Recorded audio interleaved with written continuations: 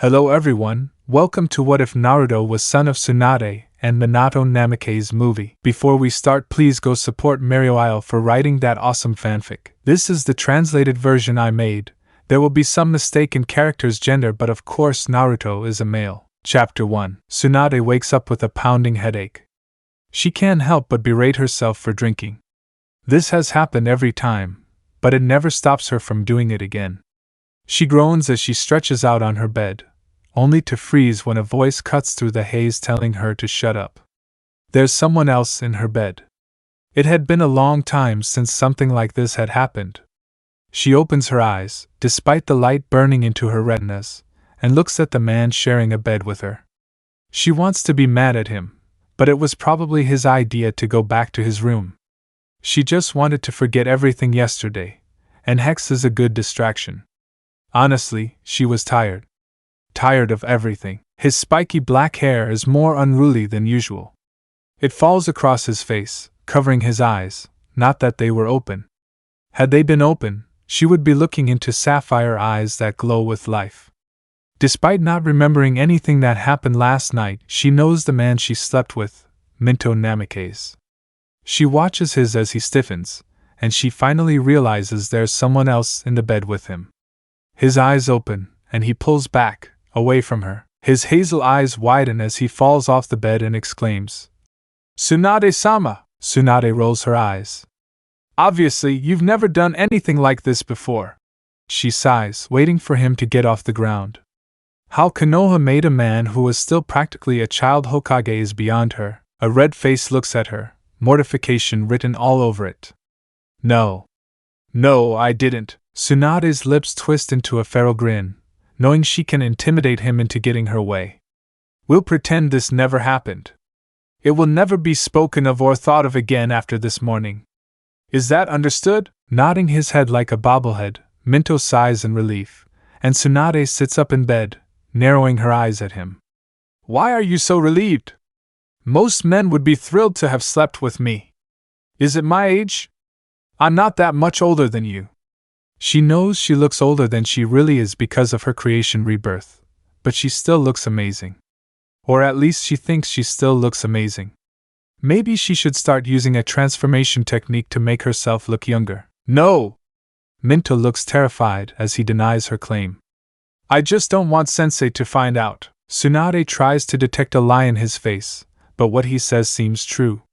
However, from now on, she will use that transformation technique. "It's better if he doesn't find out. If he does, you'll lose part of your anatomy." Minto's skin drains of color as she runs to put on her clothes. "You won't hear it from me, Tsunade-sama." Tsunade falls back onto the bed, pulling the sheet up to her neck. The day is just beginning, and she already wants it to be over. She closes her eyes and waits for him to go away. After last time, she had promised herself she would never do it again. However, she's in the same situation. She just prays he'll leave soon, and luckily she doesn't have to wait too long. When he's gone, Tsunade pulls the pillow from under her head and screams. She really needs to stop drinking. If she doesn't, she'll end up pregnant or with an STD. Someone knocks on her door, and she knows it has to be Shizen. Unless it was that damn brat Minato coming back for something. "Come in. I brought you breakfast, Tsunade-sensei." Tsunade breathes a sigh of relief when she sees it's Shizen. "And why did you do that?" Tsunade asks suspiciously. Shizen rarely indulges her like this. "You had a rough night. I thought this would make you feel better." She smiles and places the tray on the dresser. Tsunade pales as she wonders what exactly Shizen means, but her question is answered in the next breath. "I know how hard the anniversary of Nawaki's death always hits you." Tsunade closes her eyes at the reminder. Her little brother is dead. A hollow ache fills her chest, and her eyes sting. Yet the tears don't fall. They had dried years ago. Pulling herself together, she smiles at her apprentice. "Thank you, Shizen. It's been 2 months since her encounter with Minato. She'd decided to give up on good for good. Nawaki wouldn't want to get drunk, and drunken hex she can't remember isn't good for her health. Shizen's excitement that she's decided to get sober is only dampened by her growing gambling addiction. The older blonde doesn't care though. If she's not going to drink her night away, she might as well bet her. Not to mention that gambling kept her mind too busy to think about what nausea, fatigue, and increased bust size mean. Knowing she can't avoid it forever, Tsunade takes a deep breath and calls her apprentice into the room from the couch in her motel living room. Shizen! I want you to practice your medical ninjutsu. Hi, Tsunade-sensei. Shizen goes to her room to grab her medical bag. Who am I going to practice on? Me. Tsunade's voice doesn't allow for questions. Yes, sensei. Shizen murmurs, trying to figure out what's wrong. Are you going to bed? Tsunade follows the instructions and places her hands on her stomach. Remember to let your chakra flow with mine. Don't fight the natural current, and just follow it around my body. Nodding, Shizen lets her chakra flow into her sensei. She can feel the ebb and flow of her sensei's life force as it moves through her body. Shizen bites her lip as most of her chakra is redirected toward the center of Tsunade's body instead of the next chakra point. Following her sensei's advice, Shizen lets her chakra carry her into Tsunade's womb, where she enters a growing fetus. Licking her lips, Shizen looks at Tsunade. Tsunade-sensei, I think you're pregnant. Tsunade raises her brow at the hesitation.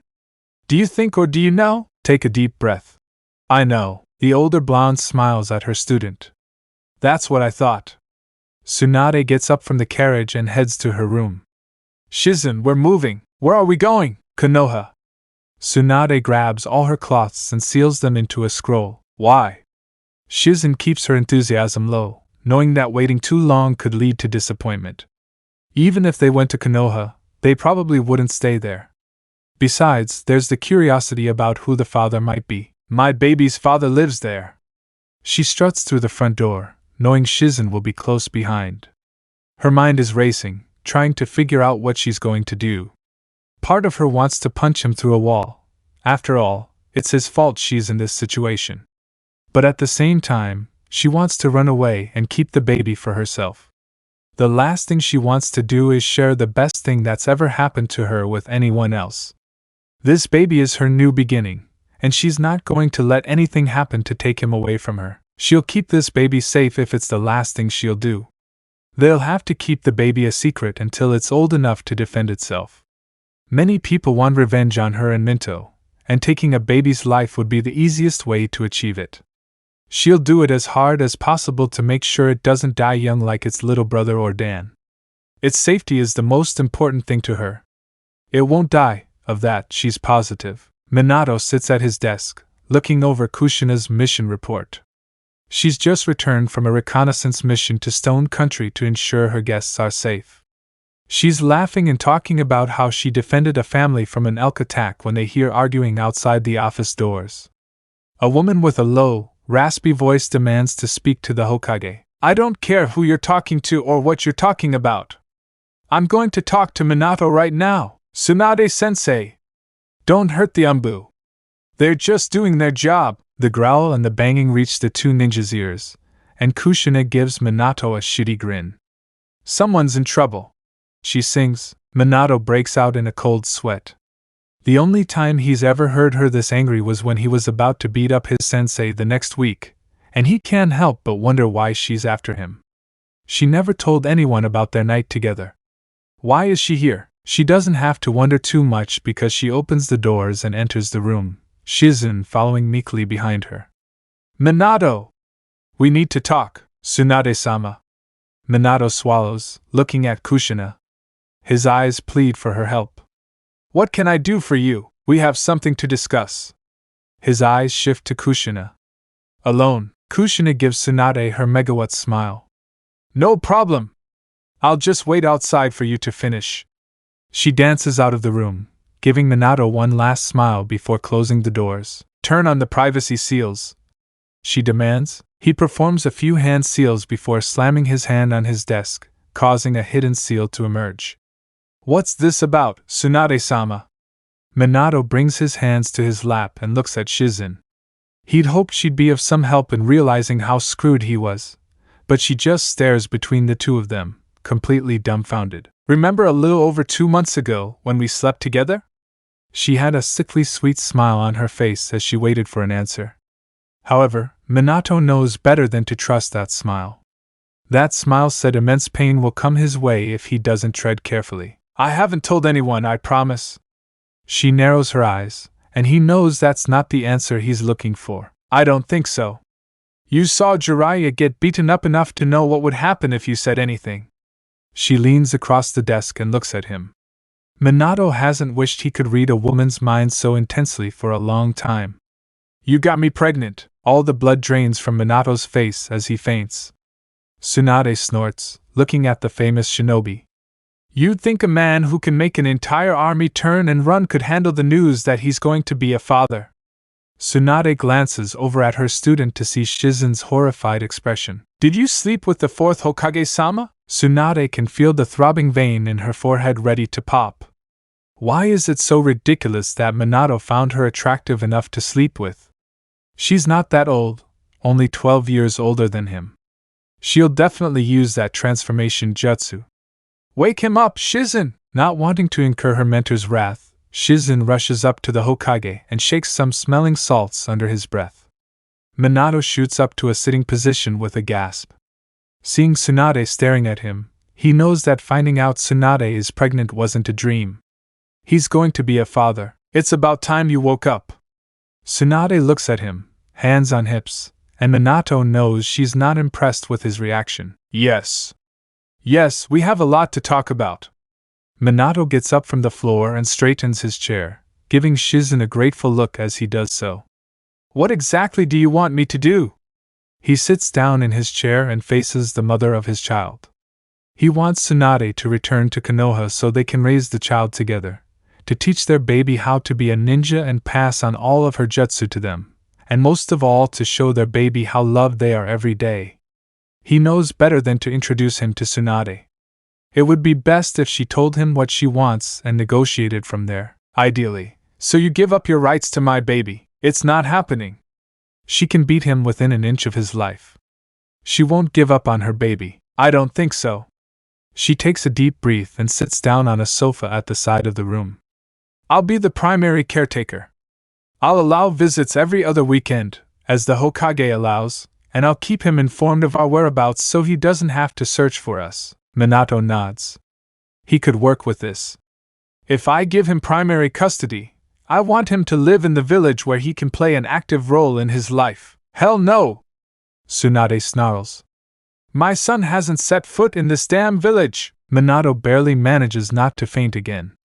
Do you know what we're having?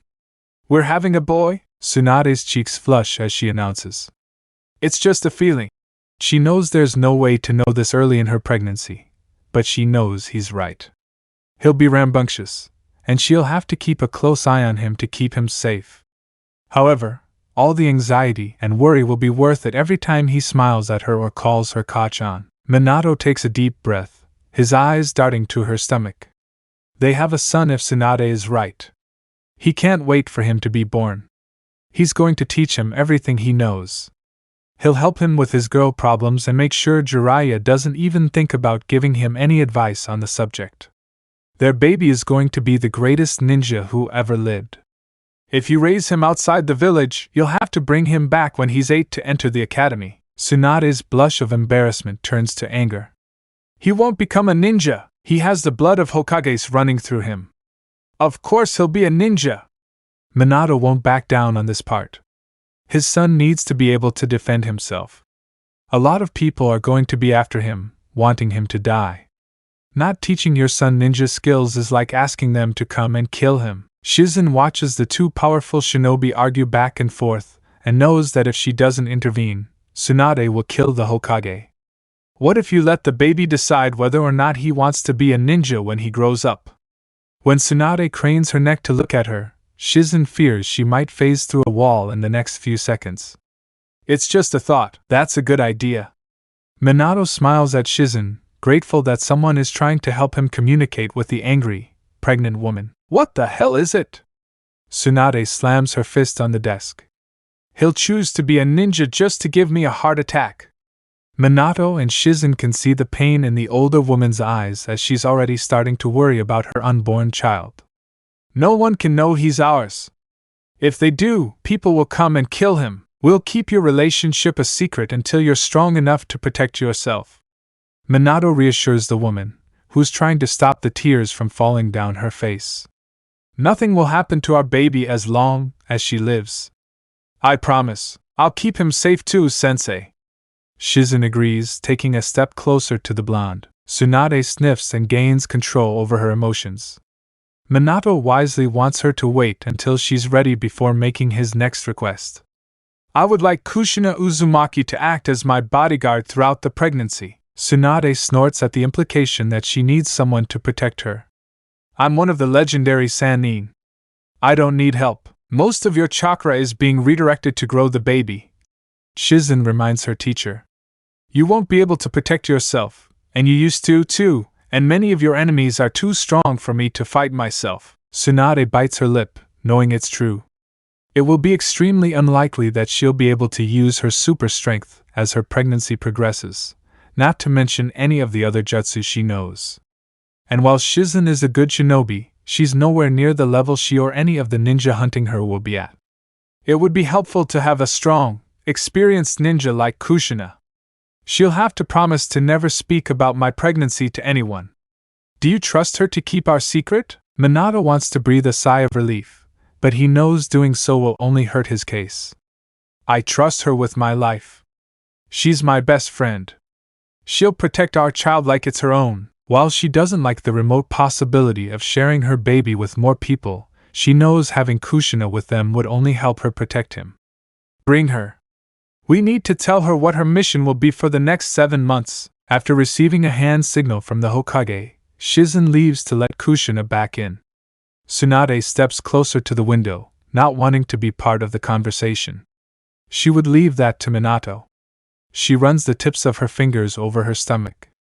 When she was a little girl, she never gave much thought to being a mother. All she wanted to do was become strong like her grandfather and great-uncle. Then, after her parents died, she raised her brother and realized how much she enjoyed being a mother. Nawaki was her entire world, and when he died, she never wanted to experience that kind of pain again. It was only after meeting Dan that she even considered having children again. When he died, she gave up on the idea altogether. Now it's all she can think about. She wants this baby more than anything, more than she's ever wanted anything. I'll keep you safe, little one, she whispers, ignoring Kushina mocking Minato behind her. I'll always be there for you. I'll never let anything happen to you. Chapter 2. It had been decided that they would live 8 kilometers from the village in Tsunade's grandmother's old hideout. That was 6 months ago, and Tsunade likes living there. It brought back old memories of her childhood. After talking with Shizen about it, she decided that raising their baby here was what they were going to do. Minato was ecstatic when she told him about it 3 months ago. It's the perfect compromise. Tsunade isn't in Konoha, but it's close enough that Minato can visit her regularly. She's sitting in a rocking chair on her porch when she sees a man wearing an orange mask coming out of the woods. She can feel the evil intent vibrating off him and wraps her hands around her stomach, trying to protect her unborn child. Kushina! Kushina appears in front of her, her katana already drawn. What's your business here? Not much. The man approaches, his eyes fixed on Tsunade's stomach. Just the 9 tails. His eyes shift to Kushina as she pulls out a kunai. Shizen! Kushina shouts, causing Shizen to burst out the front door. How he knows she's the fox's Jinchuriki, she doesn't know. Throw Minato's Horatian kunai away and take Tsunade-sama to safety. She drops into her fighting stance. I can't allow the Hokage to save you. The man shouts as Shizen pulls out the special kunai. I can't have that. Before Shizen can call out to Minato, the kunai disappears in a whirlpool, collapsing into itself. What? The 3 women scream together. Tsunade recovers first and stands up from the chair. Shizen! Let's go! She wants to stay and fight the redhead, but she has to put her baby in first. Hi, Tsunade-sensei. Shizen looks worriedly at the woman she's supposed to consider a sister. Don't die, Kushina-chan. Kushina just smiles and looks at Shizen and Tsunade. I can't die. Not until I meet my nephew. She rushes to engage the orange-masked man in combat, and hopes the 2 women reach Minato in time. After 4 miles, Tsunade's water broke. Tsunade insisted that Shizen take off to get help, knowing she can make the 8-minute walk in 8 without her. She tries to walk between contractions, but doesn't get very far. A paralyzing contraction causes her to slide down the enormous oak tree she's leaning against. She looks up at the moon and prays that Shizen and Minato will return soon. Needing to know how far along she is in labor, Tsunade reaches between her legs to measure her cervix with her fingers. 5 centimeters. You're worth it! Tsunade snarls, inwardly cursing her unborn child. He'd better be eternally grateful she's doing it for him. Pulling her hand from between her thighs, Tsunade nearly has a heart attack when she sees the blood coating her fingers. Her baby is in distress, probably dying. If there were a doctor here now, she'd insist they perform an emergency C-section. However, there are no doctors, and her baby could die before Shizen returns. Knowing there isn't much time, not if she wants her baby to live, Tsunade activates her chakra scalpel in her right hand. She knows the pain will be excruciating, but it will be worth it in the end.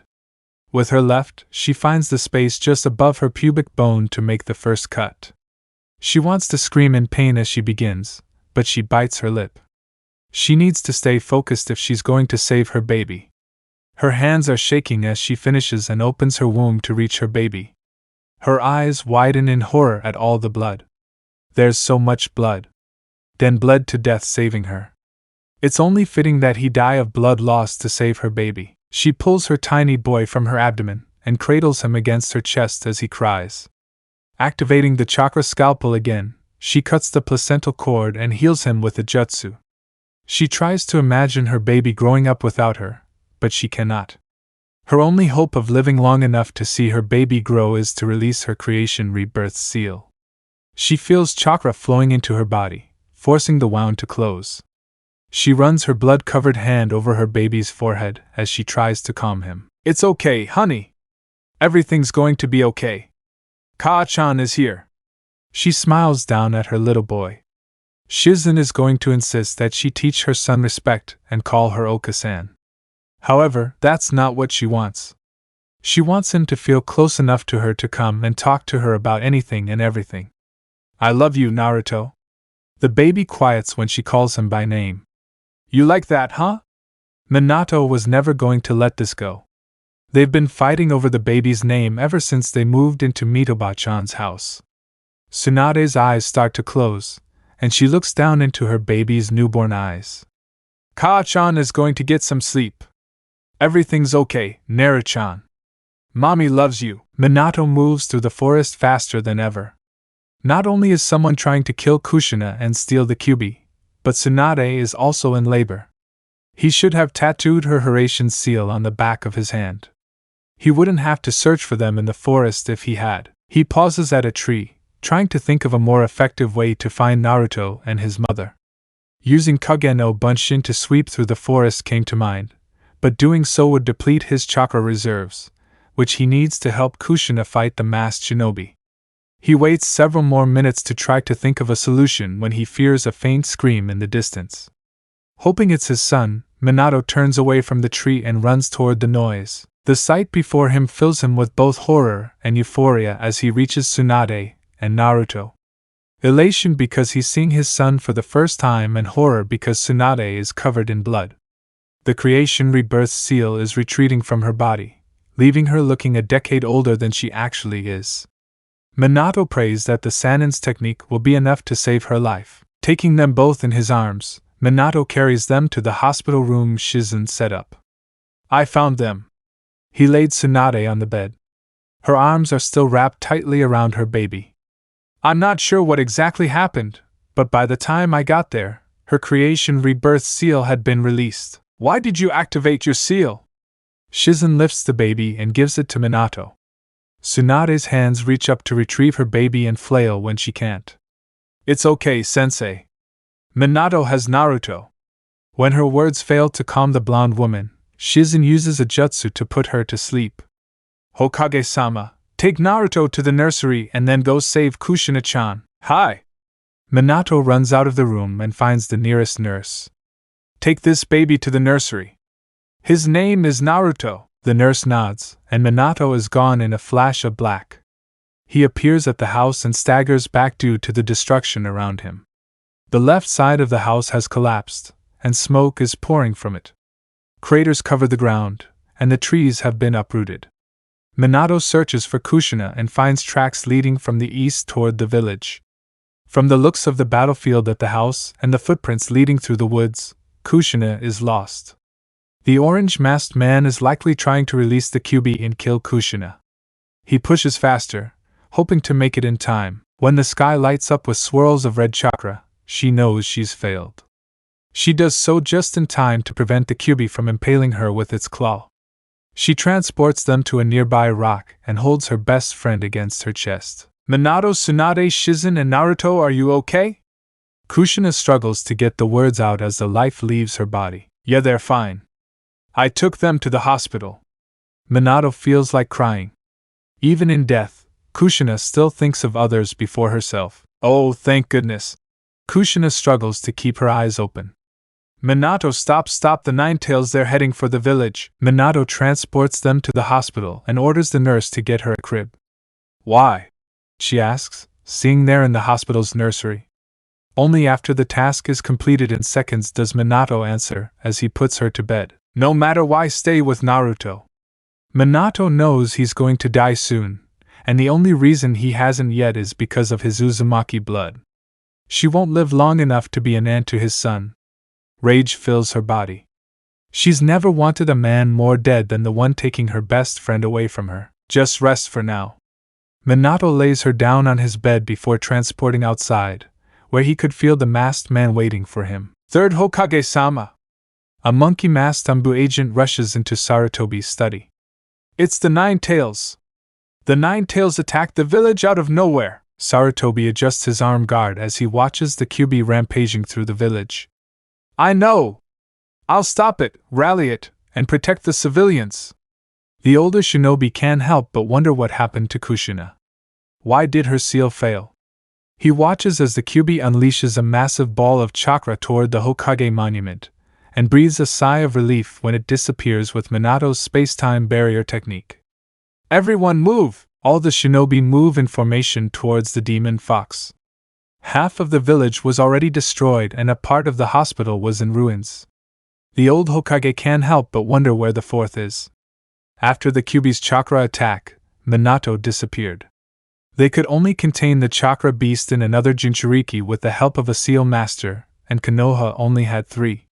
Jiraiya is out of the village somewhere with his network of spies. Kushina is not an option because she is most likely dead from the Kyuubi's release, and Minato is MIA. The Leaf Shinobi work together to drive the Kyuubi out of the village.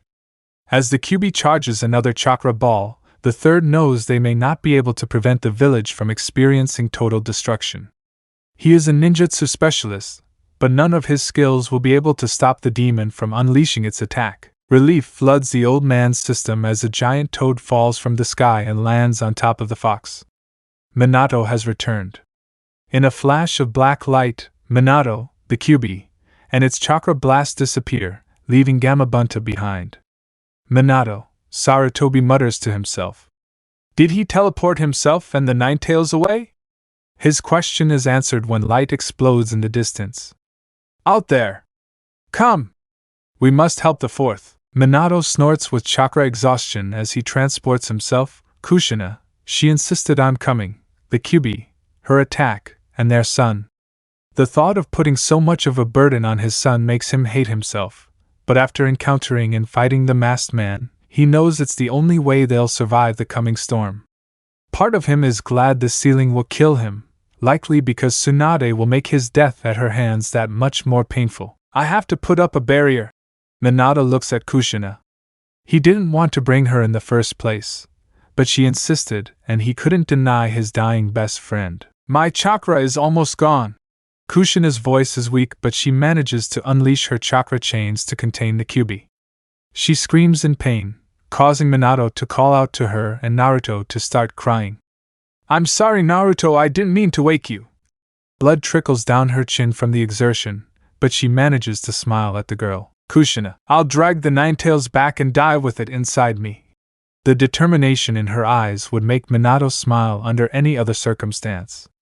That will keep it from coming back for a while. It's the only way to save you both with what little chakra I have left.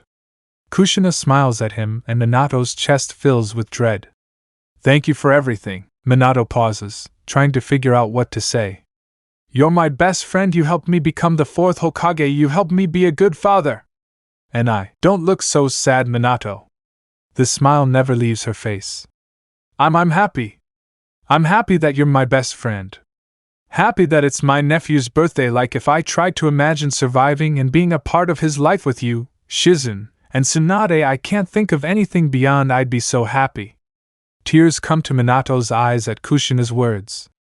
If I had a regret, it would be that I wouldn't get to see Naruto grow up and you become such an amazing father. Minato holds his baby tighter in his arms and is already changing his plans slightly. Kushina, you don't need to take the fox with you. We can use our last chakra to see Naruto one more time. Huh?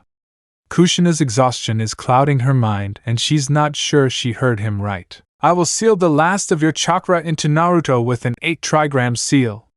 He looks at her determinedly. After the Whirlpool village was destroyed, all he ever talked about was that one day he would start a family of his own. Somewhere along the way, they became a family. He didn't want his son to live in a world where he never meets his best friend. Then I will lead the way of the 9 tails with a seal that only a non-Jinchuriki like me can use, the dead demon seal. Kushina looks at him as if she's finally lost her mind.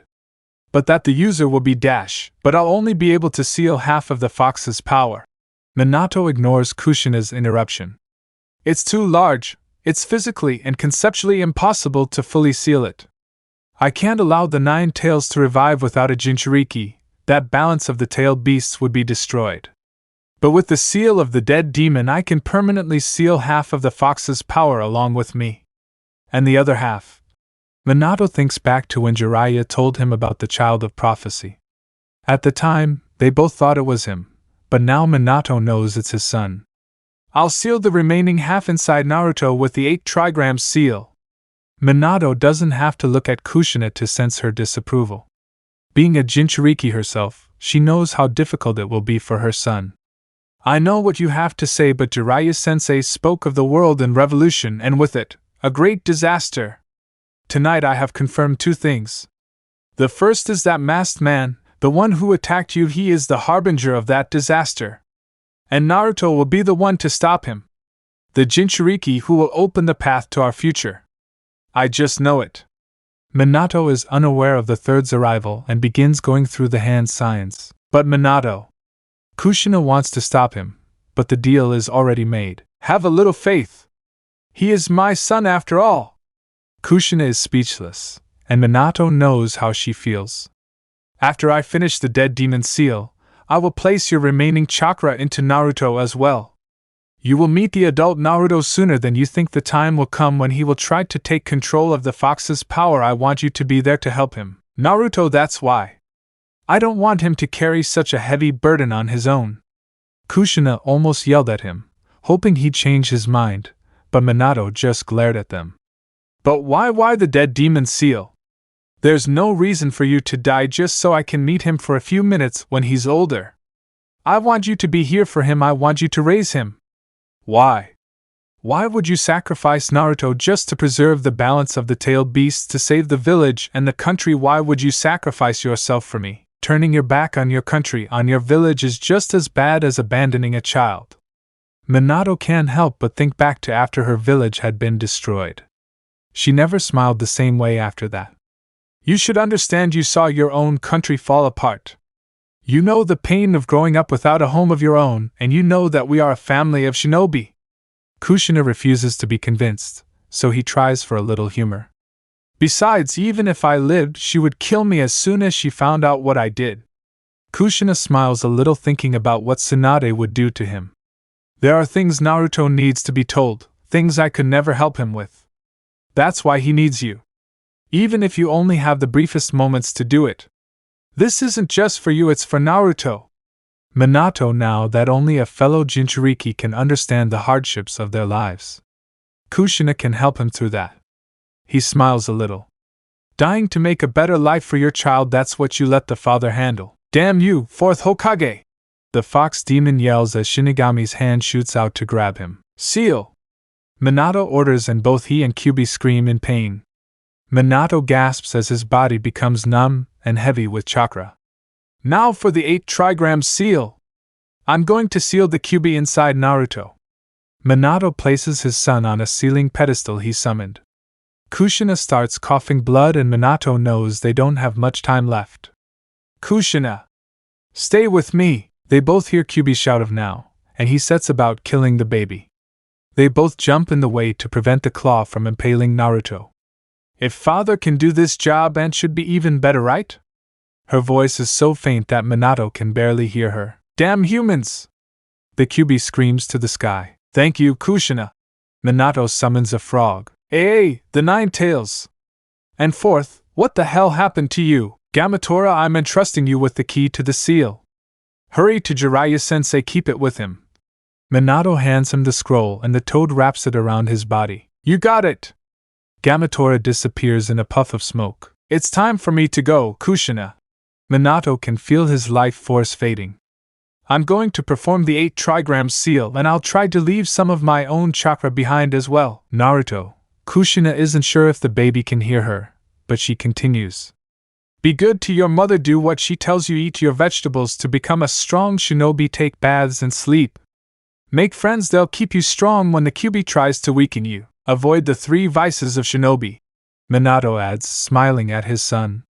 We don't want you to inherit Jiraiya-sensei's bad habits. Never go to him for advice on women. Shizun-chan would probably be the best for it. Kushina smiles as tears well up in her eyes. Naruto, you're going to experience a lot of pain and suffering. I wish I could be there to help you through it. Find a dream. Minato lets a tear fall from his eye.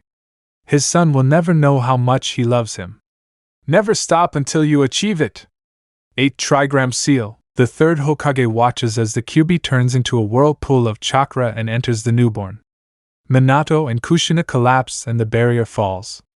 Sarutobi rushes to the 3 and his heart breaks when he sees that they have both died. Arriving on the scene, he knew they would die, but a part of him hoped that by some miracle they would make it. The baby begins to cry and the Hokage moves to pick it up, only to be stopped by the droning words of the presumed dead woman. Take Naruto! He can see her struggling to get the words out. Don't worry, Kushina. Hiruzen comforts her. We'll take care of your child. His eyes fill with death before he finishes and he picks up the baby. Third Hokage-sama. An Anbu officer approaches. Did Kushina-senpai have a baby? It seems so. The third murmured, calming Naruto. It would explain why he's been gone for almost 9 months. Who is the father? Another asks. I'd assume Minato. Hiruzen isn't positive about his assessment, but it was the only explanation he could come up with. The identity of Naruto's parents is an S-class secret. He orders all the Anbu present. Many people will come seeking revenge against Minato and Kushina if they find out about him. Hokage-sama. A bare-masked shinobi is tired of her approach. Who will take care of the boy? Many will want him dead when they see he's the 9 tails Jinchuriki. He has the markings on his cheeks like his mother. Sarutobi can help but feels sorry for the boy. He should be raised by his parents, not someone he chose. This isn't the way it's supposed to be. Minato and Kushina would have made excellent parents and Naruto should be experiencing that.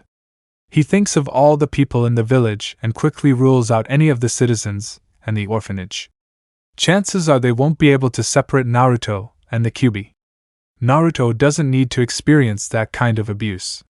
That left the shinobi population. By isolating those who will be able to see Naruto as a child instead of a demon, he realizes they all have children.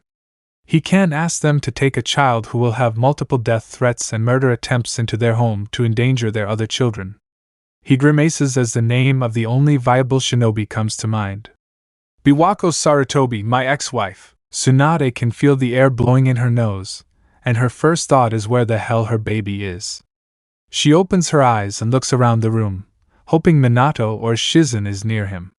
When she sees only Shizun, she clears her dry throat to get their attention. Shizun wakes with a start and rushes to his side.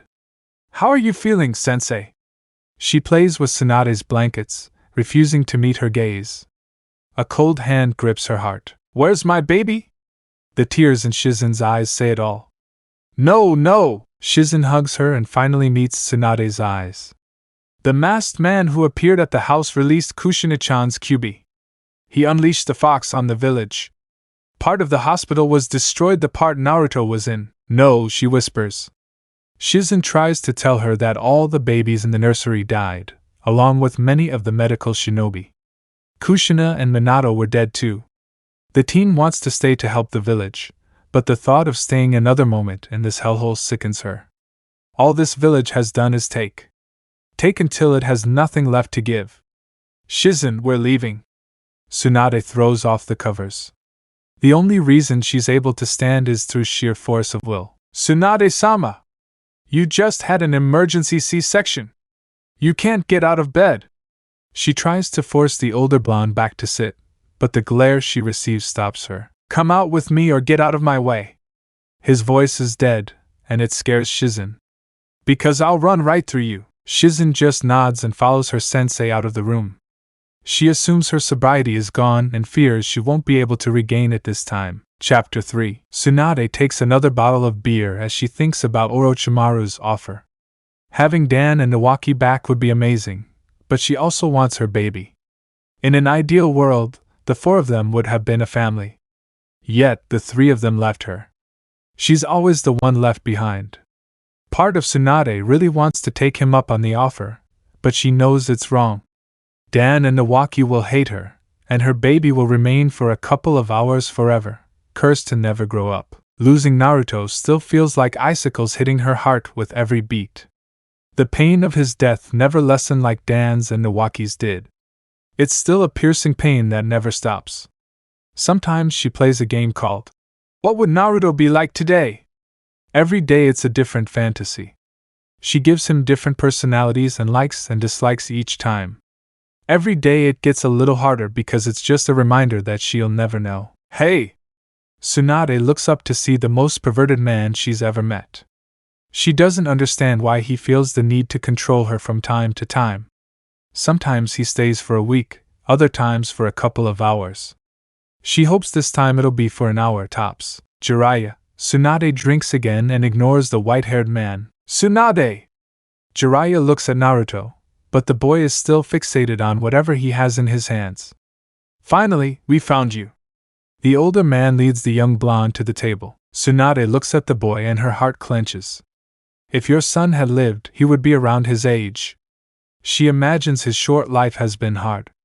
The whisker marks on his cheeks tell her he's the Jinchuriki of the Nine Tails if the heavy chakra surrounding him wasn't enough.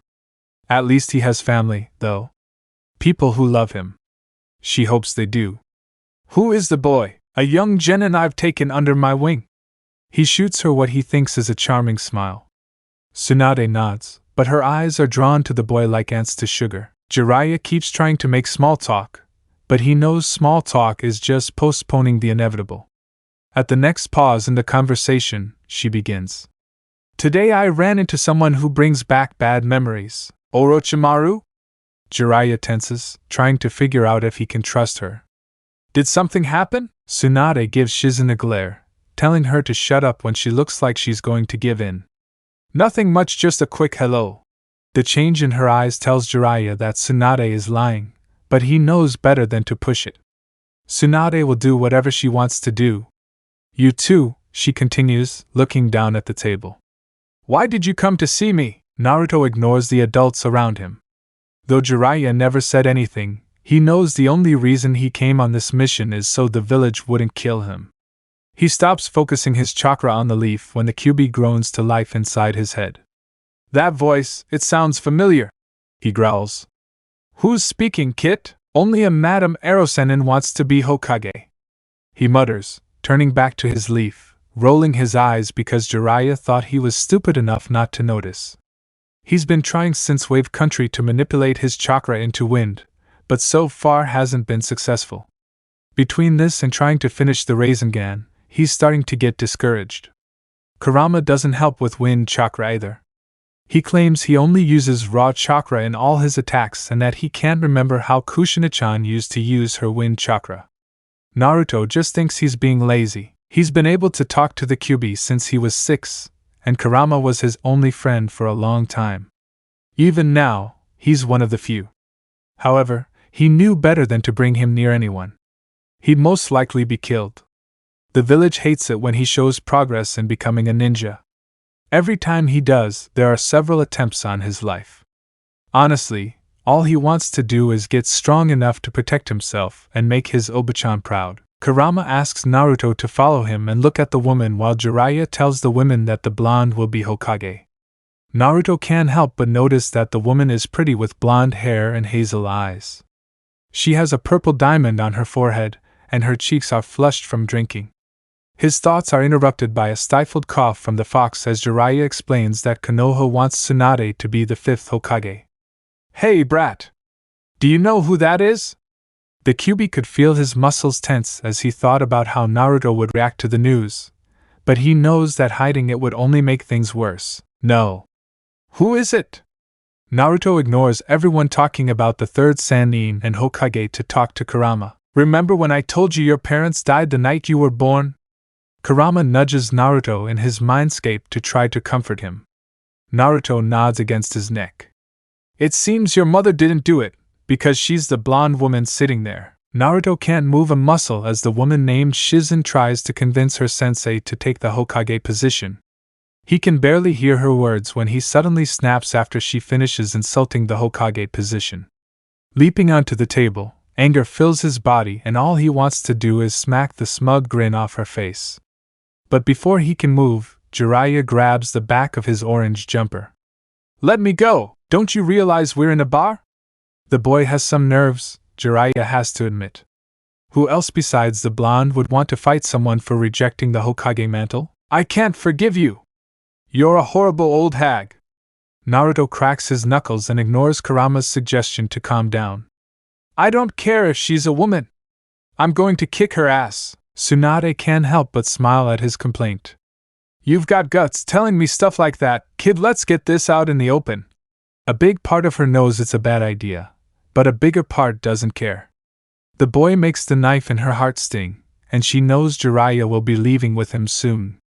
She just wants to extend their reunion a little longer. "Tsunade-sama."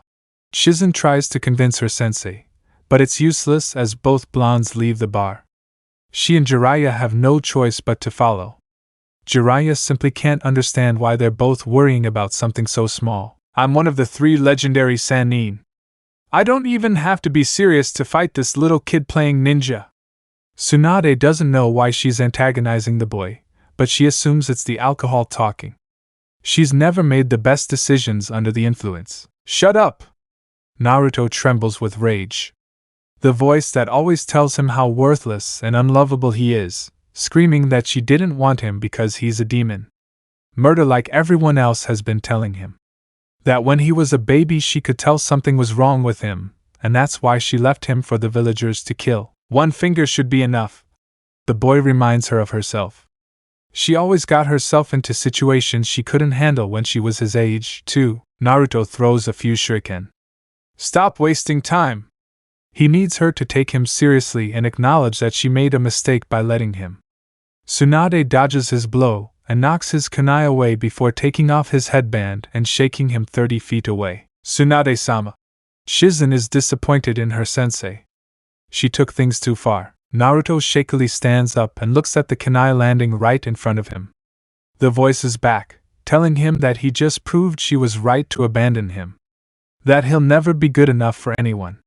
"Stop feeling sorry for yourself," Kurama yells at him. "You might not be able to prove her wrong now, but remember your dreams. Do you want to become the strongest ninja in the world? She's currently in the top 5, and when you surpass her, she'll have to acknowledge you." "Hey kid!" Tsunade breaks down slightly at the flash of dejection that preceded the anger currently filling his features. "What's your name?" Naruto spits out the blood as he bites his lip and looks at the older blonde. "Naruto Uzumaki." "What?" Tsunade's heart nearly stopped. The only Uzumaki left was Kushina, and she died in the Kyuubi attack. "Who is your mother?" Jiraiya intervenes before he can get out of control again. He doesn't know his mother Harem. She died in the Kyuubi attack. "Oh, I know who my incubator arrow Sennin is." Jiraiya begins his statement. When the sperm donor put the QB in me, he decided he didn't want me anymore, so he left me. Tsunade takes a step forward and Shizen gasps. Hope finally fills her chest after so long without it. This could be her baby. When she heard Minato had died sealing the QB into a child, she assumed a family in the village had volunteered their child. Now it's possible her baby is still alive and bursting with joy that she doesn't even hear his last words or the tone of his voice. Naruto? She whispers. I will show you that you made a mistake 12 years ago by giving up on me. Naruto's glare intensifies. I will follow in Obachan's footsteps and become a strong ninja. I will prove that I am not just a weapon for the village to point and shoot at. I will become Hokage and show everyone that they cannot let hatred control their actions, that prejudice is wrong, and that they are wrong for hating me for something I cannot control. Love fills Tsunade's heart despite the hatred in her voice. Her baby is alive. Tears come to her eyes and she takes another step forward. All she wants to do is wrap her arms around him and never let him go. Naruto holds his hand in front of his body and begins to gather chakra into his hand. Tsunade stops, her eyes widening as she sees her baby forming a Rasengan in his hand. He begins to run toward her, but she dodges his attack and forces his hand to the ground where, instead of massive destruction as she expected, a small crater forms. Naruto's cheeks flush with embarrassment, and he tries to mask it with anger. I'll show you! I'll master the Rasengan by the end of the week! He wipes away a few tears that have leaked onto his cheeks. I'll show you that I'm more than the trash you pass for. He runs away before Tsunade can do anything. Naruto! She shouts after him, but Jiraiya grabs her arms before she can follow. Let Jiraiya go! I have to go after my son! He needs time. Jiraiya's mind is still reeling from the knowledge she just shared with him.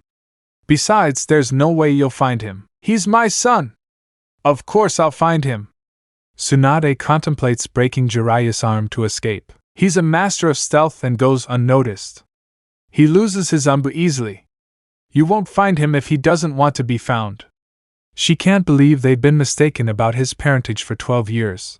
But who would have guessed his mother is Tsunade when Kushina died holding Naruto? And the fact that Naruto knew Kushina wasn't his mother, and apparently who his father was. She can't help but wonder how he found out. Tsunade manages to pull her hand away. I've been away from him for 12 years, 4 months, and 21 days. I thought he was dead. I'm not going another second without him. Tsunade takes off, expanding her senses to find her baby. Jiraiya looks at Shizen, who has tears in her eyes.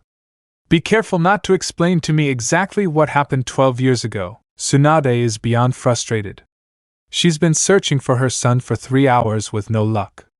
She knew when she was pregnant with him, he would give her anxiety. Her baby is out here somewhere hurting because he thinks she doesn't want him, and nothing could be further from the truth. She hates herself for missing so much of her life. She should have demanded to see her baby's body when Shizen said he died. If she had, she would have raised and spoiled him with more love than she could bear. He throws his fist at a tree but stops an inch short of hitting it. There's a piece of paper, hastily hidden by a weak genjutsu. Releasing the jutsu, Tsunade studies the Fuinjutsu seal and smiles slightly. That's how no one can find it. Her knowledge of seals is basic at best, but she recognizes it as the same seals Mito-bachan used when she wanted privacy and to be alerted if someone broke in. Biting her lip, she pulls out a piece of paper and takes out her own seal and places it on top of her son's. Now, all she has to do is place the same modification seals on the other 4 barrier seals around where Naruto is hiding. The rest of the seals are better hidden than the first, but eventually Tsunade finds them all. Now, she's able to step into the barrier without alerting her son that she's coming. She's realized that Jiraiya is right and she can't force her son, but that doesn't mean she won't hide her chakra and get as close as she can to make sure he's safe. Orochimaru mentioned 2 leaf shinobi were coming that he would use for the impure world reincarnation jutsu, and she refused to lose her son again. She can feel a faint jutsu signature towards the center of the barrier, so she sneaks towards it. Panting breaths and loud crashes tell her it's getting closer. It only takes 20 more feet until she just watches her baby tire until he falls to his knees. She has to resist the urge to run over and make sure he's okay, and it nearly kills her. Her body trembles with tears, but she can't hear a sound. The pain in her heart is almost unbearable as she imagines how her baby must have learned to cry silently. That cursed village is going to feel her wrath for hurting her baby. It's not long before her little Naruchan falls asleep from exhaustion and wanders out from behind the tree. Making sure not to make any noise as she approaches her baby, Tsunade kneels down and brushes his hair out of his eyes. Her son is beautiful. He has his mother's sunshine blonde hair and his father's nose. She pushes her fingertips over his whiskers and smiles when he begins to purr. I know you think I hate you and that I left you on purpose.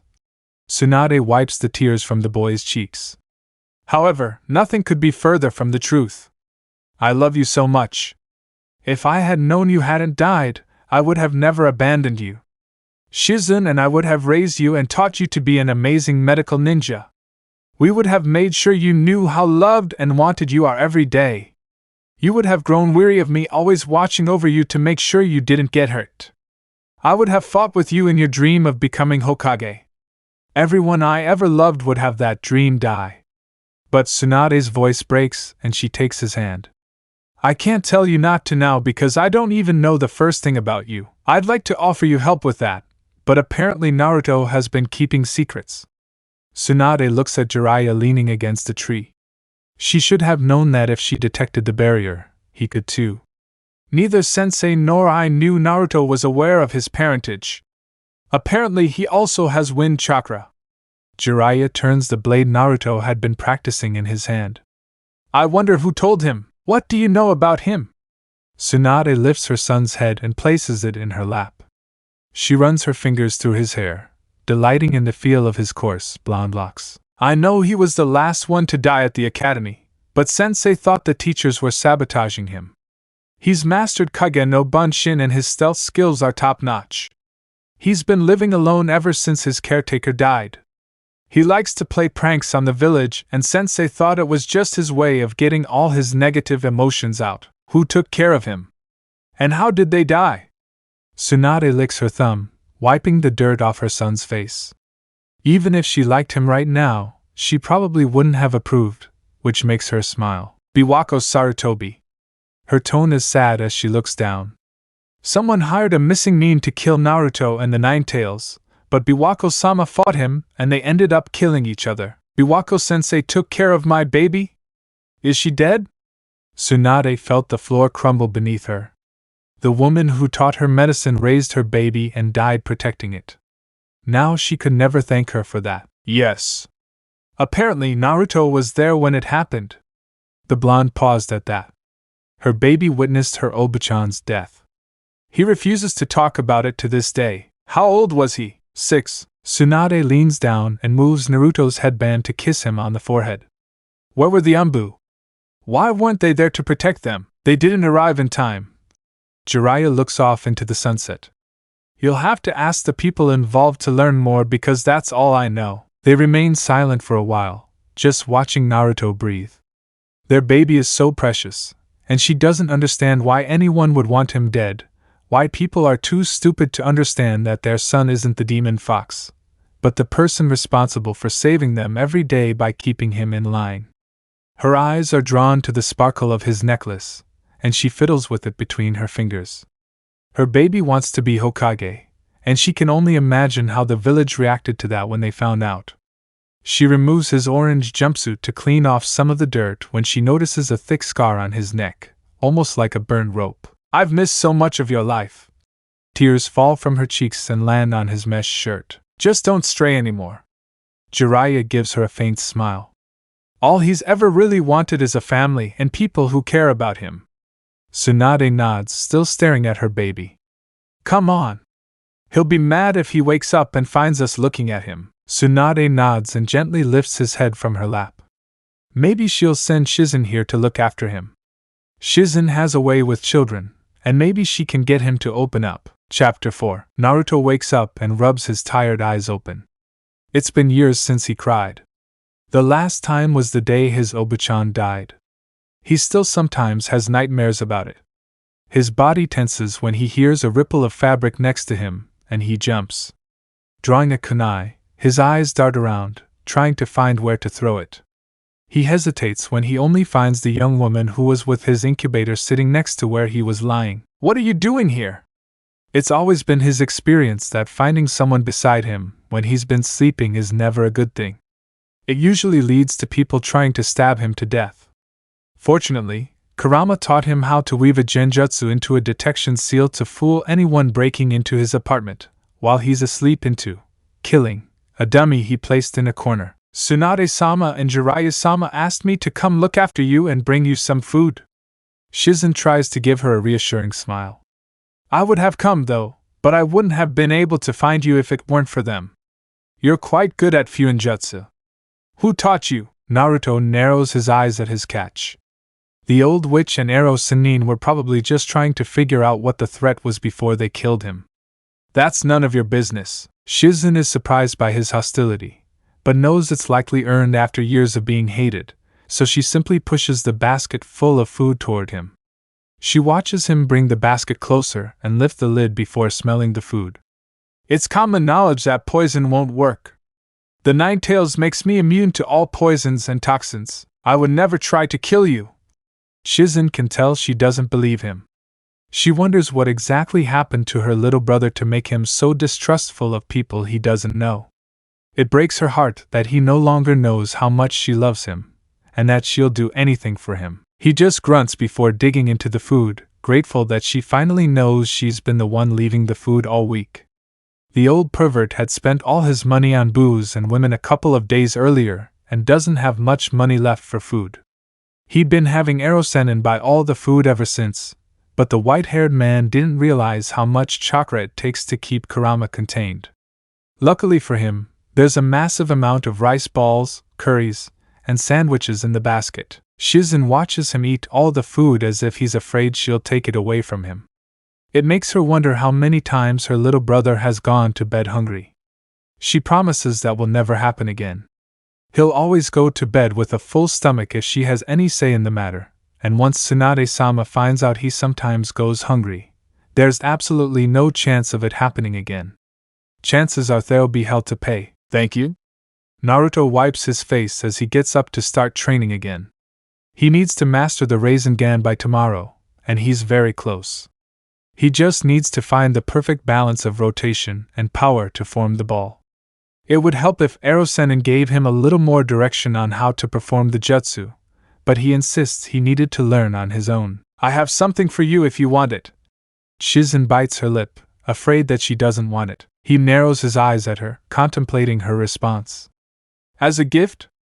The only gifts he's received were from Oba-chan, Old Man Hokage, Onaizen, Tuchi, and Ayam-chan. Everyone else only takes from him. Shizen nods as she fiddles with something inside her bag.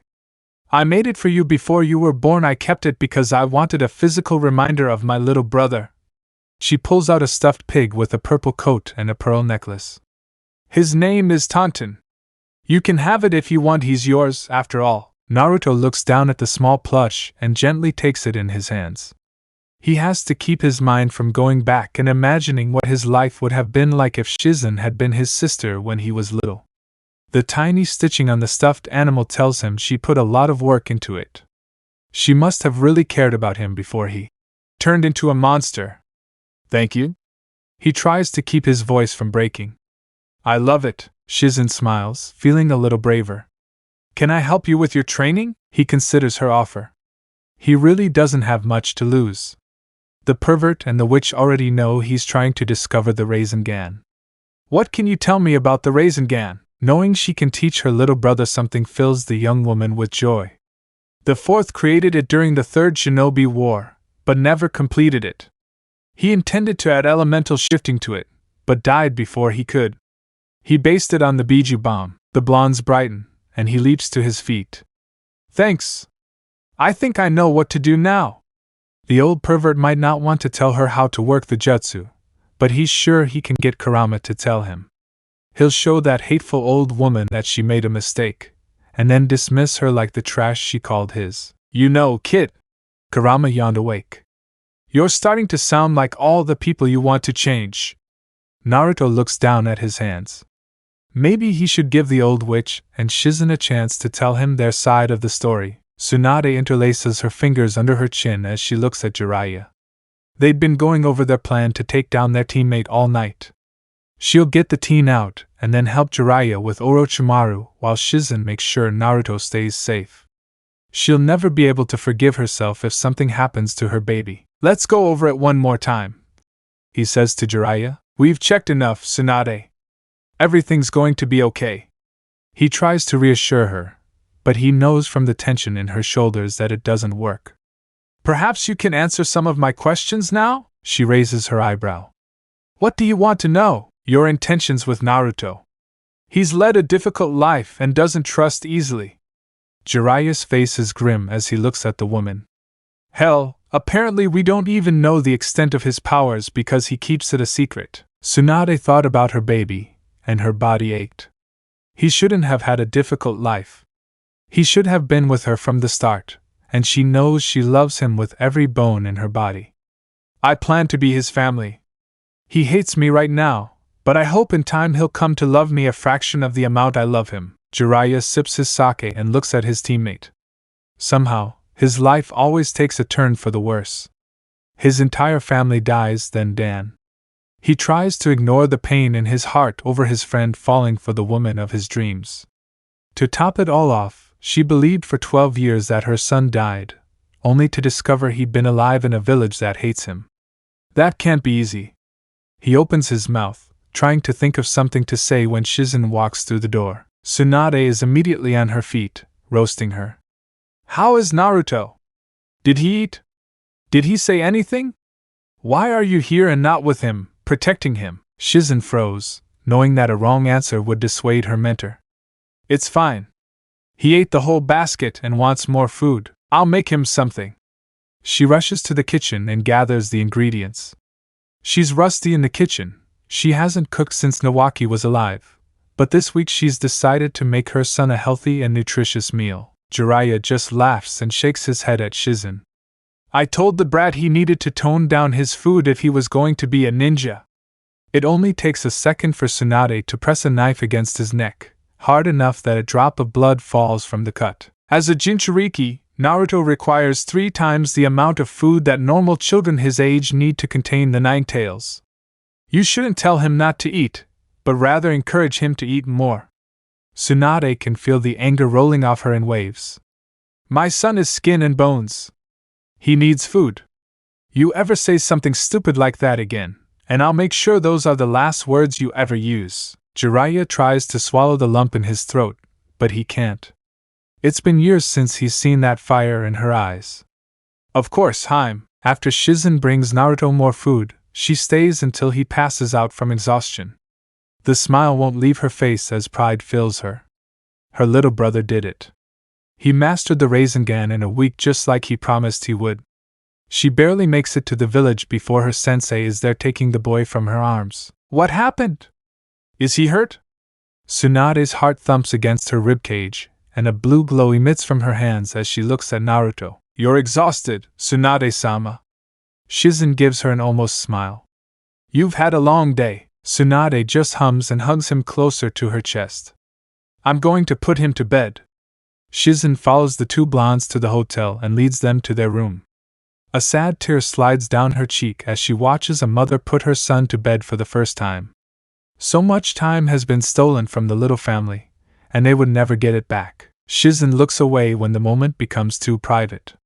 She can still hear the humming and soft lyrics of the lullaby Tsunade used to sing to Naruto before he was born. She sits in the carriage and waits for Tsunade to get out and join her. An hour later, Tsunade sits in a chair, looking more relaxed than she has in years. Have you and Jiraiya-sama come up with a plan? She's been worried about Orochimaru all week, and what it means for her little brother. Jiraiya and I will go take care of the trader and his pet. You will stay with Naruto and keep him safe. His eyes give Shizen no room to argue. And where is Jiraiya-sama now? She gives her apprentice a conspiratorial smile. Get into position so Orochimaru doesn't see it coming. Naruto fought off a panic attack the next morning when he woke up with no memory of how he got here. His head jerked to the left when he heard fabric rustling. Shizen was getting out of bed and smiled reassuringly. "Where's the old hag?" "Lady Tsunade and Jiraiya-sama went to fight Orochimaru," Shizen explained, moving the blanket over him. "So why is the old pervert outside the window?" Naruto threw back his blankets before walking over to the only window in the room and opening it. Jiraiya gives Naruto and Shizen a wince. "We have a problem. Someone poisoned my drink last night, which means Tsunade went to fight Orochimaru alone." Painfully aware of his heartbeat, Naruto looks to the west when he feels a spike of chakra. "No," he whispers. He just met her. He never got to ask her why. Why she abandoned him, and why she didn't want him. He's not even sure he wants the answers, but he wants the option to ask them. He pulls away and hears Jiraiya and Shizen yell his name, but he couldn't turn back. He remembers the snake bastard from the Chunin exams. He was strong, stronger than the third at least. "She needs help," he yells back. Kurama growls at him to calm himself and think it all through, but he can't stop. His mind is racing at 1,000,000 miles an hour, and he's barely able to keep Kurama's chakra from flooding his system when he sees Kabuto closing in for the kill. Approaching from his blind side, Naruto is able to land a kick to the jaw, sending Kabuto flying. "Don't touch her! Don't you dare touch her!" he yells, taking a defensive stance in front of the older blonde. "Naruto! Run away! Don't fight him! Run!" Tsunade Rasp begs him, but he stands firm. Kabuto wipes the blood from his nose and grins like a hyena. "Naruto Uzumaki, what a surprise! What do you think you're doing here? I could ask you the same question." Naruto's body is buzzing with energy, begging him to leap forward and attack. When he first met Kabuto, he knew something was wrong. His chakra reserves were far greater than any of the other genin there besides Gaara and himself. It's no surprise he works for Orochimaru. Kabuto sneers and pushes his glasses up his nose. "Poor little orphan Naruto, thinking he can play ninja with the adults. Listen to the cleansed doctor. We wouldn't want the leaf to lose its greatest weapon, would we? I'm no one's weapon." Her voice is thick with emotion as she stands her ground. She just needs to buy herself time until the old fart and Shizen arrive. "I'm a Leaf Village ninja, and I'll stop you. Be like this." Kabuto lunges forward after activating his chakra scalpels, and Naruto meets him in the middle. They trade blows as Naruto tries to avoid Kabuto's glowing hands as he aims for his joints. As careful as he isn't careful enough, and Kabuto bites through one of the tendons in his hands, leaving him unable to form hand seals. "Naruto!" Tsunade screams, her mind stuck in the past. The two shinobi jump at each other, and Kabuto does a poor job of hiding his smugness. "You should have listened to Naruto." He lunges forward again, and Naruto knows he's out of his depth. Thankfully, before Kabuto can get too close, Shizen jumps in front of him. "No, you don't!" she screams as she catches him. Jiraiya isn't far behind as he sizes up Orochimaru. Both aren't at their best, so the best he can hope for is to keep him at bay until he decides to cut his losses and leave. "You killed the third, Orochimaru. I can't let you leave here alive," the snake chuckles to himself. "As if you could take me with that poison running through your blood." He licks his lips and smiles even wider. "You can thank Kabuto for that. I'll be sure to mention it at her funeral." The wise old man looks at Naruto. "Keep Tsunade safe." Nodding his head in the affirmative, Naruto watches both fights, making sure no stray kunai heads are flying his way. He has to keep from listening to his mother too much. Trying to think through her words. "No, not again. Kami, don't take him from me. Not again, not my baby." Could get them both killed. Watching the battle, he can see it's not going in their favor. Shizen is losing ground, inch by inch, and Jiraiya is barely holding on. "I have to do something." Naruto screams in his head, begging Kurama for ideas. "If you interact with the snake, you die. If you help with the medicine, you'll die." Kurama snorts, pretending not to care. "All you can do is watch over your mother. She needs you more than they need you." Naruto clenches his fist as he watches Shizen land blow after blow. Most of what he knows is Fuinjutsu and wouldn't be very useful in this battle. He's trying to learn other things, but it's taking time even with his shadow clones. The final kick sends her flying behind the two blondes, and Naruto braces himself. I have no choice now. Kurama only moves to sit up instead of lying down. It's just you and me now, Naruto! She taunts him. Run away like a good boy, and maybe I'll spare your life. No way! Naruto yells. He can't form any hand signs, but maybe he'll get lucky and catch him by surprise. Their fight doesn't last long and ends with Naruto being kicked into a rock. The air is knocked out of his lungs and he can't hear what Kabuto is saying to Tsunade because of the blood in his ears from the blow to his head. He tries to move, but the muscles in his body don't respond. It's only when he sees Kabuto go to punch the petrified medic that he moves, and he doesn't even remember doing it and takes Kabuto's blow to his headband. I told you! Don't touch her! He still can't hear anything from his left ear and knows he only has one move left. Forming a Rasengan in his hand, he leaps forward with a snarl to kill the silver-haired man. His heart sinks when he not only dodges, but throws out his right leg. Kabuto mocks him as he laughs and pulls out his Genin exams card. Naruto still can't hear him, but experience tells him what he's saying. The only way he'll win this battle is if he can keep Kabuto in one place, but that puts him in extreme danger. He doesn't hear the man approaching and rejoins the situation when he's kicked in the face. Fight! Damn it! Fight! Kurama yells at him, and Naruto catches the next kick. That's enough! It's only because Kabuto is surprised that he's able to push him away. I won't escape, I won't give up! He forces himself to his feet and defies everything Kabuto believes in. Unable to react quickly enough, Kabuto is able to catch him with another Churka scalpel to his right ear. Now he can't hear a thing. He struggles to stand again, and the ringing in his head only makes his headache worse. At least his mother is behind him now. Very well, Grandma. He smiles thinking about how angry that would make her. Get ready to regret leaving me. Kabuto looks even angrier than he has been since the beginning of the battle and accuses him. Kurama is screaming in his head for him to move, to do anything. Don't worry about me. He raises his hand and catches the kunai in his palm. I refuse to die until I prove everyone wrong. He gathers the chakra in his hand and forms the Rasengan he's been working on all week. Compress the chakra, keep it going, he mutters to himself, hoping his final blast will work. Rasengan! He forces the destructive ball into Kabuto's stomach and fires it. His breath comes in heavy pants and he struggles to breathe. He knows something is wrong when the pressure in his chest continues to rise. His eyes turn black as he falls to the ground. The last thing he sees is Kabuto still standing. Guess my Hail Mary failed, Naruto whispers to Kurama as he loses consciousness. Naruto floats in a black sea. He's never been alone before. At least not truly alone. Kurama has always been with him, through thick and thin. The isolation is terrifying. Somehow, he knows this isn't how this is supposed to happen. He's supposed to sink to the bottom, whatever that bottom is, but something keeps him tethered to the surface. He hears broken words pleading with him not to die. Why he can hear now, he has no idea. He lets the words pull him to the surface.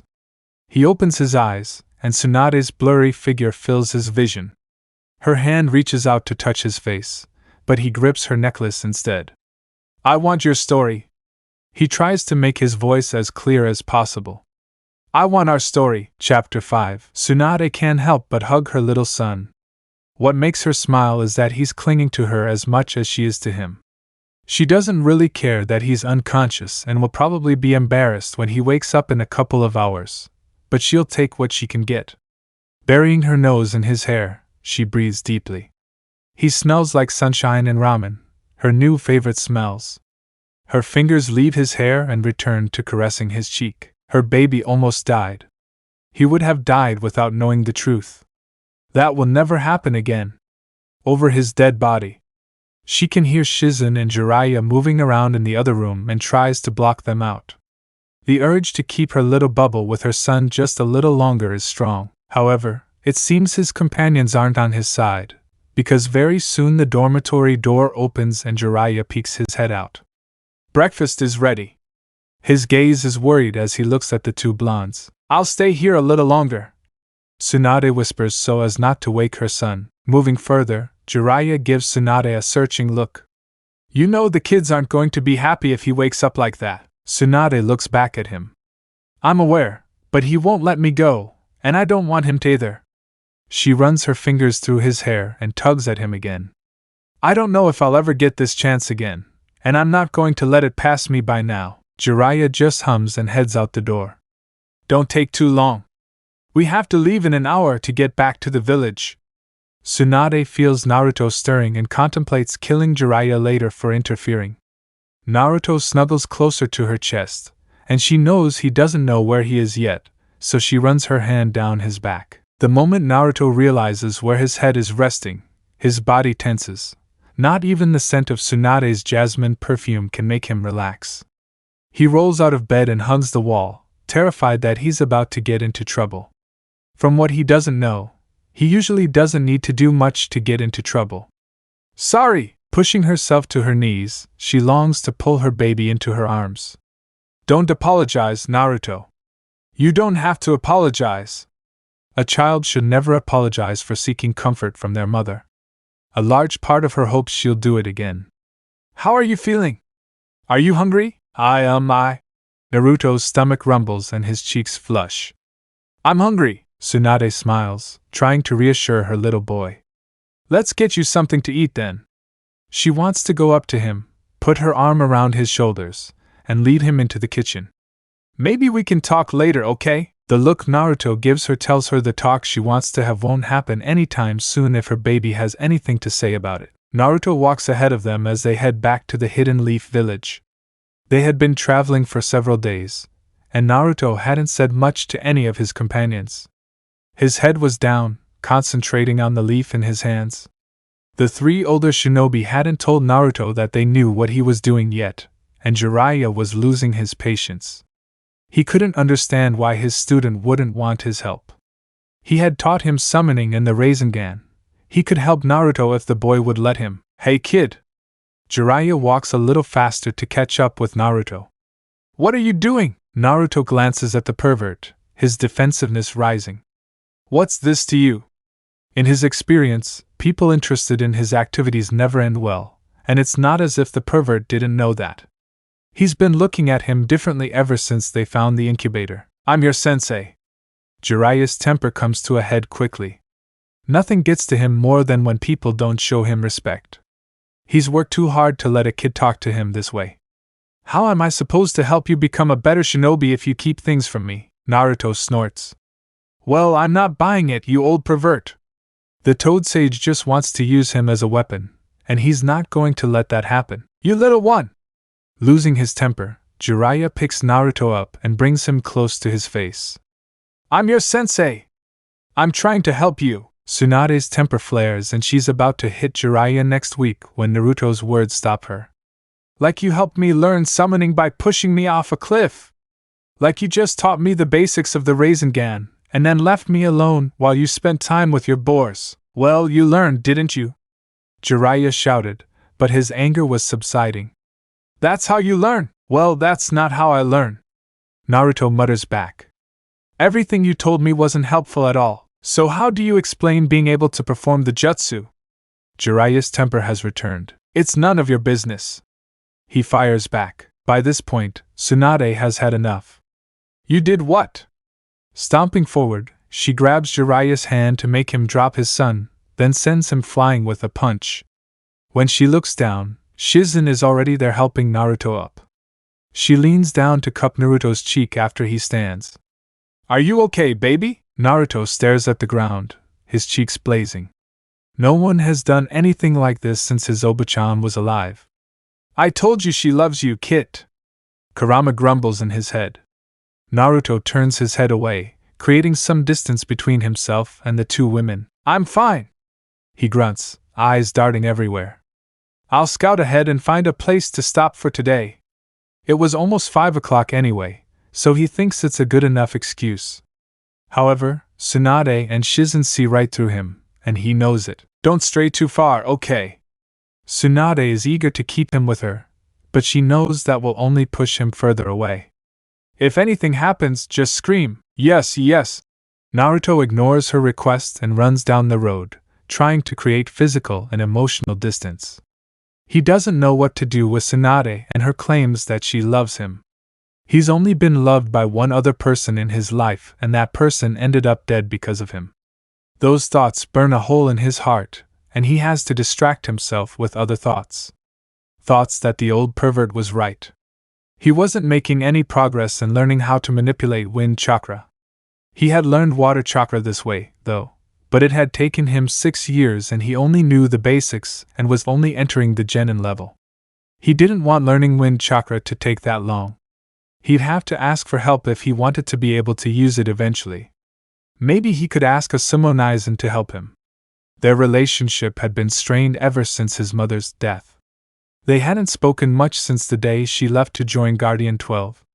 Since she came back, they sometimes went out for dinner. You could ask Tsunade for help. Kurama whines in her ear. No way. He doesn't know if he can trust the incubator. She was another ninja, and they could tell the rest of the village, and that wouldn't end well for him. The only reason Onaizen can know is because Oba-chan made him promise never to tell any of my secrets, and never to betray Oba-chan. Kurama grunts and pushes his kid away. As long as you remember that a ninja's life is short. Keeping Tsunade at arm's length might not be the best thing for you. When Tsunade and Shizen met Naruto at the hotel, Naruto was smiling widely because the lady at the front desk told him there was a pool. Tsunade could feel his joy radiating off him and couldn't help the smile that spread across her face at finally seeing her baby girl truly happy. Has Jiraiya-sama appeared yet? Shizen asked, smiling at her little brother. Yeah. Naruto snorts. She said she wanted to avoid grandma until she calmed down. Tsunade clenches her fist, thinking about what she wants to do to that old man. Jiraiya and I have some things to talk about, and if he knows what's good for him, he'll show up before I get any angrier. Well, Naruto says, uninterested in the lecture the perverted sage seemed about to receive. I'm going swimming. He isn't allowed in any of the bathhouses and pools in the village, so it's a real treat for him. We'll join you, Shizen says for her sensei, knowing she's too worried that Naruto will tell her not to if she suggests it. Naruto hesitates. Part of him wants to spend more time with the two medic nin, and another part wants to spend more time with them, getting to know them better. I guess I'll see you there then. Naruto leaves before they can say anything else. He might not react well, Naruto, Kurama murmurs, thinking of all the scars on his host's body. This will be the first time he'll see all the scars the village has given you. Naruto bites his lip. She'll see them eventually. That's true. The red fox sighs and goes back to sleep. Tsunade sits on the edge of the pool, her eyes following her little boy as he takes a running leap into the pool. She laughs as he floats to the surface on his back. The glistening water on her son's skin draws her eyes to the scars marring the boy's body. She thought she'd prepared herself for what she'd likely see after noticing the rope burning into the scars on his neck, but that doesn't make it hurt any less. He has numerous circular cigarette burn marks and old knife wounds of varying thickness. Her baby has been through so much in such a short time. So, Naruto. Shizen swims towards Naruto. Tells us about you. What do you want to know? He asks, suspicious of her curiosity. There's so much they don't know, and so much he doesn't want to answer. Fortunately, Shizen starts small. What do you like to do? Naruto hums and looks up at the clouds. I like training, ramen and shogi. Shogi, huh? Yes. Naruto pops the pea and smiles at the doctor. I'm still learning, but it's fun. Maybe we can play sometime? Tsunade suggests and Naruto just hums in response. What are your friends like? Shizen asks. I don't know. Naruto hedges as he tries to think of what to say. Shikamaru and Choji let me play with them sometimes when we were younger, but we're shinobi now. Not that they really hung out that often in the first place, and he can't really stay because he talks to Gaara since he does so through Kurama. It had been an interesting discovery to find out that he could enter a combined mindscape with Gaara and Shikaku when meditating in his own mindscape with Kurama. Both Tsunade and Shizen bite their lips, unsure of what to say. Naruto takes over and tells them about Lee.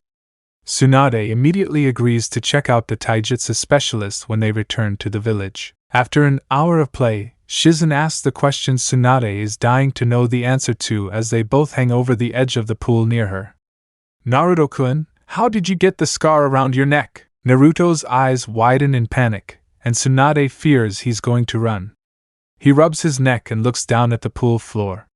The villagers got drunk one day and thought they could save the village if they got rid of me. Tsunade's hand moves to brush against his.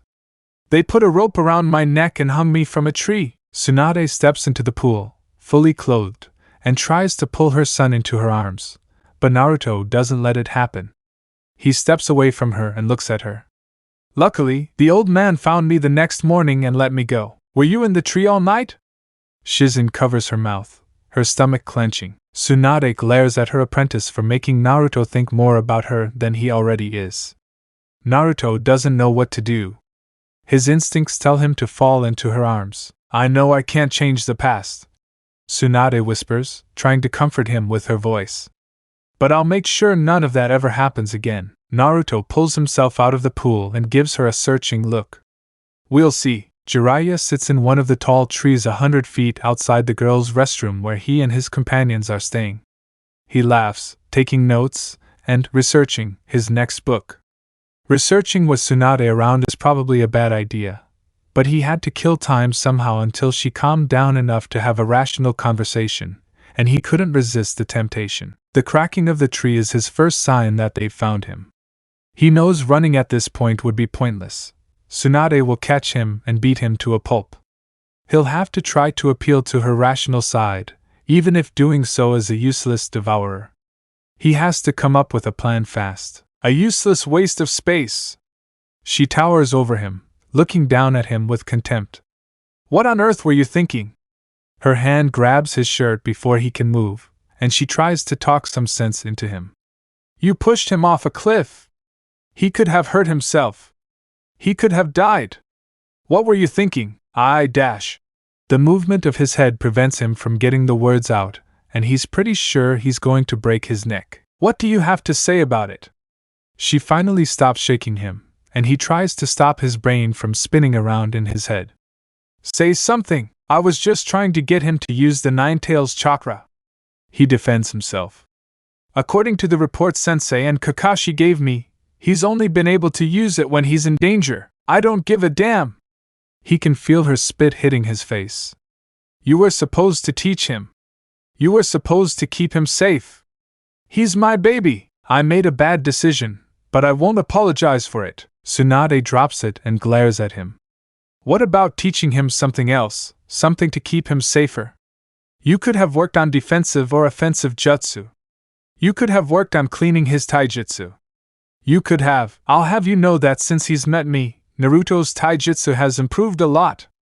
Jiraiya smiles a little, proud that his presence has had such a positive effect on Naruto. Well, did you take any time to teach him taijutsu? Well, no, Jiraiya began. So how do you know no one else was teaching him? She demanded to know. He was with me that whole month. We met in the morning, practiced the summoning jutsu, and then we fell asleep. Tsunade could barely contain her anger. Do you know how the Uzumaki and Senju clans became so powerful? Jiraiya doesn't appreciate the history lecture and spits out. Of course, Harem. The Uzumaki were masters of Fuinjutsu and the Senju were masters of ninjutsu. Both had incredible healing capabilities along with large chakra reserves. Tsunade isn't surprised that he doesn't know. It wasn't common knowledge and she only knows about it from Mito Bachan. She suspects Naruto knows about it and is using it, but can't figure out how he knows. It was because they used the Shadow Clone Jutsu with its massive chakra pools to exponentially increase the amount of time they spend training per day. She looms over the Toad Sage. How do you know the real Naruto was with you, or that there wasn't a shadow clone elsewhere in the village? Jiraiya licks his lips. He hadn't considered it before. He hadn't wanted to. Why would Naruto go find another sensei when he was already there? I don't know. Maybe you would have done it if you treated him like a 12-year-old boy instead of the villain's weapon. That night, Tsunade lies in bed, unable to sleep.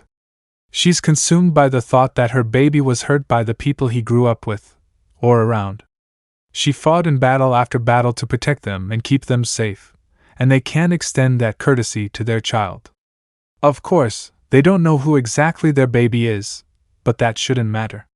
He is a child of the Konoha people, one of the village's kings. Part of her, the part that holds a grudge tighter than Kakashi holds his precious books, wants to raze the village to the ground in retaliation. The part of her that was taught the beliefs of her family, and Sensei resents that idea. All her life, she'd been taught that protecting the village and the land of fire was the top priority. The war in her heart comes to a temporary halt when the door to her room opens. She can barely make out her son's figure in the moonlight, and they just stare at each other. Tsunade doesn't know what he wants her to do, so she gives up and lifts the comforter and waits. Naruto really knows what to do. He woke up from that nightmare again. Well, not really a nightmare, but a memory. The place where Obasan lies dying in a pool of blood. Naruto tries to shield her with his small body, but the rogue ninja picks him up with his jammies. Obasan was begging the ninja not to hurt Naruto, but he wasn't thinking about himself. He was thinking that this ninja was going to kill one of the only people who cared about him. He's still not sure how he did it. Kurama says he probably won't be able to do it again until he masters water and earth chakra because Kurama's chakra suppresses his abilities. A wooden spike erupts from his palm and impales the ninja through the heart.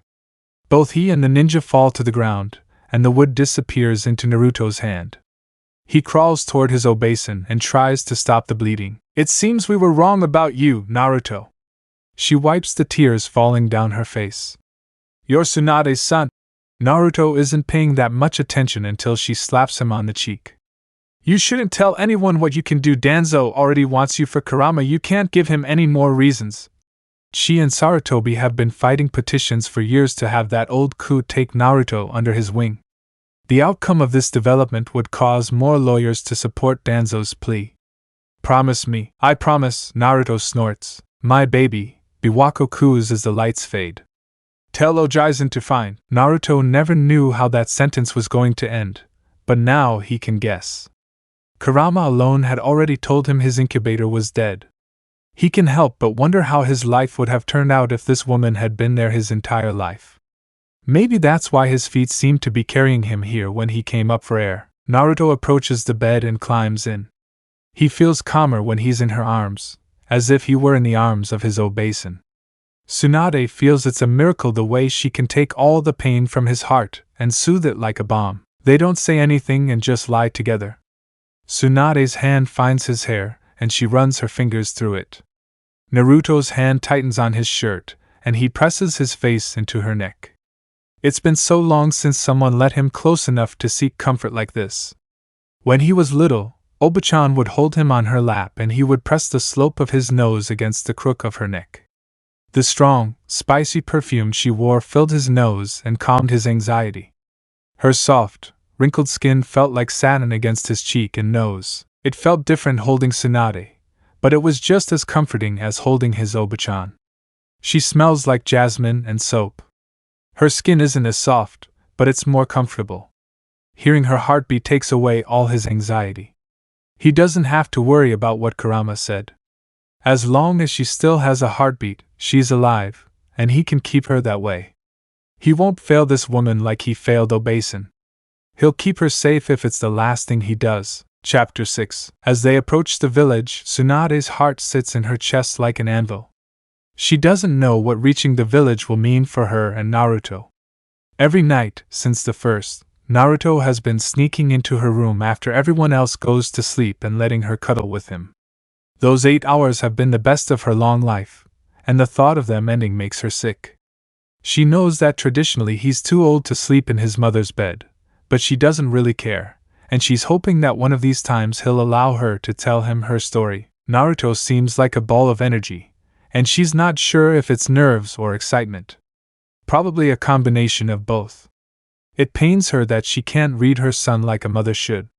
She knows it will take time to get to know him and learn all his little quirks, but she's not a patient person. He calls her grandma, which irritates her, but at least he doesn't call her an incubator. She hopes she can cure Lee. From the sound of it, Lee is the only ninja in his age group who takes his son seriously. He'll do anything to help Lee with that. Naruto moves gracefully as he makes his way through the streets of Konoha. The muttered insults don't seem to faze him, but it does cause Tsunade's temper to flare. Who are they to treat him like this after he saved them when the sound attacked? Naruto could have let the Sand Jinchuriki rampage through the streets, but he didn't.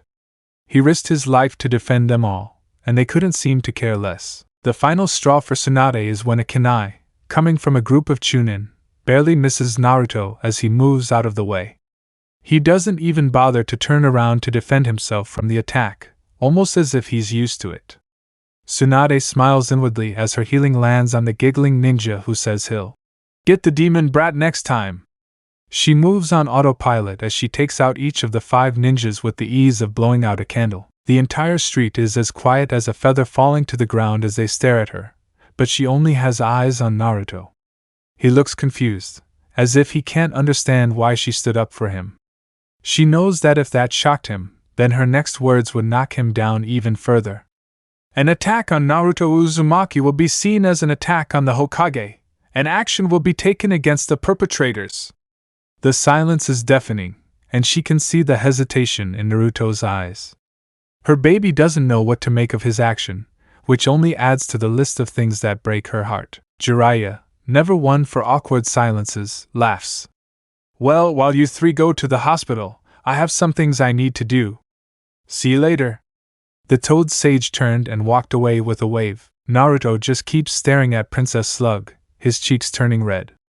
Trying to recover, Naruto fixes his face in one of exasperation. Come on, Granny. We need to go to the hospital.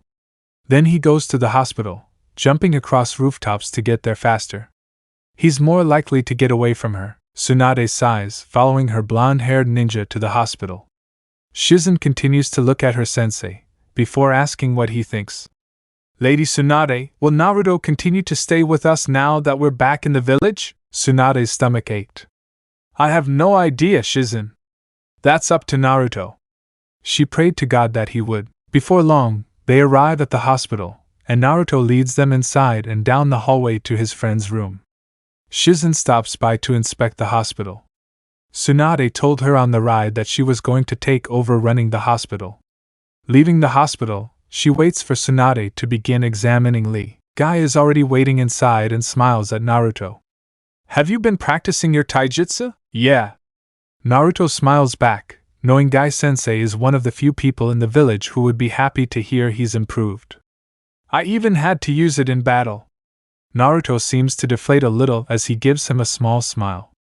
It wasn't that great, but I lasted a long time, otherwise it would have been different. That's my boy.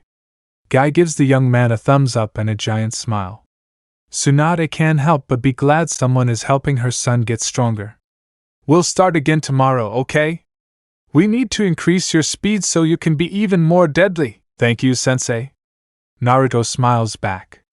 When Kakashi refused to teach him, he knew he had to go elsewhere to survive in this world. He knew his taijutsu needed a lot of work, so he went to the village's taijutsu expert. He knew, from the way Guy treated him, that he wouldn't have to worry about him holding Kurama against him. Tsunade hates to interrupt, but she's finished her assessment. It doesn't seem right to you, Lee. Tsunade keeps her emotions in check, fearing that Naruto, Lee, and Guy will react badly to the news. He can improve, right?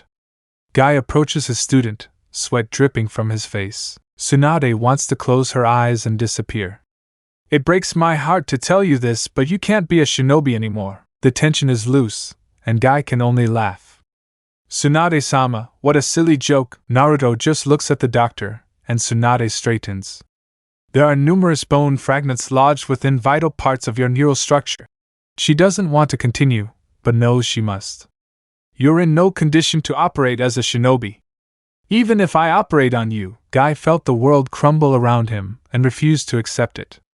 Who the hell are you? You can't be Tsunade-sama. Tsunade-sama accomplishes the impossible every day. You can't be Dash. She's Tsunade Senju.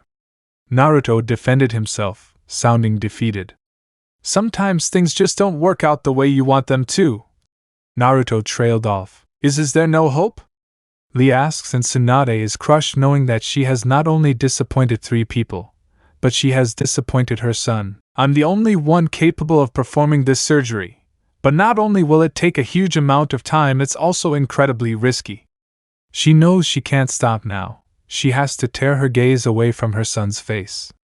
At best, the highest success rate for an operation like this would only be 50%. If it fails, he'll die. Even if it's successful, he'll have to endure extensive rehabilitation. Lee abruptly stands up and leaves the room despite Naruto's protests. Guy has the weight of all of Guy's dreams on his shoulders. If I had known you would have told him, I would never have brought it to you. I understand how you feel, but what if you use that trick Kabuto used to survive the Rasengan? Naruto hates seeing the people he cares about in pain. Tsunade purses her lips as she thinks about it. I'll have to do some research. Guy looks up with the biggest smile on his face. Lee has a chance. I have to go tell him. No. Tsunade stops him. Maybe I can't find a way. It's best not to give him false hope. Both Naruto and Guy look downcast as they leave the room, and Tsunade can't help but shout before Naruto leaves. Can we meet for dinner tonight? Naruto looks at her as if surprised by his request, as if he expected her to forget about him when they return to the village. I guess where do you want to eat? He mutters, looking down at his shoes. I'm not sure if I remember correctly. Yakiniku has really good food. Maybe we can eat there. Fear flashes in Naruto's eyes at the suggestion. Or we can go somewhere else. Tsunade pleads with her eyes for him to tell her why he doesn't want to go to Yakiniku. Well, Naruto's eyes flicker around the room, before hardening as they look at her, almost changing her. The only restaurant that'll let me in is Ichiraka Ramen. Last time I tried to go to Yakiniku, the hostess chased me out with a broom. Tsunade's anger fills, and a large part of her wants to destroy every restaurant in town. She has to take several deep breaths before she can answer. We can go to Ichiraka's then. She breathes deeply to keep the anger out of her voice. There isn't much she can do about the restaurants right now.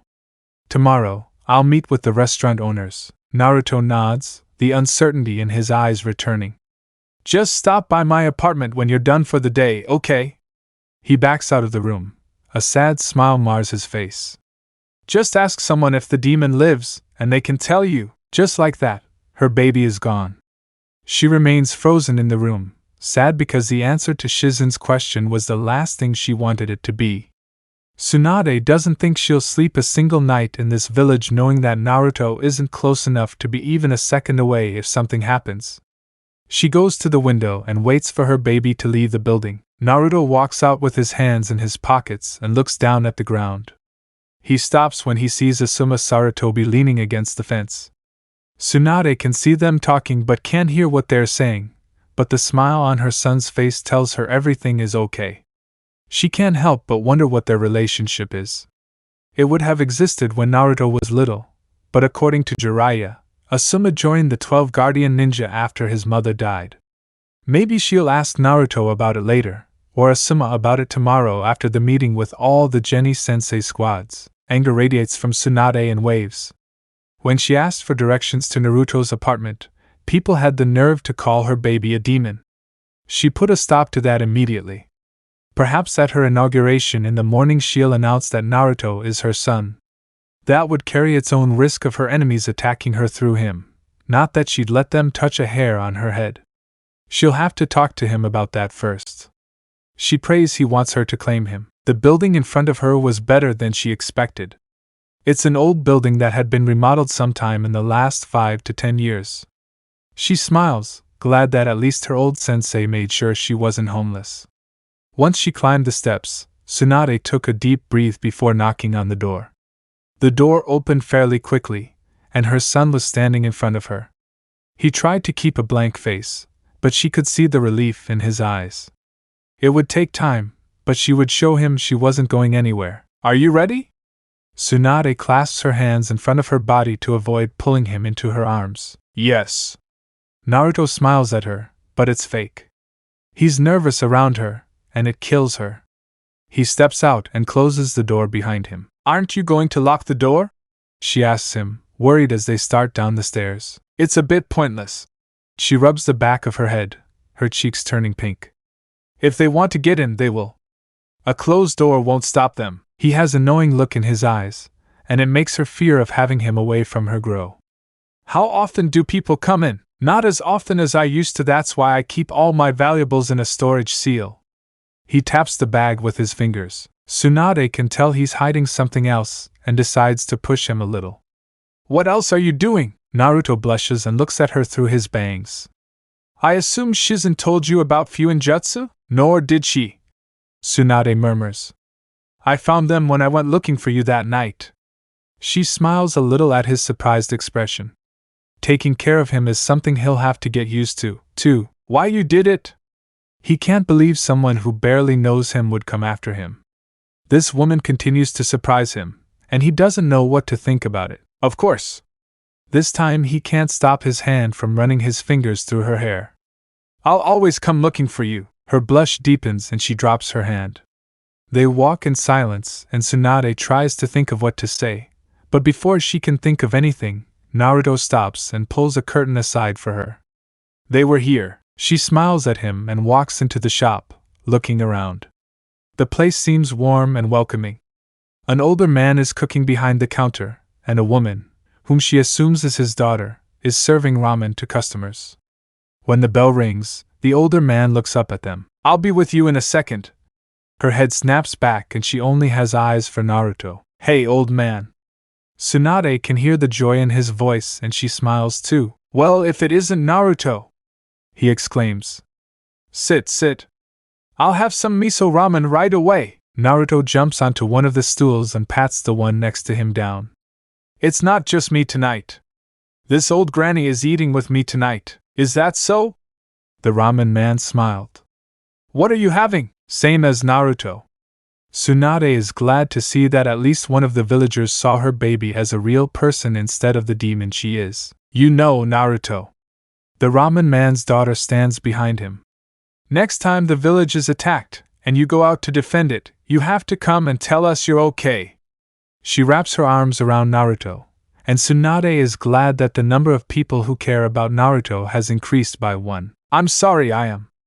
Naruto blushes and leans toward the teen. He'd wanted to come and tell them, but he'd been afraid to let the other villagers see. I had to get out of the village pretty quickly after all. Don't worry, Naruto. Tucci whispers as he places the ramen in front of the two blondes.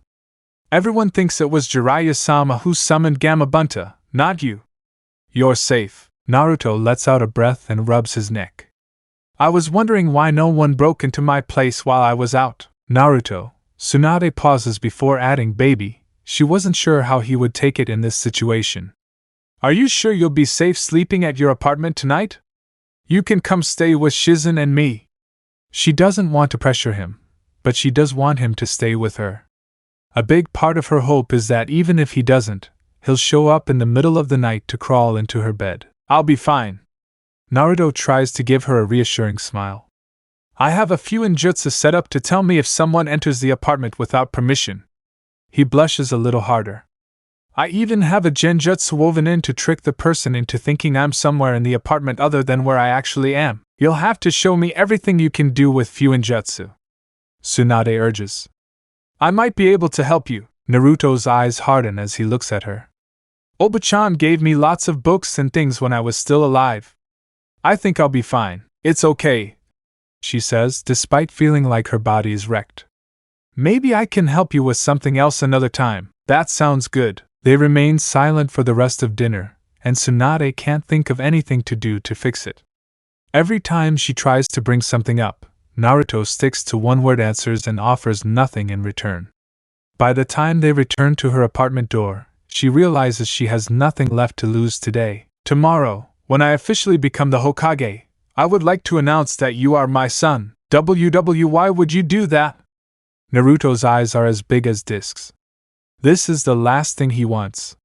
1. It could put him in more danger than he already is, and 2.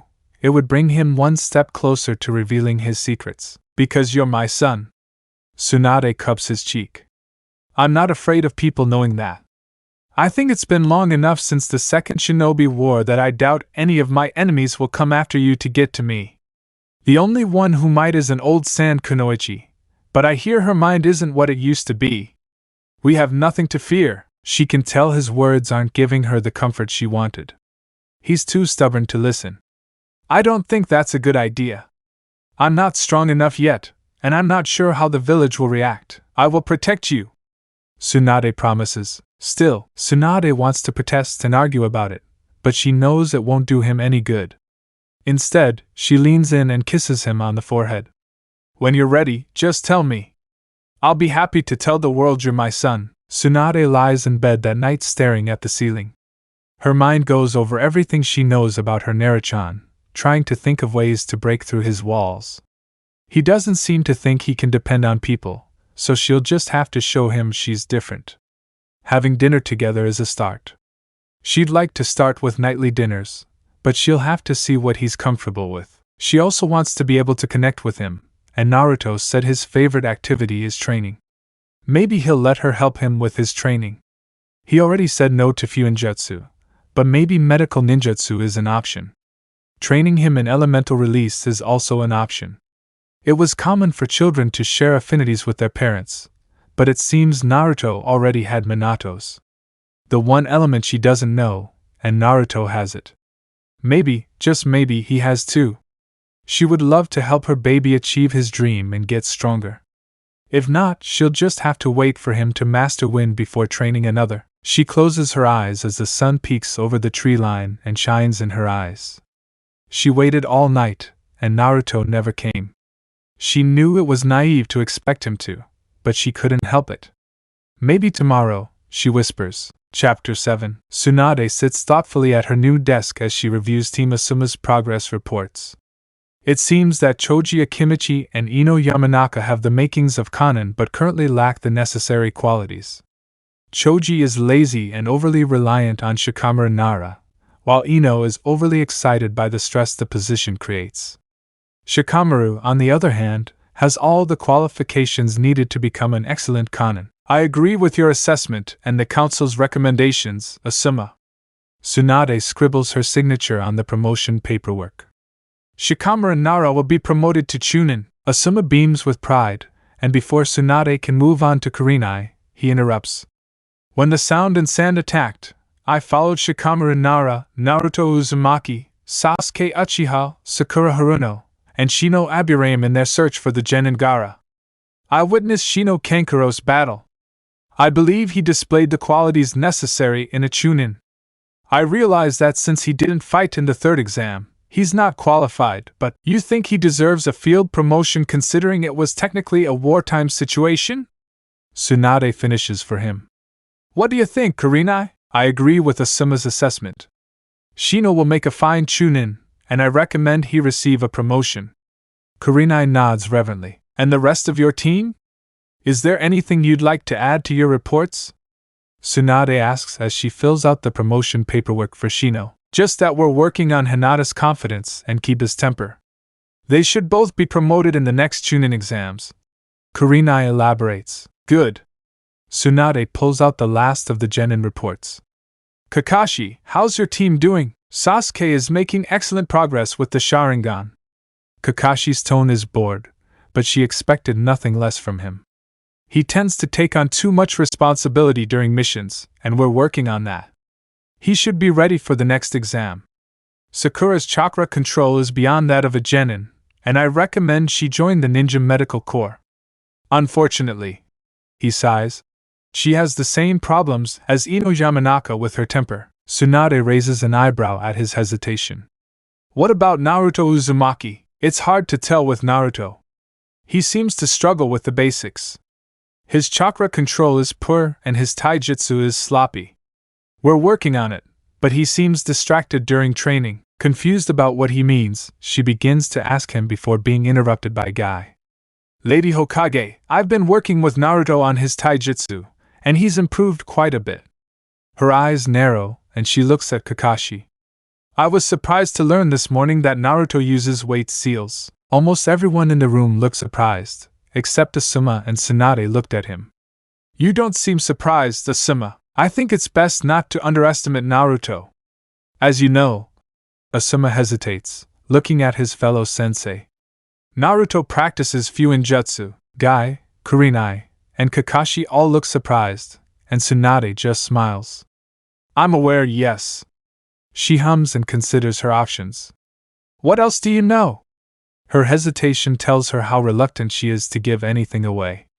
You three are dismissed. Her eyes are only on Asuma. Lady Hokage.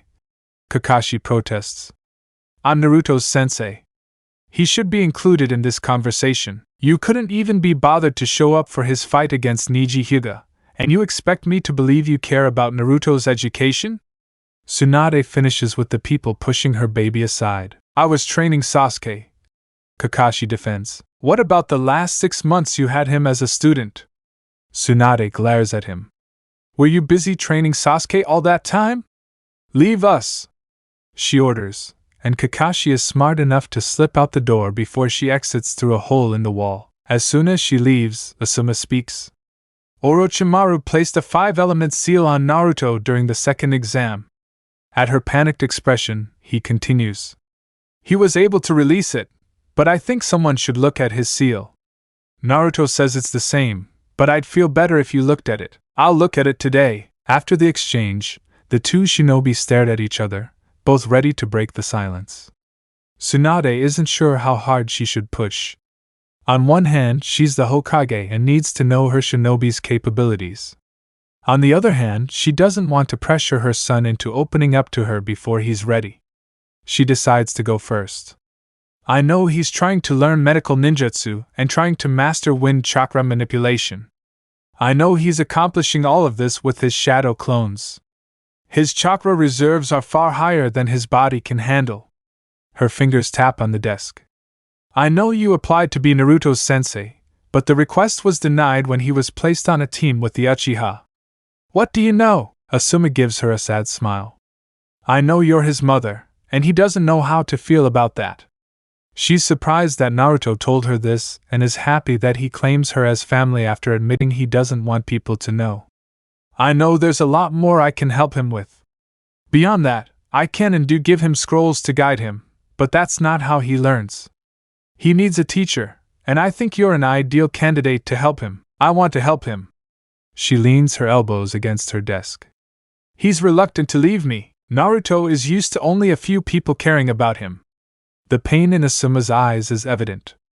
Having 2 more is more than he knows how to handle. Asuma looks out the window. He always wanted a mother, but now that he has one, he doesn't know what to do. He doesn't know how to feel. She buries her face in her hand and wipes away the tears. He doesn't want me to claim him as my son or take the Senju name. Seconds feel like minutes. He turned me down when my mom offered to adopt him. He didn't want the name Sarutobi. Tsunade looks at him, and they share a weak smile. I asked him about it yesterday. He said he might be a Senju by blood and raised as a Sarutobi, but he's an Uzumaki at heart. Naruto sits in his clearing, beyond frustrated that he hasn't been able to make any progress in anything other than wind chakra manipulation. He can still only use the most basic water techniques, he still can't heal the damn fish, and he can't make the damn rock crumble. He can't modify the storage seals for his body.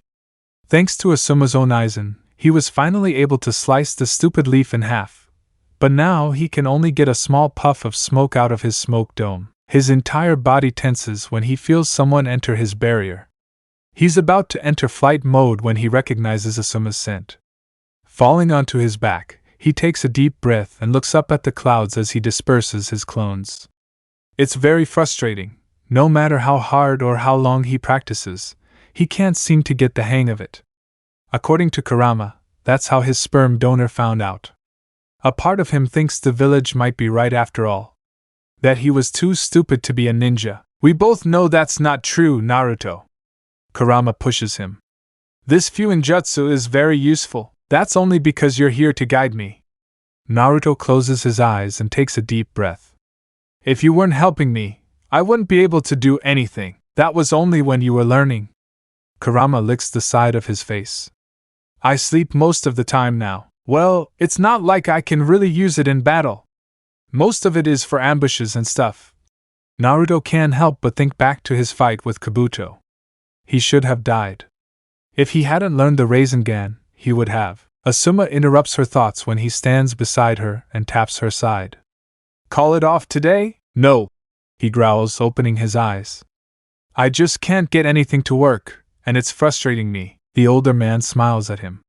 Remember, you must gather the chakra deep within your stomach. Make it as hard and condensed as possible. Then expel it quickly. I'm trying, but all I can manage is a mouthful. He groans, sitting up and grabbing the hand Asuma offers him. Asuma pulls Naruto to his feet and takes a drag on his cigarette. That means the chakra isn't condensed enough. Okay, let me try again. Naruto runs his hands through the seals as he takes his time gathering and making the chakra as tight as he can. Wind style, smoke dome. The dark purple smoke envelopes him and solidifies. Asuma punches the barrier and smiles. You did it! And it feels pretty solid too. If you put more chakra into it, it'll become hard as steel. Naruto releases the jutsu, his smile taking over half his face. Yes! He pumps his fists and does a happy dance that reminds Asuma of when Naruto was little. Naruto just has to practice it a little more, so it takes less time to gather and manipulate chakra like he needs it to. Just remember that the barrier is weak against fire.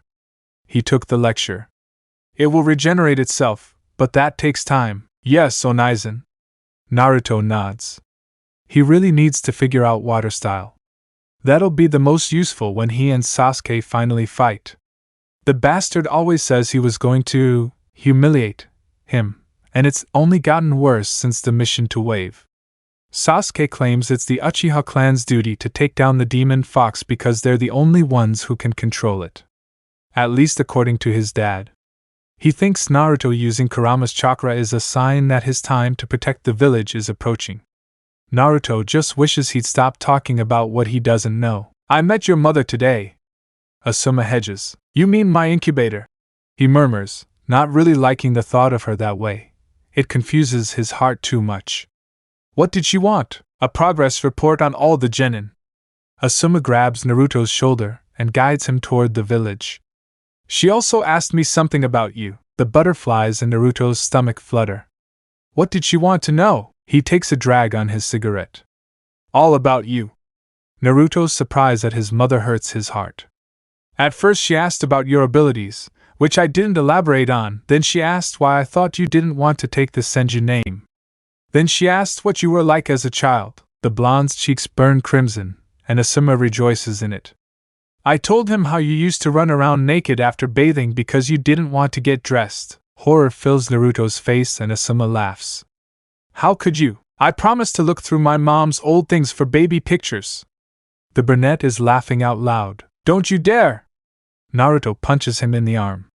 Those pictures are embarrassing. The man struggles around the boy and puts him in a headlock. I'll think about not giving them to you, but I want something in return. Asuma knows he's pushing it a bit, but he knows it's what's best for Naruto. What is it? Naruto struggles to escape. Let the Hokage help you with your training. We've talked, and I know she wants to. Asuma lets Naruto go, and the boy gives him a look of betrayal. I don't think she bears any ill will toward you. She threw me away the day I was born. Pain sounded in Naruto's voice. And I left you when my mother died. Asuma drops the smoke to the ground and extinguishes it with his foot. You don't know why she left, and before you do, you can't assume you know why she left. Naruto looks down at his feet and tries to ignore Kurama in his head, agreeing with Asuma. He knew it was the same, but he didn't feel the same. Maybe he should listen to her and let her help. He'd already admitted he needed help before, and that there was no one else in the village willing to teach him. I'll think about it, okay. Asuma buttons him up in the back. Now we have to go to the hospital. What? Naruto jumps. Why? The Hokage has agreed to look over your seal. Asuma explains, nudging the boy. I told you I don't need anyone to see it. Naruto argues. He doesn't like it when people look at his seal. It makes him feel like an object instead of a human being. It's fine. I looked at it myself. Don't you trust me? Asuma stops him and turns him around to face him. Of course I trust you. I just worry. He ruffles Naruto's hair. Make me laugh. Fine. Naruto heads off towards the hospital and Asuma watches him go with a smile on his face. He's just too stubborn sometimes. Naruto pushes open the door and takes a deep breath, but he doesn't need his nose to tell him where to go. The incubator is here, and she's angry. So angry that the anger directed at him can't even drown him. His senses lead him up the stairs to the third floor, through several hallways until he sees her standing in front of the nurse's station. "This is unacceptable," she snarls. "All this documentation is sloppy. I don't even see any anesthesia orders." "Lady Hokage," the doctor mutters in confusion. "He's not human." Naruto feels anger flare, and Tsunade reaches across the counter and bangs her head against the granite. He's heard this argument before, but it seems she hasn't. "Not human! He's a 12-year-old boy!" she nearly screamed. "If I ever hear that nonsense again, you'll be dead before you even feel the kunai connected to your spine." Naruto is overcome by a storm of emotions that surges and engulfs him. He doesn't know what to do as she screams death threats at the hospital workers. "I told you she loves you!" Kurama snorts. "You should have seen her when she was pregnant with you." Ignoring the fox again, Naruto pushes the incubator onto his back. She turns around, looking ready to breathe fire, but the moment she sees him, all the negative emotions radiating from her vanish. Instead, tenderness fills her features and something that almost feels like love. Not that he has much experience having that emotion directed at him. It makes him want to fall into her arms and seek comfort in her scent. He wants her to kiss his forehead and tell him everything will be okay. "Onaizen said he wants you to check my seal." Naruto tenses his muscles to avoid leaning against her, something about her scent. She nods and gives the staff one last look before leading him into a room. "I was wondering if I could do a physical exam after checking the seal," Tsunade asks as she opens his medical file to review a few things. Naruto wants to say no. If there was something wrong with him, Kurama would have told him by now. "That's not necessary. I'm healthy," the incubator hums, and its eyes try to convey something to him. "I'd like to check anyway." Naruto tries to think of a way out when Kurama intervenes. "He's not going to back down from this. Saying yes now will save you time later." Weighing his options, Naruto decides Kurama is correct and grumbles affirmatively before removing his jacket and shirt. "Fine, lie down on the table, please." He thinks she's trying to reassure him with her smile, but her efforts are in vain because his heart simply beats faster. The paper crumples beneath him as he lies down. He molds his chakra so the seal is visible. Incubator leans over him as he studies the seal. Her brow furrowed, and her fingers brushed over the 8 access points Kurama has to his chakra network. "Your chakra must be very heavy with the Kyuubi's chakra always flowing through it," she murmurs, her hazel eyes meeting his. Naruto's heart slows a little at her realization. No one else has ever noticed that before. Channeling such heavy chakra is so difficult when you're unsure of how it's supposed to flow. It makes learning everything harder. His cheeks burn because he knows she read that he had last died at the academy, and he feels an overwhelming urge to prove he isn't stupid. "I can never get it to flow naturally into the jutsu, so I have to force it, and if I don't know how it's supposed to feel, it takes me a while to get it right." She brushes his hair away from his face, and his blush deepens. "Mito Bachan and Kushina were one and the same," she murmurs. "However, they were lucky enough to have experience forming and manipulating chakra without the fox's influence." "You are not," Naruto blurts, his eyes filled with embarrassment and shame. His heart is pounding again, and his palms are sweating. Kurama is pestering him for questions, and his own desires are pleading with him too. The last thing he wants is for her to think what everyone else is thinking. "That's why I can't heal that stupid fish. I can't make the chakra light enough, and it seems like I'm just frying it." He knows her embarrassment is obvious, and he wishes he could hide it better. This is exactly how he doesn't want her to see it. His breathing is becoming uneven, and his chest is hurting. Now she must think he's stupid and useless like everyone else. His thoughts are interrupted when she stands up and hugs him. Instinctively, he buries his face in her neck and breathes in the sweet smell of home. She whispers in his ear, but he can't hear the words because all he can think about is how tightly she's holding him and how he needs her to hold him to keep him together. The first thing he hears as he calms down is his heartbeat, and it floods him with relief. At least for this moment, he's not alone. It's not that he's lonely, but being with Tsunade feels different. Different in a way he can't explain, but it's nice. Only now does he realize he's clung to her like a pathetic baby. She whispers that everything will be okay now and that she loves him. The feelings are too much for him to process, so he pulls away and walks away, and she lets him go, which hurts him, and he doesn't know why. You wanted to do a physical, right? Naruto refuses to meet her gaze. He simply lies back and lets her run her chakra-covered hands over him. She can feel anger and despair within her, and she's a little surprised that it's not directed at him. These emotions are usually directed at him when he's in the room. Everyone seems to blame him for everything that's gone wrong in their lives. Since Obasan died, it's rare for these emotions to be directed at someone else on her behalf. They're almost done with the exam when Tsunade speaks. Mito Bachan once told me that the Kyuubi has incredible healing capabilities, but it's dangerous when exposed to someone other than the host. She smiles sulkily. Maybe you can find a way to filter that chakra so that when you pump it into someone else, it heals them as well. Naruto blinks in admiration. He'd never thought of that. If he had, it might not matter how heavy the chakra is because it would force the cells to generate it. I'll have to practice that. He licks his lips and looks away. But using that chakra will only make the village hate me even more. Why do you say that? Her fingers are in his hair again, and he leans into them. Some of the ninja. Kurama growls Sasuke's name. Say that by using chakra, I'm threatening to unleash the Kyuubi and that they'll humiliate me. Tsunade's emotions run high, and while the anger isn't directed at him, she can't help but flinch. Tell me their names, she snarls, and I'll make it very clear what I'll do to them if they even so much as touch a hair on your head. Her eyes are boring into his, and he has absolutely no idea what to do. She doesn't seem to accept.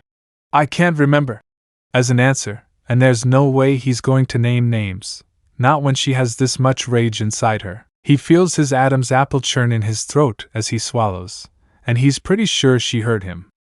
It takes all the courage in his body, but he finally finds his voice. I'm not saying.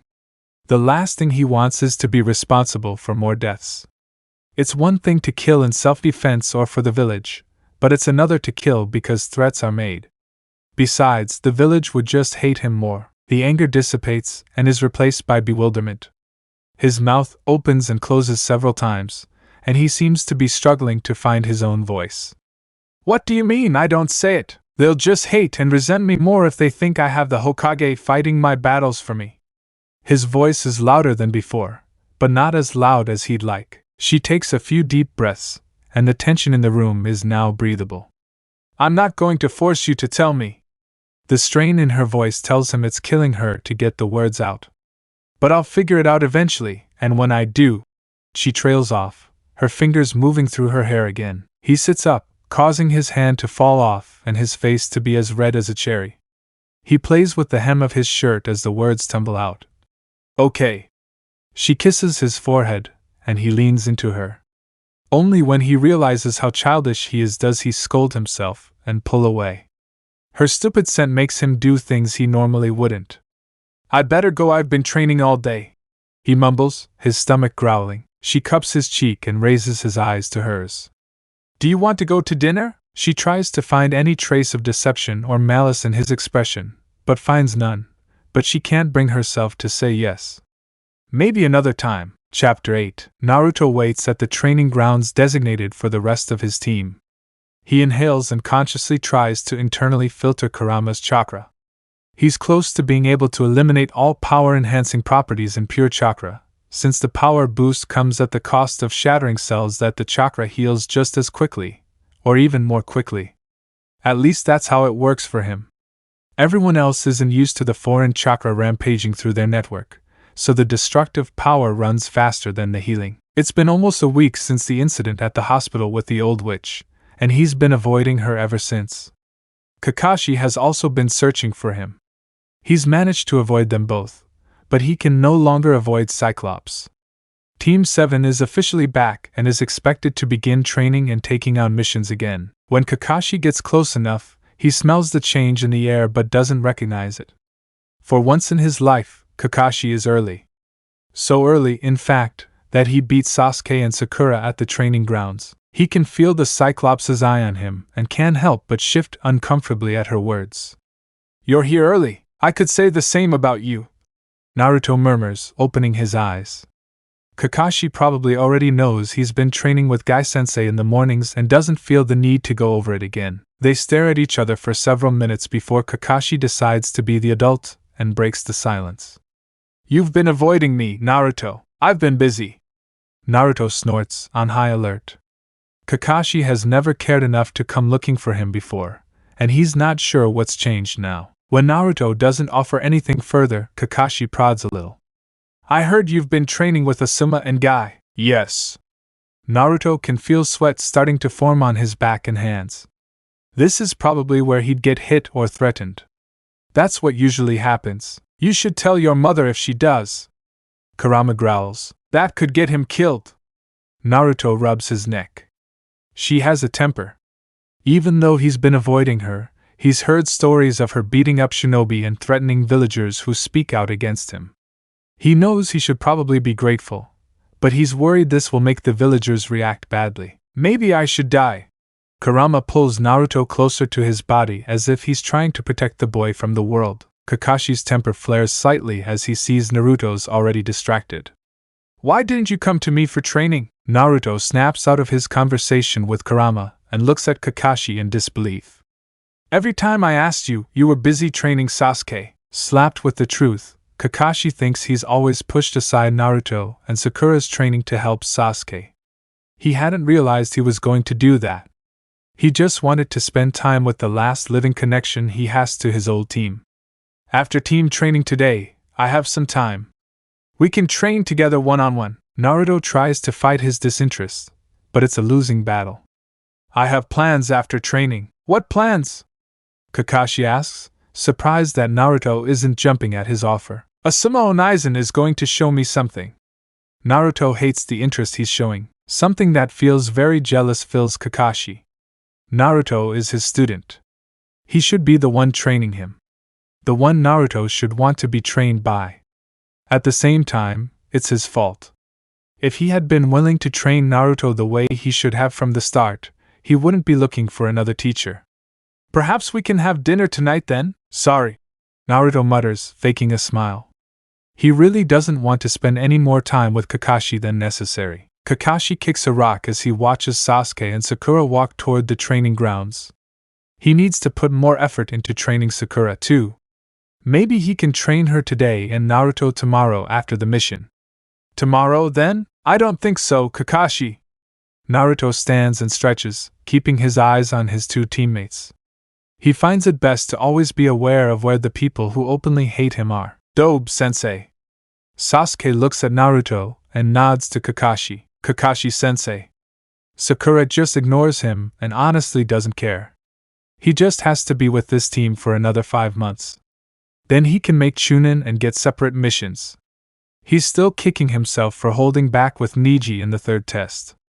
He was trying to conserve chakra and thought fighting him in a taijutsu match while using Kurama's chakra to keep his tenketsu from shutting down would be a good way to show how he can strategize. The look on Niji's face was priceless as his attacks were rendered useless. He figures he'll have to be wary of the Hyugas for a while. "Today we're going to do something a little different." Kakashi gives them a wide-eyed smile. "Sakura, you need to work on your stamina and taijutsu. I've recommended you to the medical ninja corps you'll be attending after today's training." Sakura's smile fills her face, and she looks at Sasuke for validation, which he isn't giving her. "Sasuke, you have a choice. You can learn another lighting-style jutsu today, or a fire-style one." Sasuke is confident he can find all the fire-style jutsu he'll need in the Uchiha libraries. "Focus." Kakashi nods and turns to Naruto. "I thought we could learn what affinity you have today, Naruto." Kakashi hopes to excite the boy. He really should have done this before the Chunin exams, but he was too single-minded. "I already know my affinity." Naruto is already prepared for the suspicious looks Sasuke and Sakura give him, and he could have sensed Kakashi's disappointment a mile away. "Well," he begins, unprepared for that answer. "If you tell us what it is, I can help you learn some jutsu. Onizen is helping me with that." Naruto rubs his neck. "However, I can help Sakura practice her taijutsu. You don't have a brother, silly! Sakura shouts before Kakashi can open his mouth. Monsters don't have families. Kakashi sighs and looks at his two students who are staring at his blonde. I think we've had enough of this talk. You're teammates, and it's not enough to act like teammates during a fight. You two need to support each other in all aspects of life. Naruto saved both of your lives, just like Sasuke saved Naruto. Kakashi looks at the three of them, and only Sasuke seems like he's not taking him seriously. He'll have to keep an eye on him. Let's begin. Tsunade would rather be burned alive than spend another week like her. After what she felt was an emotional breakdown with her beautiful little boy, they seem to have taken several steps back. She hasn't seen him in almost a week and is reaching her breaking point. Shizen keeps telling him to give Naruto time, that he's not used to having a mother looking after him, and that she's just trying to process it.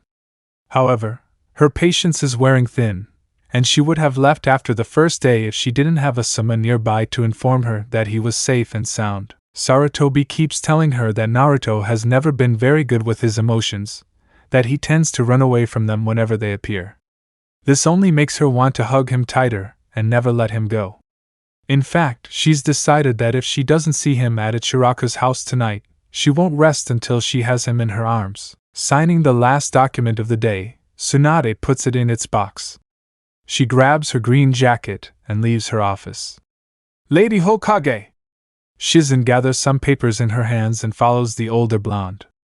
Have you finished your paperwork? I have. Tsunade snaps, not appreciating being questioned. She knows that in the past she wasn't exactly known for being responsible, but since Naruto came back into her life, she's stepped up to the plate. Where are you going? Shizen stops, knowing she's not welcome to follow her. Let's go see Naruto! She rushes.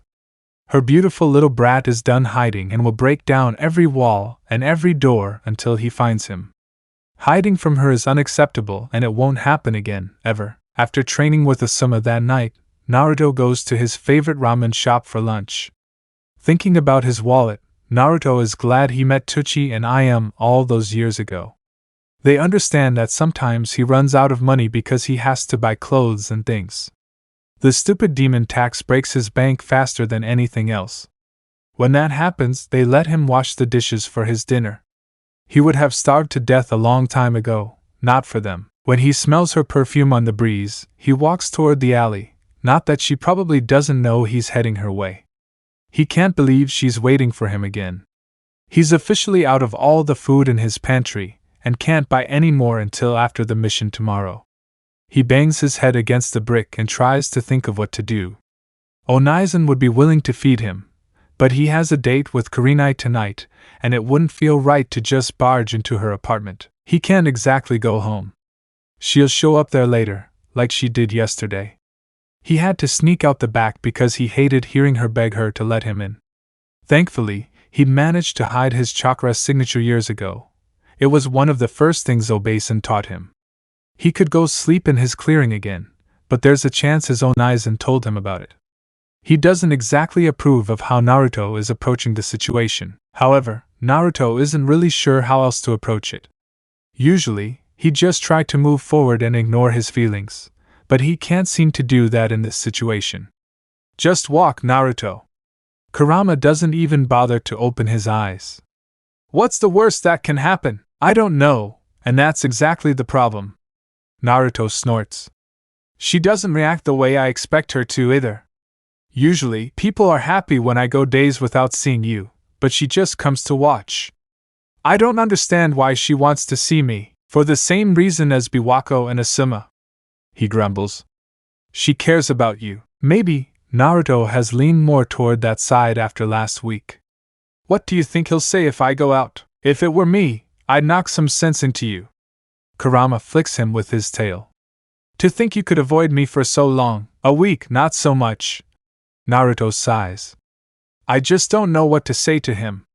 Kurama simply grumbles about silly humans and goes back to sleep. He can smell her coming toward him. She probably has. He has a choice now. He can either run or stay and wait for her to find him. He pushes his hair out of his eyes and waits. It's not long before she's standing at the mouth of the alley and he looks up at her. She's standing there and seems relieved to see him. She looks the same as always, but her eyes are pained. Despite knowing better, he hopes he doesn't give her that look. Hello?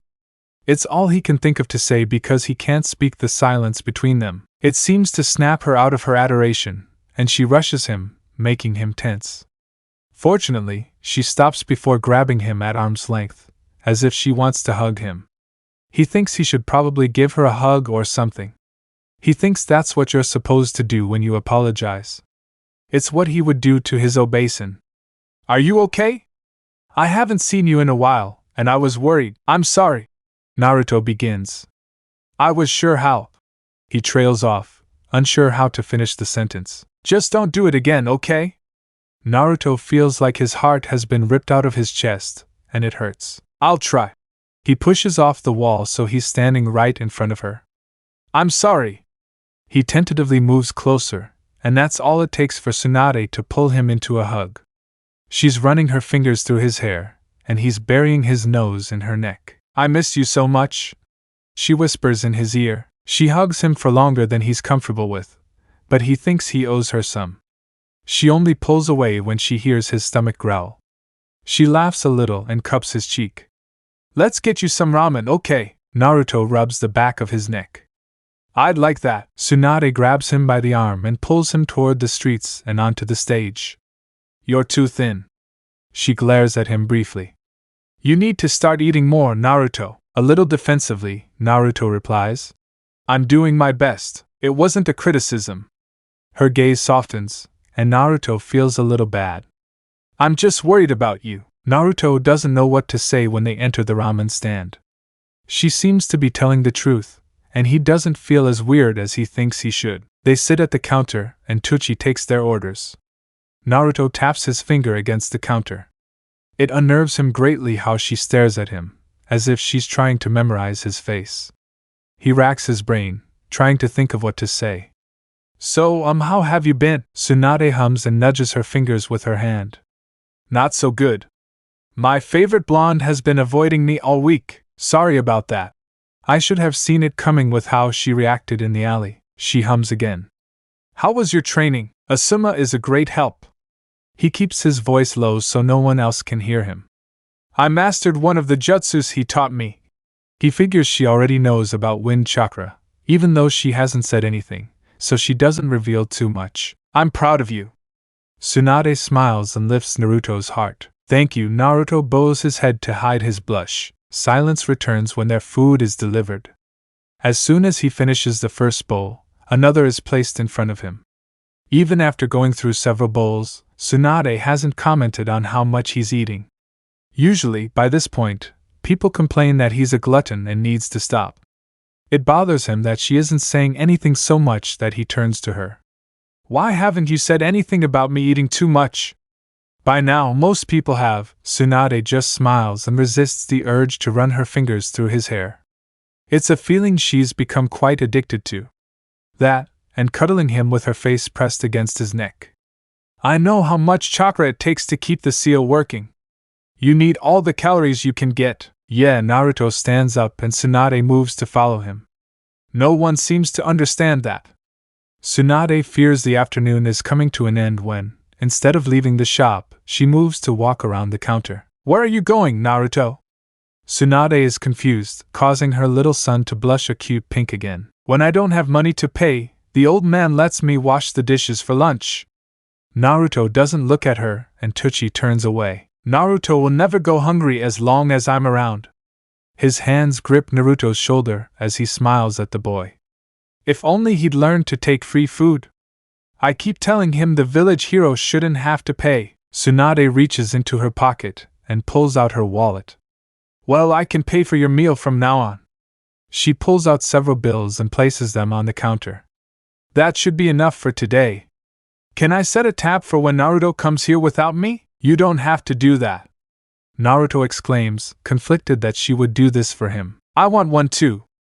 Tsunade leaves no room for argument as she fills out the paper Tsuchi gives her. She'll have to find a way to thank this man and his daughter for helping her little boy over the years.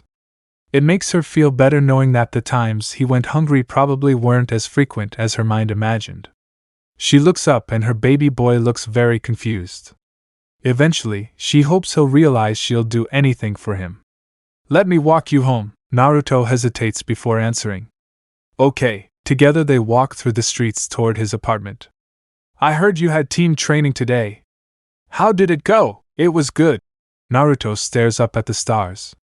Kakashi asked me more questions and showed more interest in me today than ever before. It was kind of weird. I could have taught him a little. Tsunade admits without shame. He was very upset because both Asuma and Guy know more about your abilities than he does. Naruto looks down at the ground. Not that he's cared in the past. Every time we're on a mission, I set up a sealed perimeter. He's just never taken the time to notice. I think he'll pay more attention from now on. Tsunade hums. Even if he does, I don't want his help. Naruto narrowed his eyes. That's understandable. Tsunade agrees. However, Asuma says he can't help you reach your full potential. You'll have to get help from someone. Yes, Naruto looks at her. Maybe you can help sometime. Tsunade's heart is racing and she struggles to remain composed. I'm not ready for that yet, but eventually I will be. I'll wait as long as you need me to. Tsunade walks him the rest of the way home. The silence is killing Tsunade. The past week has been emotionally unbearable, and she doesn't think she can survive another. She leads him up the steps to her door, and they stand there. Part of her fears that if she leaves, she'll never see him again. We're going to have dinner tomorrow. Tsunade doesn't give him room to argue, and when he announces his eyes, she lifts her chin so he can see her melancholy. Tomorrow at 6:30, okay? We have a mission tomorrow. I'm not sure when we'll finish. Naruto mutters, don't worry. Tsunade mentally reviews all the missions available for the next day. You'll finish in time. Chapter 9. The next day, Naruto wakes up early and heads to the Hokage's office after eating some ramen. Last night, he thought he should probably apologize to Shizen as well. Avoiding the incubator meant avoiding her too, and he felt bad about that. He's noticed this past week that the whispers around the village as he passes have changed slightly. Now, in addition to the usual insults and threats, they're murmuring about how the Hokage is defending him, and what that means. Most of the speculation is off the mark, and some of it makes him a little sick. He's pretty sure if the incubator finds out, there'll be hell to pay. Her eyes are drawn to a family she sees at the market. The father holds his little boy on his hip while the mother wipes the syrup from her face. They're laughing together, and the father gives the mother a little kiss on the side of her head. A perfect family photo. It does wonders for her. Maybe if her sperm donor hadn't died and her incubator hadn't left her. Probably not, since her life never goes that way, but it's good to think about. Naruto enters the tower and takes a deep breath. Nerves crawl under his skin, making his cheek prickle. He lets out the breath he seems to be holding when he sees the black-haired medic walking toward the second floor from the third. Naruto rushes over and finds her just as she's entering the landing between the two floors. She has a huge stack of papers that she's balancing in her arms, blocking her eyes, and she's struggling to keep them all from falling out. She seems to be struggling a little, and he smirks at his chance. Can I help you? Shizen jumps in surprise, and the pile of papers falls to the floor. Naruto steps over and stabilizes it as Shizen peeks up from behind. Naruto? Her look of pure joy makes him feel guilty, and he takes half the pile. Hi! She seems to be standing there in shock, and he shifts from foot to foot uncomfortably. Where have you been? Her eyebrows draw together, and he knows that if her hands were free, they'd be on her hips. Avoiding Grandma, Naruto admits as they start down the stairs. Shizen presses her lips together and thrusts her hips into his. She's been worried sick about you. You better go see her right away. I saw her last night, she was upset. He places the papers on the table next to Shizen, his shoulders slumped. He hasn't slept all week and he kept wondering if you stopped. It won't happen again. Naruto promises, looking at her. We'll have dinner tonight. Do you want to come? Naruto's fears that she'll reject him quickly disappear when Shizen nods emphatically. Of course. Shizen clutches some papers to her chest. I have to get back to work, but I'll see you tonight, okay? Naruto nods and watches her leave. Maybe having her there would help his nerves. Probably not. Naruto walks through the hallways and decides to wait outside the meeting room for the rest of his team. Naruto's team shows up a little too early for her liking. Sasuke gives her his usual glare, but Sakura's isn't as hateful as ever. He sits against the wall, drawing a seal he's trying to design. He knows all the symbols he needs to temporarily seal someone's Jujutsu, but he's not quite sure how to weave chakra into the seal. He also has to figure out how to attach a seal by feel. A piece of paper would tear off easily, and there's no way Sasuke will stay still long enough for her to draw one over it. When he smells Kakashi entering the building, he puts the notebook away. The chances are high that Kakashi will disapprove of what he's doing. After all, Sasuke is his prized student, and devising a way to take him down probably isn't something he would approve of. Naruto stands up and stretches. He's prepared himself for what will likely be a D-rank mission, as it's the only way the Hokage can ensure he finishes dinner. Together, the team enters the briefing room. Tsunade's eyes scan everyone before they face Naruto. She squirms a little, still not comfortable with his concern for her safety. Team 7, today your mission is to transport and inventory the crops from the Tanaka farm to the village warehouse. According to the request, you are to collect 200 crates. Tsunade takes 2 scrolls and tosses them to Kakashi. The payment is there. We usually receive a much higher shipment, and we need you to inquire about it. It shouldn't take more than a day. Hi, Hokage-sama. The team agrees as they take the scrolls and leave. Naruto looks back and gives the older blonde a shy smile, which she returns. It takes the team about 30 minutes to reach the farm, and old man Tanaka leads them to the barn while he opens the scroll. This amount won't do, Kakashi. He looks at the silver-haired ninja with concern. This is 1/10 of what the product is worth. Where's the rest of the money? This is the amount the Hokage approved for 200 boxes of food. Kakashi explains, unwilling to argue with the man. 200 crates? Tanaka opens the doors. The request was for the year 2000. The barn is filled to the brim with crates, and Naruto looks at the work with dread. There's no way they'll make it by the end of the day. His heart began to ache at the thought of disappointing both doctors again. Besides, he made a promise, and he never goes back on his word. There must have been a clerical error. We'll have to get the Hokage's permission for the augmentation. Kakashi mutters, eyeing the boxes with trepidation. I'll go, I have an idea. Naruto begins, taking a piece of paper out of his notebook and handing it to Kakashi. Write a note to the old woman explaining everything. Naruto displays hand signs before biting his thumb. There's a small puff of smoke, and then an orange toad appears. We can have Gamakichi deliver it to her and recover the increased funds. Good idea, Naruto. Kakashi smiles while Sasuke and Sakura grumble. Do you have any ideas on how to deliver all these supplies? Fine. Naruto looks at Sakura and Sasuke before resigning himself. I figure I can create gravity seals to make the crates lighter. Then, instead of transporting 75 crates on a cart, we can transport around 330 on a cart. So 6 trips, roughly 6 hours. Kakashi takes in the new information. He'll have to work harder to figure out just how advanced the boy's Fuinjutsu is. Also, however long it takes you to finish all the seals, it takes me about 5 minutes to finish one, and I can use 25 shadow clones to complete 300 in an hour. I've also been working on shadow clone items, and I think I can manage to create 2 more carts, so I'll need 990 seals. Naruto rubs the back of his head. They can only reuse old ones once they finish a trip. It'll take me about 3 hours to finish all the seals, which you guys can take inventory of then. We should be done by 4. Kakashi raises his eyebrows, surprised by his student. Can you clone cars? I think so. It'll just take a lot of concentration and chakra. Naruto confirms. Just like the Dobe can pull this off. Sasuke's disdain radiates from him. We need another plan. Yes. Sasuke-kun is right. Sakura emphatically agrees.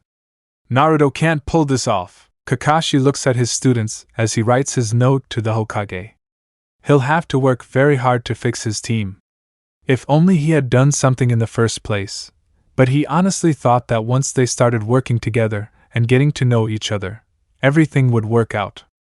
I think we should give it a try. What am I supposed to do? Gamakichi looked at Naruto. Naruto takes the scroll from Gamakichi. Can you give this to the Hokage for me? He crushes it and offers the scroll. Then bring back the scroll he'll give you. Gamakichi considers the request and then smiles. Only if you give me treats afterward. Naruto stares back. It was always about treats with this one. He never thought about anything else. It'll have to wait until after the mission, but I'll get you some treats. Agreed. Gamakichi grabs the scroll and jumps. Naruto smiles and looks at his teammates. It's time to begin. He clasps his hands and 24 copies of Naruto pop out. Completely synchronized, all the blondes sit down and take out pieces of paper and ink. Kakashi smiles at his blonde student and then at the other two. Now the question is, how are we going to take inventory in 3 hours? Shadow clones, of course. Sasuke mutters, looking at Naruto. He can't believe the village demon knows Fuinjutsu. It takes years to learn, and that's from a master. Naruto has to do it alone because no sane shinobi would teach the demon such important skills. I can make 2 shadow clones. Sakura volunteers. 3 from me. Sasuke looks at the dobe with jealousy. And I'll make 5. Kakashi confirms, forming the hand seals and several copies of his poof into existence. By the time Naruto finishes with the seals, we should have about 1,200. Then Naruto, Sasuke, and I can start transferring the boxes while Sakura finishes the counting with the shadow clones. Hi, Kakashi-sensei. Sasuke and Sakura agree, forming their own shadow clones and getting to work. An hour later, Gamakichi leaps back and lands on Naruto's head. He drops 2 scrolls and arranges them in Naruto's hair. The Hokage gave them to me, so I can give them to you. The larger one has the money, and the smaller one is for you. Thank you. Naruto stands and walks toward the barn. Grandma sent more money with Gamakichi. The blonde looks at Kakashi, who nods, and Naruto throws the scroll to Tanaka. He's also extending the mission to 3 days instead of 1. Gamakichi chimes in, looking at all the clones. But I don't think it's necessary. Yes. Naruto agrees, returning to where he was sitting before. We'll do this today. Once on the ground, he pulls out the letter his incubator sent him. Boyfriend, I realize that with the extension of your mission, you won't be able to prepare dinner tonight, so we can move you in once your mission is over. I also wanted to thank you for inviting Shizen. It means a lot to her. Stay safe. I love you, darling. Naruto runs his fingers over the letters. Warmth fills his chest and he smiles. He promised her they'd have dinner tonight, and he'll never go back on his word. He slips the scroll into his backpack and sits back down before recreating the seals. Tsunade's head falls with a thud against her paperwork. Her sense of urgency to complete it has diminished since learning Naruto won't be making it to dinner. The reason she chose that mission for him was so he'd be home for dinner. If she knew it would stretch over a couple of days, she never would have given it to him. She doesn't think it's too much to ask just to have her little boy near her all the time after being apart for so long. He was snapped out of his thoughts when Shizen knocked on his door before peeking in. Kakashi's here to report on the mission. Tsunade perks up when she hears this. Maybe they were able to finish the mission today after all, and she's about to see her favorite blonde. Her heart races when the doors open. When her eyes fail to find her baby, she deflates. The silver-haired ninja slouches, hands in his pockets. Mission complete, Hokage-sama. Kakashi hands over the scroll with the inventory. I expected this to take at least until tomorrow. Tsunade murmurs as she looks over the scroll. It's all for Naruto. Kakashi smiles. He created some gravity seals to lighten the crates with shadow clones and a shadow clone technique to make 2 additional carts. He was very determined to do it today. Shadow clone technique? In cars? Tsunade smiles. Looks like he's mastered the cloning technique, to an impressive degree, Kakashi states. I can't even clone anything bigger than the Kuni. Tsunade hums and looks out the window toward her little son's apartment. Where is he now? I sent all 3 of them home. Kakashi explains. Everyone's tired from today. Naruto looks dead on his feet. Her heart tightens at the thought of her son alone. That would be it. Tsunade dismisses him and attacks her paperwork with renewed gusto. As soon as she's finished, she'll go gather the food in the pot and take it to her son. She won't take no for an answer. She'll make him let her into his apartment, even if she has to break down the door. For the next half hour, Tsunade flies through her paperwork. She knows she has to be responsible and finish everything before she can go to her baby, but she hates every minute of it. In her mind's eye, she can see him passed out in the doorway of his apartment, too tired to make it to the couch or bed. He's probably starving because he doesn't have the energy to get food. The rational part of her brain knows she's overreacting, but the maternal part worries anyway.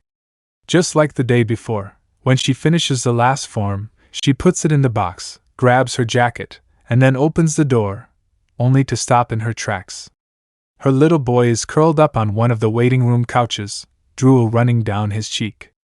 He worked too hard today. She tiptoes over and kneels beside him. Shizen appears behind her and whispers, "He showed up about 10 minutes ago asking if I had any gifts he could give Gamakichi." Tsunade wipes away the drool. "Why didn't you tell me he was here?" She runs her fingers through her hair.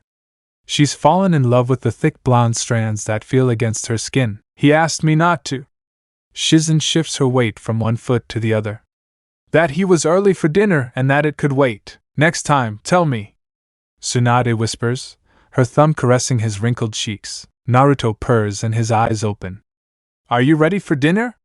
His eyes close again and he groans. "Headache, baby?" She performs a healing jutsu and places her glowing hand on his forehead. "Yes." He breathes. At his touch, the pain begins to recede and he strokes the relief. Tsunade's smile grows as she looks down at her precious baby. "You use too many shadow clones. Creating a seal requires a lot of concentration, and while shadow clones are useful for getting things done, using too many like this can cause migraines and mental exhaustion." Normally, Naruto would get defensive, thinking she was scolding him, but the tone of her voice just makes him want to go to sleep. "I know. I usually try to limit the number of clones I use at once for training and stuff, but..." Tsunade hums in agreement before murmuring to him. "Kakashi told me about the mission. You were very impressive." Naruto tries to hide a smile. "It was the only way I was going to get to dinner. We could have rescheduled." She removes her headband so she can brush her hair more easily. "I would have understood." Naruto's eyes closed. "I never go back on my word." Tsunade kisses his forehead. "Can I take you home? We can feed you. I can walk." Naruto gets into a sitting position and stretches his back. His eyes barely open as he stands. Shizen stifles a giggle. "What do you want to eat, Naruto?" "Let's hope he likes what's in the clay pot." "I don't care." Naruto yawns as Tsunade guides him through the hallways with her hand on his back. He practically sleepwalks as he shuffles his feet, his stomach aching. Kurama told him to eat before coming, but he was afraid he'd fall asleep as soon as his stomach was full. Then he'd miss his dinner, and it would make her sad again. For some reason, that's the last thing he wants to do. It's not like he generally makes a habit of hurting people. Usually, the pain he causes isn't intentional. For most, it's just his presence, and there's not much he can do about it other than leave them alone. This is different, though, because it hurts when he's not around. He doesn't want her to hurt, and he hasn't felt this way about another person in a long time. Granny opens the doors to what he assumes are the Hokage apartments, and he follows her inside. The smell of food makes his stomach growl and his eyes fly open. "Smells good. I made saba shioyaki, nikujiga, cinnamono, miso soup, and genmai in the pots after hearing you wouldn't be joining us." Tsunade explains as she rushes to make him a dish as he falls into a chair at the table. The blonde boy finds his energy returning when the plates are placed in front of him. He's missed meals like this since they returned to the village. If Grandma wants something, she always makes sure he has enough. He devours the fish and vegetables, taking care not to choke. Every time he finishes a plate, another is placed in front of him, and he couldn't be more grateful. Eventually, Shizen excuses herself and leaves the two blondes to themselves. Naruto finally slows down, and his body becomes heavy. All he wants to do is go to sleep, but the last thing he wants to do is go home. When he's this tired, he sometimes doesn't wake up when the alarm seals activate, and that's only meant trouble for him in the past. He looks up into the chocolate brown eyes that seem to be soaking into him. If he stayed here, he wouldn't have to worry about sleeping too much because his mother would keep him safe. He remembers how it felt to be wrapped in her strong arms makes him want to do it again. He didn't have nightmares the week he spent sleeping in her arms. He usually had one every other day, and he'd definitely have one tonight with how tired he is. Can I sleep here tonight? Naruto whispers, afraid to look at her and see her reject him. Tsunade lifts her chin and gives him a soft smile. You can always stay here, baby. No need to ask. Naruto nods as heat rises to his cheeks. It baffles him how much she cares for him. Tsunade takes his hand and leads him deeper into the apartment before stopping at a door. She opens it, and Naruto sees a room with blue-gray walls and a rug with multicolored squares under the bed. The comforter on the bed is blue with the occasional red stripe. There are scrolls and books on ninjutsu, fuinjutsu, and medical jutsu on the shelves. What look like new ninja tools are on the table, and Naruto marvels. This is everything he's ever wanted. I made it for you when we got back to the village in case you wanted to move in with us. Naruto can feel his mother's nerves coming off. He's afraid she won't like it. It's perfect. Naruto breathes and Tsunade enters the room to show him where his pajamas are. Naruto can feel the heat taking over his face. I was wondering if I could sleep in your bed. Her voice is quiet and part of him hopes she doesn't hear him. Tsunade gives him a sympathetic smile as she grabs a piece of his clothing and approaches him. You're always welcome in my room. She cups his face, and he leans in close. They walk further into the hallway, and Tsunade opens the door to her room and shows him the bathroom. Naruto gets dressed before jumping into bed. He waits for his mother, who comes out of the closet in her own jammies. Naruto feels bad for making her sleep before 7, but his selfish side doesn't care. The older blonde slides into bed, and Naruto wastes no time snuggling up next to her. She wraps her arms around him, and he can feel her lips in his hair. Sleep calls to him as his eyes close, and the last thing he hears is, I love you. Naruto wakes up sometime during the night. He can tell by the way his mother's breathing that she's awake too. She always seems to wake up before him. He's not sure if it's because she just doesn't sleep or because she has some kind of sixth senses. He loves that she cares enough to be so in sync with him like this. It's completely silent, waiting for his mother's heartbeat and her breathing. The way she runs her fingers through his hair fills his heart. It all brings a peace to Naruto he doesn't normally feel. It's certainly not something he generally feels with a partner, but it always seems to be present when the older blonde is around. The feeling of safety and contentment gives him the courage to do something he probably should have done 26 days ago when he first met her. Can you tell me our story? Tsunade's heartbeat quickens at his request. She closes her eyes and buries her nose in his hair, breathing him in. This is the moment she's been waiting for, and she won't let it pass. She slides lower on the bed so her forehead is pressed against his, and she can look into his wide blue eyes. The moment I found out about you was the moment I fell in love with you. His voice is a whisper against her face. Naruto is constantly avoiding her eyes, preferring instead to stare at her neck. She cups his cheek and pulls his body closer to hers. I didn't want to share him. Not one bit. I wanted to take him on his way, to raise him where no one would find us. She kisses his nose, and Naruto fiddles with her necklace. Why didn't you? Naruto mutters, his eyes flicking up to hers and then away. Because I couldn't, in good conscience, take you away from your father. Tsunade brushes some hair out of her eyes, hoping her precious blue will find her again. Now, looking back, I should have had the two of you meet after you were born. We would have been far away from the village the night everything happened, and I would never have lost you. Tears fall from Tsunade's eyes as the pain of losing her baby washes over her in a wave. She felt like she was going to die for years after it happened. The only reason she didn't drink herself to death was because of Shizen. But then I turned into a demon, and you didn't want me anymore. Her baby sounds so confused and heartbroken that he grabs her chin so their eyes can meet. You're not a demon. She knows his voice is harsh, but she wants that thought, that idea, banished from her mind. You're my baby, and I love you. I'll fight anyone who even has the audacity to imply that. Her hand moves to the back of his head to pull him closer. I won't stand for you calling yourself that. You're my precious little boy, and I'll tell you that every day if I have to until you believe it. Naruto's lips tremble and tears prick his eyes. So why did you leave me? Oh, Naru-chan. Tsunade's heart rips from her chest. I didn't know I was. I gave birth to you in the forest. Shizen and I were trying to get back into the leaf so Minato could help Kushina when I went into labor. Shizen kept going because she couldn't go on so fast. It wasn't much longer that the contracts grew so strong that I had to stop to see how far along you were. That's when I realized you were in trouble, and if I didn't do anything, we were going to die. His voice breaks and she holds him closer and he clings to her. I performed a C-section on myself, she whispers. When I first held you in my arms, you were so perfect, so beautiful. I didn't know it was possible to love you even more than I already did. I activated my seal to heal myself, but by then I'd already lost so much blood. When I woke up, the Nine Tails had already attacked the village. She cries. Half the hospital had been destroyed. The half we thought you were in. We didn't know Minato had taken you to seal it. We thought you were dead and that I couldn't stay in the village without you. It was too painful. Why didn't anyone tell you he was alive?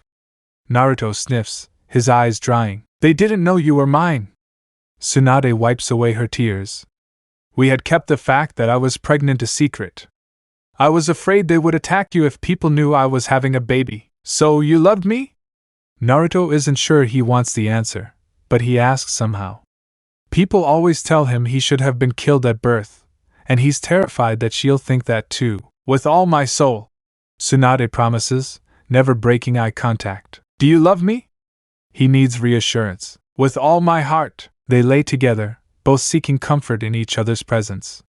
For the first time in a long time, Tsunade feels her heart begin to heal.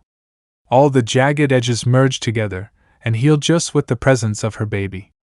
Naruto feels the gaping hole that always taunted him, telling him there was something wrong with him, fill, and he feels like he can breathe calmly for the first time. I thought you were dead. I needed you. Naruto whispers. I know, Naru-chan. I should have been here. We should have been together. You have no idea how much I wish I had been. But I'm here now and I'm not going anywhere. Naruto tucks his head under her chin, and they hug as the aches begin to heal. Tsunade hugs him and whispers in his ear how much she loves him, that they'll never be apart again, and that she'll always be there for him. A small smile graces Naruto's face as he falls asleep. Chapter 10. Onaizen! The real Naruto yells at his brother, who is teaching two of his clones wind style, Gale Surge. I did it! It took me almost 7 years, but I cured the damn fish! Asuma walks over and pats Naruto on the shoulder. It's about time! He starts laughing and ruffles Naruto's hair. I knew you could do it! Naruto looks at the fish and can't wipe the smile off his face. He's been working on it for so long that he didn't think he'd ever be able to do it. But now he's one step closer to his dreams. He can't help but think about Tsunade. She'd want to know he finally did it, right? Mothers are supposed to be happy about things like this, right? And ever since he learned the truth about what happened, they'd grown closer, but he wasn't sure he was ready for that step. Kurama is always pressuring him to open up, saying he needs the connections he told Gaara he needed to find. It's strange to think so much has changed in such a short time. He wrote to Gaara about it, and his fellow Jinchuriki told him to hold on to it while he still can, because eventually she might turn on him, and while it will hurt, the pain will be worth it. You should go tell your mother. Asuma pushes him toward the village. I'm sure she wants to know. Don't you think she's just like everyone else and will get upset because I'm getting stronger? Naruto needs reassurance. His heart and his head are telling him two different things, and he doesn't really know what to do. I don't think you'll ever find anything more different from others than Lady Tsunade. Asuma puffs a bit and smiles. I hope, perhaps a certain Hyuga heiress. Naruto's eyes are as big as saucers as he glares at his brother. Shut up! You don't know what you're talking about. I know more than you think I do. I'll keep training the clones. Go impress your mother. Naruto searches his brother's face, and Asuma seems to genuinely think it's a good idea. Okay, Naruto hesitates before leaving, waiting for Asuma to call him back. When she doesn't, Naruto returns to the village. His stomach is a ball of nerves. Despite what Kurama is currently telling him, he doesn't think the incubator actually cares that he's finally made progress in his medical ninjutsu. At least he's not sure parents are usually proud when their children accomplish things. Obasan was always happy when he or Asuma Onizen did something. His relationship with his mother was different from other children his age. He's only known her for 2 months. He'll trust his Onizen and show the old woman what he can do. Maybe he should show Shizen too. Naruto takes out one of his storage scrolls and opens it so he can free Taunton. He knew it was stupid how much this little pig meant to him, but no one had ever given him anything like this before. He runs his thumb over the carefully sewn thread and admires how long this has taken him to make. Shizen had to take care of him too, right? Why else would she take the time to do this? She has so many questions in her head and doesn't know how to deal with them all. Then come the emotions. He's never been particularly good at processing his emotions, and this isn't making him any better. Naruto seals the upward thrust before entering the village. He jumps onto the rooftops to reach the Hokage Tower faster. As he gets closer, he starts to worry that she'll be mad that he appeared out of nowhere. After all, they weren't supposed to have dinner for another 4 hours. Kurama keeps telling her everything will be okay, but his hands start to sweat. He really hopes this isn't a bad idea. He rushes through the doors and hugs the walls as he heads toward the Hokage's office.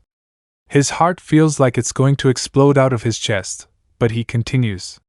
He sees Shizen leaning over her desk, and he stands behind her and pushes her from behind. She jumps in surprise and turns around. "Naruto!" she exclaims, clutching her chest. "You're early. Is everything okay?" She presses her hand against his forehead to take his temperature. Naruto's face has taken on the color of his clan symbol, and his eyes flick to see the shinobi and civilians in the room staring at them strangely. "I'm fine, Shizen." He turns his face away from her and looks down at his feet. "I was wondering if I could see the old woman." Shizen has to suppress her smile at her little brother's reaction. "She's just doing paperwork for the rest of the day, so you can continue." Naruto rubs the back of his neck, his face turning redder. "Can you come too?" "Of course." Shizen can't help the smile that appears on her face.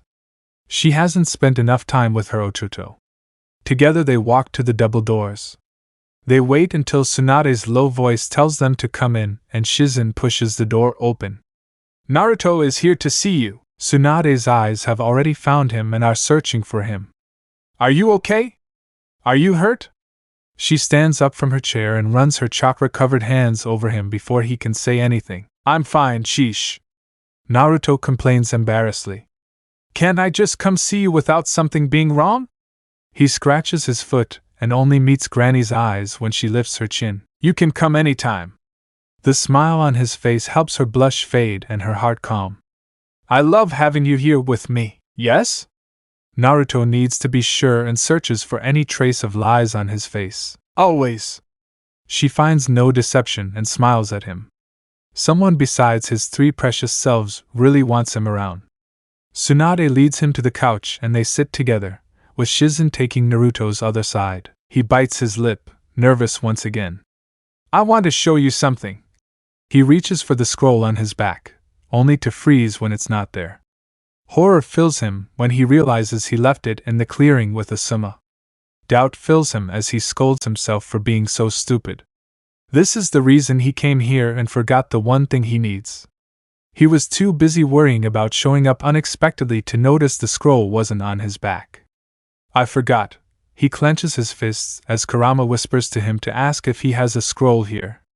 "Can I borrow a medical training scroll?" Tsunade runs her fingers through Naruto's hair and kisses his head. "Of course." Shizen stands and goes to the bookshelf to retrieve the requested scroll. Shizen places the scroll on the coffee table, spreads it out in front of him, and places a fish in the seal. Naruto wipes his hands on his pants and slides forward in his seat. He molds the Kurama's chakra into his belly and inserts it into the seals he's inked on his wrists. His chakra flows into the fish and it does, and his hands glow with soft orange. It takes about a minute, but soon the fish flops down on the table and he looks up to see if Tsunade is proud of him. He doesn't have to wonder why she's looking at him with the biggest smile and a look of wonder. You did it, baby! He can tell she wants to hug him, and he wants that too. Her hugs make him feel good inside. He leans into her a little, and that's all it takes to pull her into his arms and hug him. I'm so proud of you! That's amazing, Naruto-kun! Shizen praises, and Naruto's cheeks turn pink again. We have to go celebrate. What do you want to do, Naruto? It's your day. Tsunade pulls away and looks into his beautiful blue eyes. Waiting. Aren't you working? Tsunade brushes her hair out of her eyes and smiles at him. I only have paperwork left for today, and I can do it tomorrow. Besides, Naruto tugs, and Shizen leads the two blondes to the door. I'd rather spend the day with you. Walking through the village streets is very different when you're walking next to the Hokage, Naruto thinks. None of the usual whispers follow him, and the glare is minimal. It makes him feel a little strange, but in a good way. Have you decided where you want to go? Shizen asks. I don't know. Naruto mumbles, thinking about the lack of money in his pocket. I really don't have any right now, he whispers, and Tsunade almost loses it. She stops the blonde and turns him to face her. When you're with me, you pay nothing. Tsunade's voice is firm, and the runners don't argue. Good. Naruto's cheeks burn again, and he wants to face palm. He hates that she blushes so much around him. He's a man, this shouldn't be a big deal. He bites his lip and thinks about the things he needs. Clothes are the first thing he thinks about. The wardrobe has picked up quite a pace in the past few months, and he hasn't earned enough money to replace them all. But then she'd find out how poor he really is. After all, he buys the cheapest things he can. But then again, if she buys them, then there won't be any demon taxes. Can we go clothes shopping? Tsunade is surprised. Shopping for clothes is the last thing she thought he'd say. She thought he'd like to go to the weapons shop or something like that. Whatever you want, Naruto. Naruto leads the trio to the ninja supply shop and rings the bell as they enter. I'll be there in a couple of minutes, the shop owner yells from behind. The blonde walks straight back to the right and starts rummaging through the bargain bin. Tsunade holds back a grimace when she sees him searching for his orange jumpsuit in her size. Have you looked at any of these other outfits, Naruto? She asks, trying to distract him from the repulsive orange one. He looks at the clothes she's pointing at with longing, which confuses her. They're too much money. Looking at the price, she sees that a full set costs only 5,675 yen, and the ones he's looking at are 1,135 yen. Remember, I'm paying. You don't have to worry about the money. Naruto looks down and bites his lip. But I'll have to replace them when they get ruined. Tsunade leans in so she can look him in the eye. I'll get you some new ones too. Naruto shuffles and then nods, and Tsunade couldn't be happier. Naruto looks at all the different shinobi clothing and picks up a pair of black shinobi ankle pants to wrap around his shins. He hasn't had clothes this nice since Obasan was alive. He walks to another aisle and smiles at the black top that buttons along the right shoulder seam and has 3/4-length sleeves. He grabs a mesh shirt, gray arm guards, and gray pants that bunch up to his calf. He walks up to the older blonde and holds out his arms. I like these. Don't you want more than one? She prods. Naruto's blush returns and he nods. I'll go get some more. Tell the cashier you'll get 10. Tsunade and Shizen go get more clothes for him as he approaches the counter with a drink. He places the bundle down as an older man emerges from the back. He squints at Naruto and curls his lip as if he smells something unpleasant. What are you doing here? I want to buy these clothes. Naruto can already tell this is going to explode, and he can't help but be glad it does. I'm with the whole 56,800 yen. He demands. I need 10 pairs. Naruto says, already knowing what he's going to say. 113,600 yen. The young blonde man prepares for what comes next. An angry blonde with fire in her eyes comes out of a hallway. 113,600 yen? That's more than double what they're worth. Hokage-sama! The man jumps, sweating like a pig. I didn't see you there. Obviously. She scoffs, grabbing his shirt and pulling him toward her. Why are you charging him extra? It's. Naruto doesn't really blame the man for not wanting to answer. He wouldn't want to in his place either. It's the demon tax. Naruto whispers. Demon tax! Both Tsunade and Shizen shout, outraged. I told you! Kurama complains. You should have told him sooner. I didn't mean to upset her. Naruto's eyes are wide as he watches the Hokage threaten a civilian's life. I highly doubt you'll ever bother her about something like this. Kurama snorts. It's more likely that she'll be upset that you didn't tell her sooner. I wonder what he'll do when he finds out everything else. Naruto winces at the thought. The blood vessel in his forehead might burst instead of threatening him like it currently is. Kurama's laughter echoes in his head as Shizen turns to him. Naruto, why didn't you tell us? There's a pain in her eyes that he doesn't understand. He doesn't know how to answer the question. It's no big deal. It's been this way since Obasan died and Oni-san left. He looks away, the old pain resurfacing. They say I need to pay back the village for the damage the Kyuubi inflicted 12 years ago. It's better than it used to be, Shizen breathes through her nose. It wasn't your fault. If anything, they should be thanking you for saving them. She looks at him for a long time. Is there anything else we should know? Naruto thinks about all the times he's had to clean his apartment after the villagers trashed it. He looks at the angry blonde finishing up the transaction with the shopkeeper bleeding from her forehead. She seems angry enough without adding anything else. Yeah, Shizen follows his eyes to her sensei and then back to him. We'll talk about this later, okay? Naruto nods as Tsunade grabs their groceries and carries them out of the store, huffing and puffing as they go. Naruto slows his breathing as he tries to reach that calm place within himself. He's pushed all his negative feelings, thoughts, and desires into his box and hidden it in the deepest recesses of his mind. After several minutes of meditation, he reaches the Buji mindscape and smiles when he feels the warmth of Kurama's fur against his back and opens his eyes. Gaara sat in front of him with Shikaka locked in a cage several feet behind him. Naruto. Gaara smiles, and this time it doesn't seem to be as painful to form as it used to be. I heard the new Kazekage is sending you and your siblings to Konoha on a diplomatic mission in a month. Naruto smiles, hoping to show Gaara around Konoha and its precious people. He's never been able to introduce a friend to anyone and is looking forward to this opportunity. Baki-sensei wants to help strengthen the relationship between our two villages and has accepted my request to be a part of it. Gaara plays with some sand between his fingers, avoiding looking at Naruto. The blonde knows that if he remains silent long enough, the redhead will ask what Naruto knows he wants to ask. Patience is rewarded when Gaara meets her eyes and speaks. Will you fix my seal? Naruto opens and closes his mouth. I can try. He rubs the back of his neck. I'm not a seal master yet. Maybe you'd like someone with more experience to fix that. Gaara remains silent on his way, letting Naruto know he needs to rethink his stance on the issue. There's no one I trust more to fix this than you. His hand grips his stomach, a reminder of what they both share. I'll need to make a plan. Naruto steps closer. Can I take a look at the seal? Gaara nods and lifts his shirt. Naruto's eyes trace the lines on his 3 incomplete seals. It seems that the person who put the seal there was trying to make a new seal, but since they didn't have enough knowledge about Fuinjutsu, they simply took pieces of another seal and broke them with an incomplete understanding of what they were doing. The seal isn't complete. Naruto takes out a piece of paper and a pen to copy it all down. I'll have to do some research on how to add the barrier and filter glyphs without damaging the structure already in place. Gaara remains silent until Naruto finishes his assessment.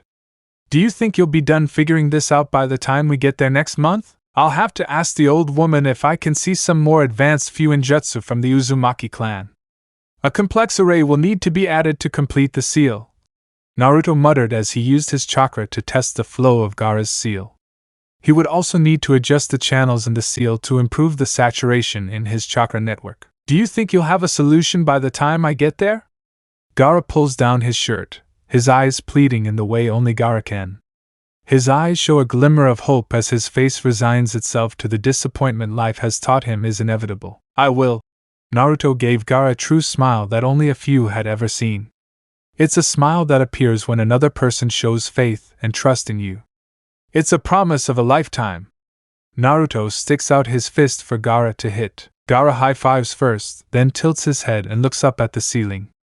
Kankara's calling me. I have to go. Will we see each other again in a week? Next week. Naruto confirms as their shared mindscape fades away and he is left alone. He and Kurama sat in the shade of a large tree in their meadow. White flowers surround them, and the sky is a brilliant blue. Naruto leans back against Kurama as he tries to remember everything he's learned about Fuinjutsu, but he can't think of anything he's seen or read that comes close to what he needs to do. If his Obasan were here, he could talk to her about it. Mito Obasan had taught him, and she'd started teaching him Fuinjutsu a couple of months before she was killed. He would give anything if any of his Obasans were with him today. He has so much he needs to learn, but he has no seal masters left to teach him. The perverted sage claims to be a seal master, but from what he's seen, his seals are sloppy and leave something to be desired. Taking a deep breath, he knows there's really only one thing left for him to do. He sits up straighter and centers his body and mind. Meditation had always been difficult for him. There are too many thoughts running through his mind to truly achieve a true level of peace. Since anything difficult has never deterred him, Naruto pushes through it and searches for the memories Kurama showed him about Fuinjutsu. His only hope is to push a little harder, see a little more, and try to find something that will help him find a solution to Gaara's problem. He's so absorbed in his thoughts that he doesn't hear the footsteps approaching him, until a voice that sounds like a shout comes out of his meditative state. Hey Naruto! Tsunade sits in her office, reviewing her paperwork. Somehow, no matter how much she finishes the day before, there's just more. There has to be a way to lessen the piles. Maybe if she delegates more, the problem will be solved. The only problem with that is that just because she could delegate, it's her advisors, the village elders, who she doesn't even trust with a marshmallow. Leaning back in her chair, she looks out at the village. To replace them, she'll need a majority vote at the council meeting. She needs 9 of the 17 votes, but it's possible. The Hyuga, Aburame, Hatake, Yamanaka, Nara, Saratobi, Inazuka, and Akimichi clans will join her. The Shimura, Tenma, Kahaku, Hoki, Kurama, and Tenma clans, along with Hamura Mitokado and Koharu Yudatane, will vote against her. That left only the Lee clan, which would cast the deciding vote. Tsunade smiles to herself. Turning them to her side won't be difficult once she finalizes her plans to fix Rock Lee's spine. Those old bastards are getting their asses kicked out if it's the last thing she does. Then it would free up some of her time to spend with her son after selecting advisors she trusts. When he was still a fetus, she had plans for how she would train him to ensure he could protect himself. She'd have to make some adjustments to them, but she can't wait for quality bonding time. That is, if he wants her to train him. She's pulled from her thoughts when Shizen pokes her head into the room. Tsunade-sama, Naruto is here to see you. Send him. She'd think it was her thoughts that called him here, but since it hasn't worked every time she thinks of him, she doesn't try to fool herself. Naruto walks in a little shyly and rubs his neck. Sorry to bother you, but I was wondering if I could ask you a favor, anything. Her heart races at the thought that he wants her to train him too.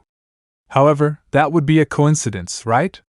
His mind races through all the different training sessions she wants to put him through and all the jutsu she wants to teach him.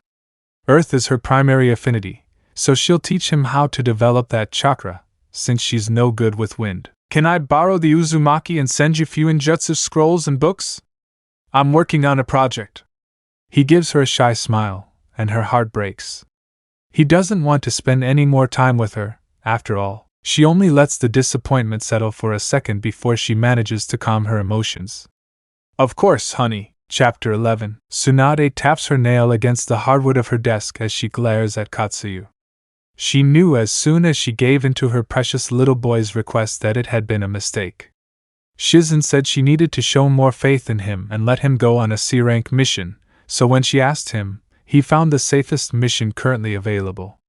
It was supposed to be a simple escort mission, and it had turned into a nightmare. When Katsuyu and Naruto told her what was happening, she wanted to run to him to protect him.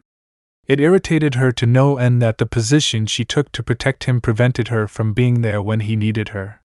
The only thing that gave her strength was knowing that her baby followed her.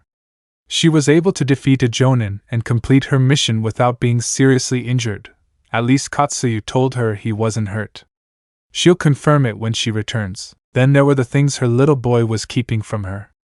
Her baby son can use Swate Unjutsu. When Katsuyu told her that, she began planning how she was going to train him. She would use the teaching plan her Ajisen used on her. After all, there was no one better than Tobirama Senju at Swate Unjutsu. Tsunade looked forward to the time she would spend with him. She likes to imagine it will bond them and finally make him feel comfortable, letting everyone know they are related. She was lost in her thoughts until her attention was drawn to Katsuyu. Lady Tsunade, Naruto is approaching the gates. Tsunade was out the window before she could finish. The little slug just sighs before disappearing back into the house. Tsunade leaps over the houses as her eyes fall on a shock of blonde hair in the distance. She jumps once more before landing 3 feet away from him. The other 5 people with him are passed over as she rushes forward and crushes him in her arms. She cradles his head against her chest and enjoys the feel of her baby in her arms. It isn't until he starts to really struggle that she lets go. Are you okay? Does anything hurt? She coats her hands in green chakra as she runs them over his body, not fully believing his assurance that he's fine. His clothes are worn and he's a little dirty, but she can't find anything that might worry him, so she pulls him towards her once more and whispers how much she missed him so the others wouldn't hear. When she pulls away once more, his face is as red as a pepper. I told you I was fine. She sees his eyes shift to a red-haired boy who gives him a faint smile, which made Naruto's blush recede. He smiles back, and Tsunade looks at the boys she assumes are his friend's son. He has black circles under his eyes, a sign of untreated insomnia over the course of several years. The kanji for love is branded on his forehead, and from the tightness of his smile, she can tell he doesn't use his facial muscles often. Hokage-sama, will you look at Sasuke-kun? Sakura snaps out of her assessment, and turns to face the girl and the Uchiha. He's leaning against the kunoichi, who is the only reason he's standing. Bandages cover his arms, legs, and left cheek, while a bruise blooms over his right eye, causing him to glare. He seems fine. Tsunade finishes her assessment, and wraps her arm around her baby's shoulder as she leads the group into the village. Take him to be checked out at the hospital, and Naruto can give the mission report. She ignores the bewildered look on the Uchiha's face and the confusion on Sakura's, and instead turns to the Sand siblings. I assume you 3 are the Sand delegation? Yes, Hokage-sama. Temari nods. Baki-sensei sent us to discuss a joint Chunin exam between our 2 villages, Tsunade hums as she looks toward the Hokage Tower. We can discuss this further, in my office. She listens to her son's idle chatter with the 3 siblings, and her heart warms. She's never seen him act this open with anyone other than Asuma. While she's happy he has good friends like these, she's a little jealous that she's still waiting for him to open up to her. It was one of the things she hoped for when she was pregnant with him, and it was taken away from her before she even had the chance to try. Now she was fighting an uphill battle to find a place in his heart. When they arrive at her office, she looks over the paperwork Temari gave her, and smiled to herself when Naruto was surprised that both she and Kankuro were Chunin and already were when they entered the last exams. It was common when a Jinchuriki entered an exam with other villages for their teammates to be Chunin. She would have to put more thought into her response to the Kazekage. He pulls a sheet from his top right drawer and fills it before clearing his voice and offering it to the blonde kunoichi. I'll have to think about this more.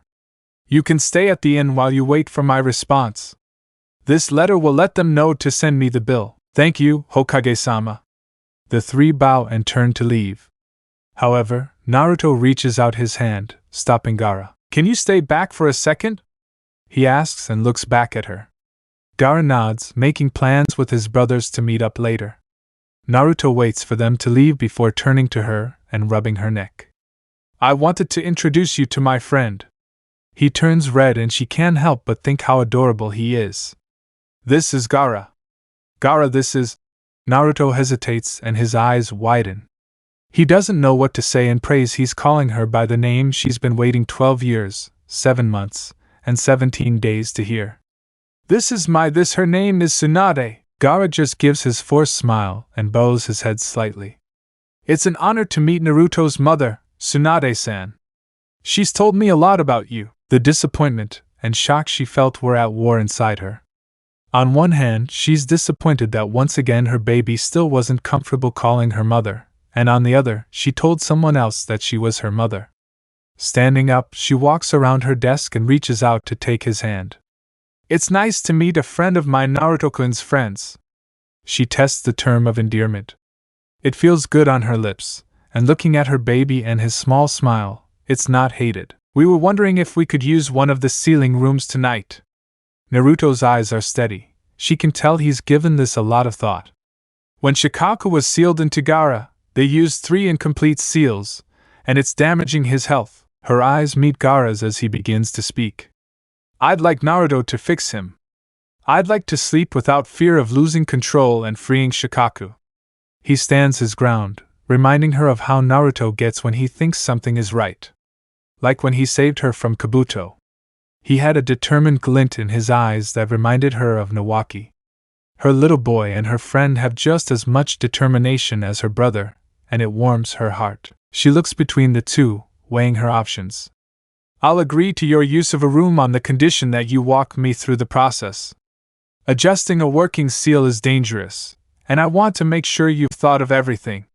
She knew he was training to become a seal master, but she didn't know how close he was, and this kind of seal work required a mastery of the art she wasn't sure he possessed. However, she didn't want him to think she was doubting him. This way, she could make sure everything was secure without giving him that impression. I can do that. Naruto nods and smiles at her before turning to Gaara.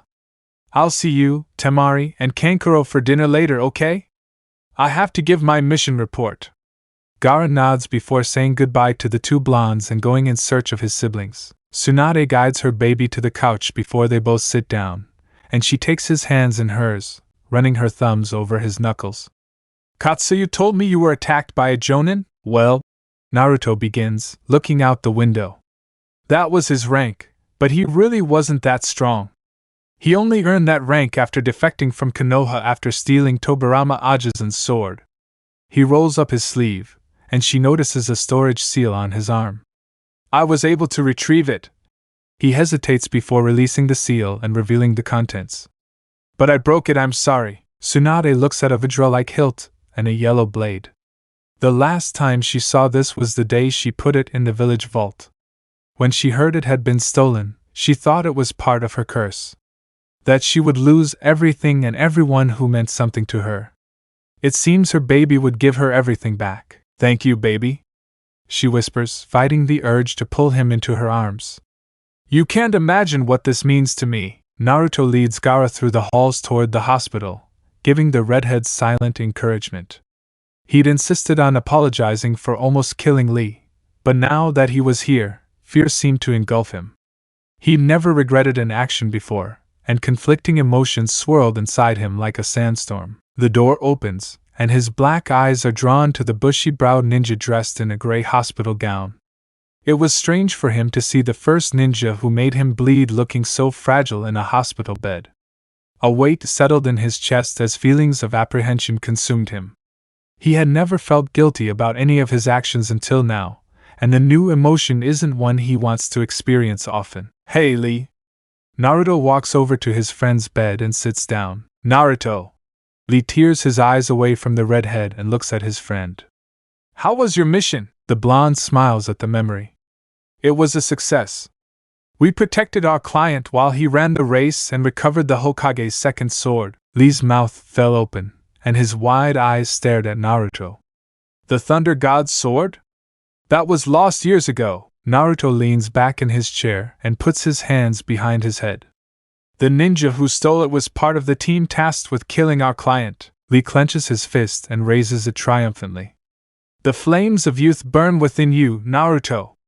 I only hope that one day I can join you on a mission so that our flames of youth may burn together. The blonde laughs and sits back in his chair. I'm looking forward to it. His face turns serious as he looks his friend in the eye. Have you scheduled the surgery yet? Determination shines in Lee's eyes as he refuses to let his gaze drop. It's scheduled for a week from now, and physical therapy will start the next day. I can finally see the end of this storm. After listening to the exchange between friends, Gaara felt it was finally his turn to join the conversation. He had been practicing what he was going to say for a month. He just hoped it would be enough. Lee-san, I want to apologize for hurting you the way I did. It wasn't me, I took it too far, and I wish there was something I could do to make it right. Gaara looks embarrassed and misses the soft smile Lee gives him. It's fine, Gaara. Naruto already explained to me that it was the result of lack of sleep and the incomplete Ichibi seal. I just hope you find a way to strengthen the seal so something like that doesn't happen again. The redhead nods in agreement. Naruto has been looking for a way to fix it. It's one of the reasons he came to the leaf. The blonde confirms. I'll make the adjustments, and he'll have to wait at least a week before he can mold chakra again without risking his life. Lee gives Gaara a bright smile. Looks like your storm is almost over too. Gaara lies shirtless on a ceiling table, glad that Naruto has finally finished explaining the process to his mother so they can begin. When he first decided to fix his seal, he thought he'd be a little scared when the time came. Now he realizes that his trust in his friend outweighs any fear he may have felt. Naruto, on the other hand, was nervous. He's never had his life in his hands like this, and he's not sure if he wants to get used to the feeling. One small mistake and it could mean the death of his friends. Taking a deep breath, Naruto picks up a brush and seals it. Are you ready, Gaara? His pulse is pounding so hard he can feel it in his chest, but he tries to give his friend a reassuring smile. However, the red-headed man wasn't fooled. I have complete confidence in you. He'd learned over the past few months that Naruto's greatest weakness was his lack of confidence. It stemmed from being told he was worthless and would never amount to anything in his entire life. He's hopeful that having his mother and sister in his life will help boost his self-esteem. Naruto dips his brush into the ink and tries to control his breathing. When he planned this, he hadn't anticipated how stressful it would be. His eyes lift up to meet her Tsunade's eyes, and he's overwhelmed by the amount of confidence that shines in them. He has vague memories of his obesan looking at him like that, but it's been so long that the memories have faded. Taking a deep breath and letting it out slowly, Naruto lowers the brush and begins the sealing. He works slowly to ensure he doesn't make any mistakes, and buys himself a couple of hours to finish. He forms a seal and pushes chakra into the ink to complete it, before giving Gaara a big smile. It's finished. Gaara sits up on his elbows to study the new ink on his skin. His chakra already feels more stable, lacking any of the spikes of power he usually feels within his network. His fingers trace the lines and he tries to sense Shikaku's influence on his emotions and drive. For the first time in his life, everything is silent. It's only him in his mind, and the emptiness leaves him at peace. Tsunade walks over to her son and pride fills her heart. He's learned a lot on his own and is well on his way to becoming a Fuinjutsu master, and that's not something many people can say. She walks over to him and cups his cheek. I'm so proud of you. A blush warms her face and Tsunade can't help but think how cute he is. Tearing her eyes off her little boy, she walks over to the sand ninja and runs a diagnostic jutsu to check his vitals. I'd like to keep you in the hospital for a few days for observation, but if nothing happens, you can leave at the end of the week. Gaara sits on the right and puts his shirt back on. Thank you, Hokage-sama.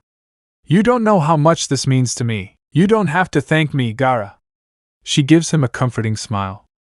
I'd do anything for a friend of Naruto's. Would you two like to have dinner with me? Gaara looked at Naruto, and the blonde realized the redhead would follow his example. When he thought about having dinner with her tonight, his emotions swirled inside him, and he wasn't sure he could sit down to dinner when he felt conflicted.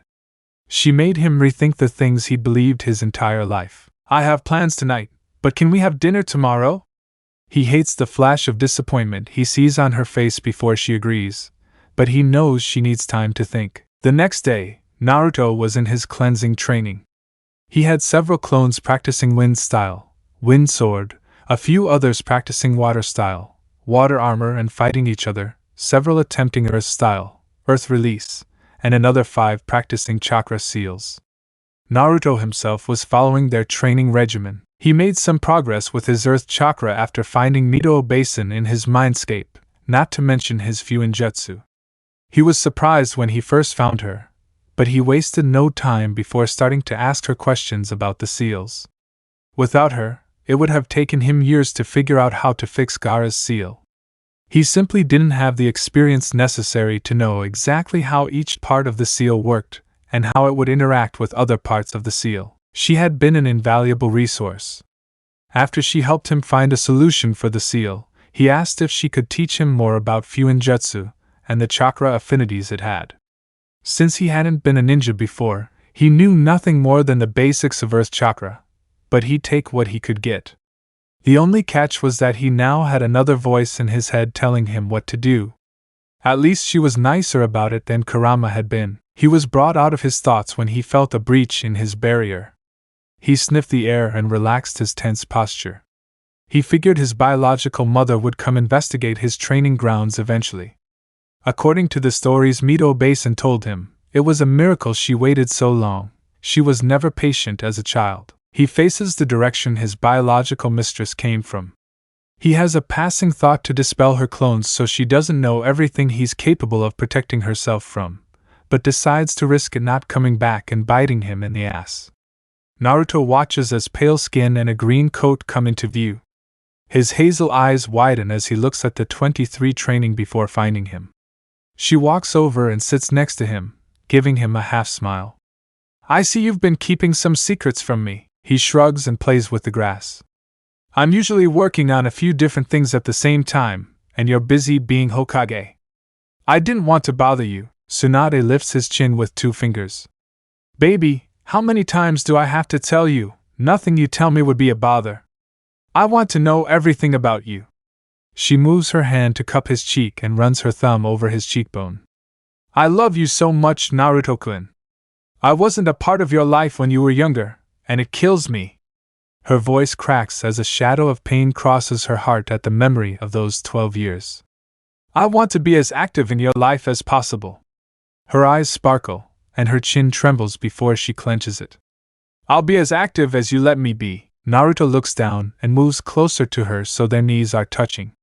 I've always wanted an Okasan. He hears her breath and his eyes rise. Her eyes feel like freshly warmed bread as they look up at him. A tear rolls down her cheek. Panic rises in his chest, and he follows the tear with his eyes. The last thing he wanted to do was make her cry. Panicking, he takes her hand off his face and away from her chest, wiping away the tear. I'm sorry! I'm so sorry! I'm no good at this stuff. I always say the wrong thing, and I've never had an Okasan before, and I don't know what to do. Tsunade crushes him to her chest and rocks him back and forth. You did nothing wrong, Naruto-kun. I'm happy. So happy, baby. You make me so happy.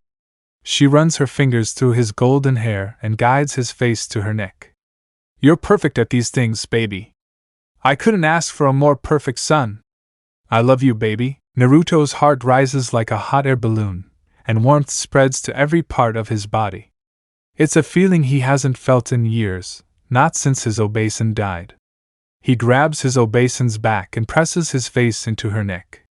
He breathes deeply, and her scent makes him feel safe in a way not even his obesan could. Chapter 12. Naruto is notified that Sasuke has defected while returning to the hospital after seeing off the Sand siblings. Emotions swirl inside him like a whirlpool. Part of him is relieved that he will no longer have to endure the Uchiha's bigoted ways and constant need to prove himself the best. A smaller part is angry that he is so easily giving up what Naruto has fought for his entire life. The entire village loves him, and he can have anything he wants just for the asking. Naruto's fist clenches before he realizes he isn't surprised. After all, Sasuke has been grumbling for months about how unhappy he is with his growth as a shinobi. Sasuke wants a shortcut to become as powerful as he can as quickly as he can, but there is no shortcut to the physical development necessary to become powerful. It takes time to develop the instincts, speed, strength, and chakra capacity necessary for the high-powered moves he desires. That was something the Uchiha will never understand because his desire for revenge clouds all rational thought. Becoming strong took time and humility to recognize that everyone had something they could teach him. Instead, every time he lost, he blamed circumstances or his teachers. Naruto is the last to arrive at his Okaisen's office, and the sight of someone other than his mother sitting in her chair makes him uncomfortable. It reminds him that everyone he cares about leaves. It's something he's always struggled with. Ever since he was little, the little voice in his head has told him that the reason everyone leaves is because there's something fundamentally wrong with him, and that was the reason everyone called him a demon. It wasn't until he met Kurama that he realized what exactly was wrong with him. It explained why he always had to be on his guard, especially after meeting Danzo Shimura when he was entering the academy. The older man refused to see him as a human being and only believed he should be a weapon for the greater good of the village. Shikamaru Nara Shino Abirame, Danzo began as he looked at the six. Today you are being given your first mission as a Chunin. You are to retrieve Sasuke Uchiha and return him safely to the leaf. Shikamaru nods and puts his hands in his pockets. If you don't mind me asking, where is the Hokage today? She usually gives these missions. With cold, calculating eyes, Naruto knew the Nara saw through Danzo's lies as well. The Hokage is being held performing surgery at the hospital. Danzo dismisses Shikamaru's concern and Naruto's anger. He is annoyed by the subterfuge the man is using to usurp the Hokage. It would take no time at all to bring this to his Okaisen's attention and let her make the decision. The six of you will be leaving in 10 minutes. Retrieving the last Uchiha is of the utmost importance. Normally, a mission with this level of importance would be given to a team of Jonin or Chunin, but unfortunately, the six of you are all we have available. It is up to the six of you to finish the mission. You are dismissed. The team moves to leave when the old Cyclops stands up from his chair. Genin Uzumaki, I need to speak with you. Naruto clenches his jaw before turning away and stuffing his hands in his pockets. The room falls silent as the others leave and close the door behind them. The two eyes stare into each other, and Danzo purses his lips. I want to make something very clear to you. The older man begins. It's in your best interest that the Sasuke Uchiha retrieval mission be a success, and that the boy be returned unharmed. He drums his fingers against his cane. Otherwise, secrets have a way of getting out. Naruto tenses. There are many secrets he's currently keeping. Some are more sensitive than others. And what secret would that be? Danzo's smile is condescending. The real reason Biwako Sarutobi died 7 years ago. Naruto's mind goes numb as this secret was the last thing he expected the old war hawk to know. The protective barrier had been tampered with, and the only way that could have happened was if someone inside the house had altered a seal. Naruto felt a bead of sweat form on his forehead as he remembered that day. Fuinjutsu had always fascinated him, and when he saw the seals around the house, he couldn't help but try to dissect the different parts and figure out how they worked together. It was a day she'd never forget. She thought she could improve the seal by weaving a genjutsu seal into it, not far enough along in her studies to know how difficult and complicated it was to make adjustments to seals already in place. She should have told her obesan what she'd done, but she knew she'd get in trouble and could fix it after she fell asleep.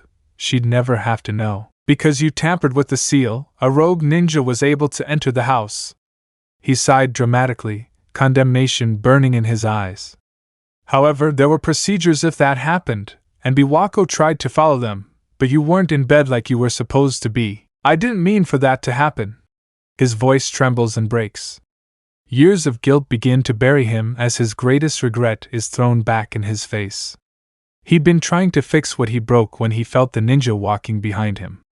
He remembers the overwhelming killing intent that flooded the room and couldn't help but call out to his obesan. Are you sure? You knew the rules. You knew you weren't doing what you were supposed to be doing. His posture hardens. You killed her. Naruto tries to raise his defenses, but they'd been blocked by years of self-torment. She'd entered the room like a whirlwind, trying to distract the enemy so she could escape. She kept telling him to run. Fortunately, the only ones who know are you and me. Naruto can feel the walls starting to close in around him. How do you think Nisan would react if he could get out? How do you think our new Hokage would react if he knew you killed his mother figure? Naruto could feel his eagerness getting the better of him. He hadn't run. If he had his obeison, he could be alive today, and Asuma would never have left the village. Finding this out might make him leave again. The last thing he wanted was to lose Asuma again, and he just gained his obeison in his life. Losing her so soon would crush him. Danzo smiles, but it doesn't reach his eye.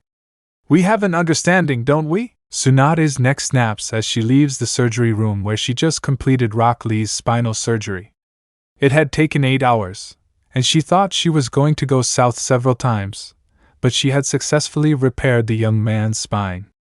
She smiles as she imagines the expression on her son's face. The way his eyes will light up, the corner of his lip will quirk, and she almost sees the boy she never knew. Pain pierces her chest like it does every time she thinks about all the things he missed, like his first bath, first steps, first word, first birthday. All she wants to do is bring her baby home and convince him to cuddle with her on the couch while they watch a movie. Just feeling the rise and fall of her chest brings her unimaginable comfort. If only they could live in those moments of nirvana for the rest of their lives. She can't imagine anything more perfect. Her reverie is broken when Shizen bursts through the double doors. Tsunade-sama! The doctors are bringing in 2 critically injured patients. Her eyes are wide, and Tsunade can see her trembling. Stones of fear sink into her stomach, and she feels like throwing up. There's only one reason Shizen would react this way to incoming patients, and it makes her want to die. She couldn't survive losing him again. She doesn't want to. Seeing her mentor's thoughts swirling, Shizen interrupts. Naruto isn't one of them. Tsunade slumps against the wall and clutches her chest. She definitely needs to hold her baby in her arms now. Sasuke Uchiha defected from the village and a group of 5 genin led by Chunin Shikamaru and Shino chased him. So far, our medical team has recovered 5 of the 6 ninja and only Niji Hyuga and Choji Akimichi have received life-threatening injuries. Naruto? His voice is unrecognizable to her, and she closes her eyes, preparing for the worst. We still haven't located him or Sasuke. Kakashi just returned from his last mission and is looking for them. Tsunade closes her eyes and takes a few deep breaths. Her baby is strong, and he can handle the Uchiha brat. After all, he saved her Kabuto, a ninja that not even Shizen could defeat. She tries to convince herself that she has nothing to worry about, but that little voice inside her head won't shut up. What are Niji and Choji's injuries? Tsunade asks, distracted by work. Niji received several penetrating traumas to the chest, and Choji took one of Akimichi's red pills. Tsunade slams her against the wall first. When they came up with those damn pills, she was against them, but was ignored. Maybe if she had access to the Nara drug mixing manual, she could find a way to reverse the adverse effects. Send someone to the Nara compound to ask if I can use their drug mixing manual. Tell them it's for the Akimichi heir. I'll work on Choji, while you work on Niji. She pushes through the wall and heads to another operating room. Naruto drags an unconscious Sasuke out of the river only to fall backward into the mud after slipping on a rock. His lungs gasp and the hole in his chest burns like a bonfire. The rain washes the blood from his face as he fights the strong urge to give up. He's out of chakra, and even if he wasn't, his coils are fried. They couldn't handle any chakra coursing through them until he rested. His head falls to the side to look at the Uchiha. The black seal on his forehead stood out against his ghost-pale skin. His lips curl into a whisper of a smile. Part of him can't believe it actually worked. It was the first time he'd been able to paint a seal with his chakra so quickly. Of course, he used too much chakra in the application, but that was something he could fix with training. Rolling onto his side, he stands. Naruto's body screams in torment as he lifts Sasuke into a fireman's hold. If it had been anyone else, he would have killed them and burned the body. Still, the last loyal Uchiha had always been special, and bringing the traitor back to life without permanent damage is worth it. He never wants his Okaisen or Nizan to find out that he was the reason Biwako Sarutobi died that night. He messed with things he didn't understand that allowed the ninja to get in, and if he had been where he was supposed to be, she would still be alive today. Banishing the thoughts from her mind, she begins walking toward the village. The only thing that kept her feet moving was the fear of hurting her Okasan by not returning. He'd already hurt her by not seeing her for weeks, and the last thing he wants is to hurt her like that again. His feet moved without conscious thought, and his eyes struggled to stay open. Fortunately, he knew the forests around Konoha like the back of his hand, and his trance-like state led him to the wall surrounding the village. He leaned his head against the wood and cursed himself. The gate was a mile to his right, with the hospital about 1,000 feet in front of him. He didn't have the energy to walk over this stupid barrier, either. You'll have to jump it. Kurama mutters worriedly. The coils on his legs are as damaged as possible. Naruto shifts the Uchiha into a safer position before taking a deep breath and jumping. His muscles clench after clearing the wall, and he collapses with a scream, his legs numb after all the pain. He breathes deeply, trying to refocus. He was so close. He couldn't give up now. She crawls forward, not caring that Sasuke's head is being dragged through the mud until she reaches a box she can use to prop herself up. Her vision fades to black, and she forces herself not to pass out until the world comes back into focus. Rain runs from her eyes as she looks back at the hospital and begins her 1,000-foot journey. Stumbling into the hospital, the lights assault his eyes and he tries not to throw up. He hears the doctors and nurses yell Sasuke's name before gently lifting the traitor off their shoulders and onto a stretcher before running out.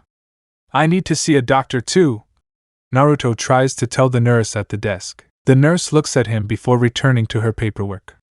I've seen you hurt a lot more and heal well. We've had a lot of serious cases today, and our staff is already taxed. Too tired to start an argument, he wouldn't win, and knowing he'd eventually heal, but not anytime soon, he bows his head and listens for any signs of his friends. He walks toward Shikamaru and Temari's voices, wincing once Shikaku starts talking to him. Naruto's head throbs as he turns the corner and sees his friend trying not to cry. Naruto! He calls, surprised by the blonde's appearance. The zipper on her black jacket was ripped, leaving the coat open and the blood barely visible against the black clothing. Mission successful. He forces a smile, collapsing onto a bench. The doctors are treating Sasuke now.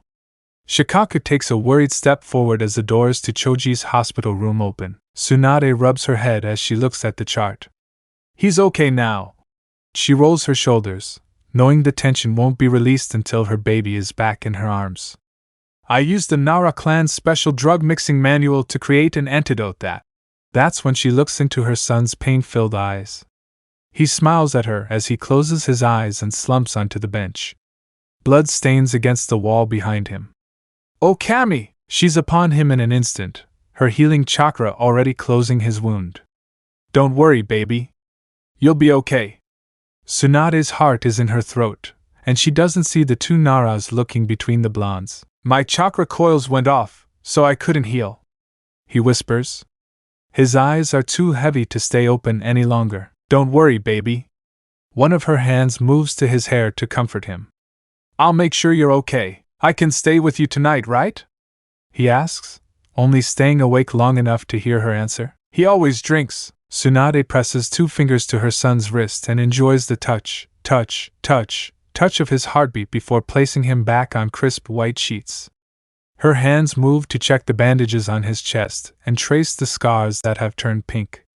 She grasps his hand in hers and holds it, unable to force her eyes to trace his face. It's been 48 hours and he still hasn't woken up, not that she's surprised.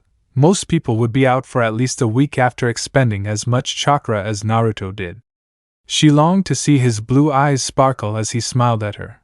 Her baby has such beautiful eyes. He doesn't move when he senses someone entering the room, having recognized the chakra signature. How is he? He's still sleeping. Tsunade looks at Asuma and her eyes are drawn to several albums in his hands. Well, he gives the albums a smile she remembers. Naruto asked me not to give them to you, but... He hands her the first album, and she sees a familiar baby picture and an ink handprint. The rest of his words are lost to her as she opens the cover. The first picture was taken at the hospital. His little head is a dark blue cap with small ears, and he's wrapped in a white blanket. The caption read 6.2 pounds and 18 inches. Tsunade turns the page, her eyes taking in every detail and word on the pages. She didn't think Biwako Sarutobi could give her a greater gift for raising and protecting her son, but it seems the old woman had different ideas. Every moment of her baby's life was documented. She even has clippings of his first haircut. Out of the corner of her eye, she sees more albums being handed to her. Are there more? Her voice cracks, and she wants to cry with gratitude. Kaisen took a lot of photos, he explains, handing her the last book. The old man wasn't that good at taking pictures, but I was able to gather some for you. Clutching the 6 books to her chest, she smiles at him. Thank you. You can't imagine how much this means to me. Asuma sits across from his favorite blonde, his fingers trembling for a cigarette. He was a very cute kid. I'm glad you see him. He was also glad the old man took pictures.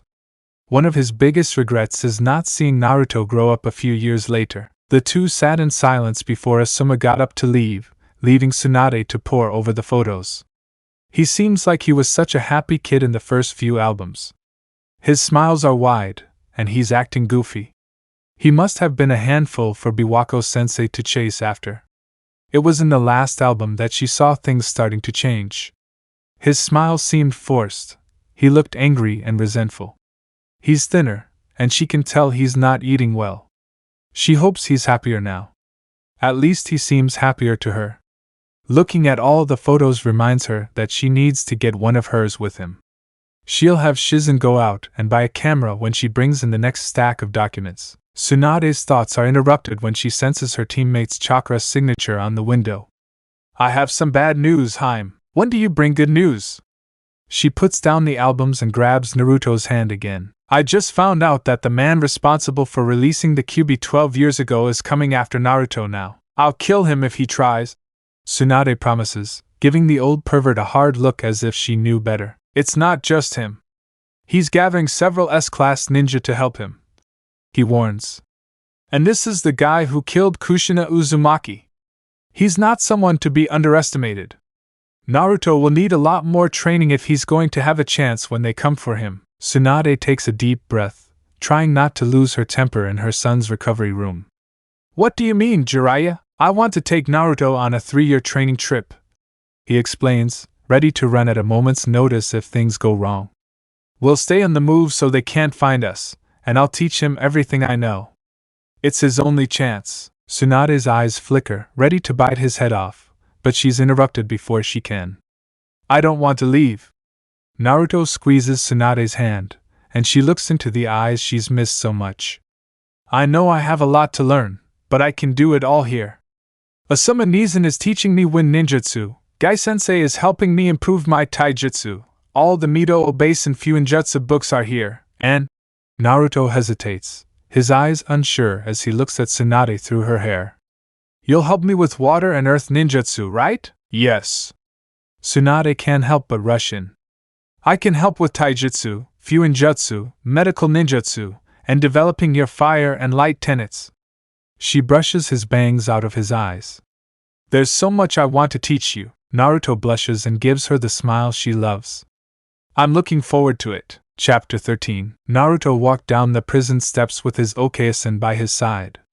He can still feel her fuming and can't really blame her. All his life, the council has done their best to make his life hell. But now that his precious Uchiha needed a seal master, they all ordered him to help him. He smiles as he remembers that as soon as they voiced their request, her face turned as red as the Hokage building. She let out a slew of killing intent and started yelling at them. She probably wouldn't have stopped screaming for hours, but he placed his hand on her shoulder. The blood vessel in her forehead popped as she turned to him, but her eyes and voice held none of the contempt she'd previously shown the council. He was surprised at how, no matter how angry she was before looking at him or speaking to him, she never showed any of that mockery. He agreed to look into the team's curse seal because that's what he'd want someone to do for him.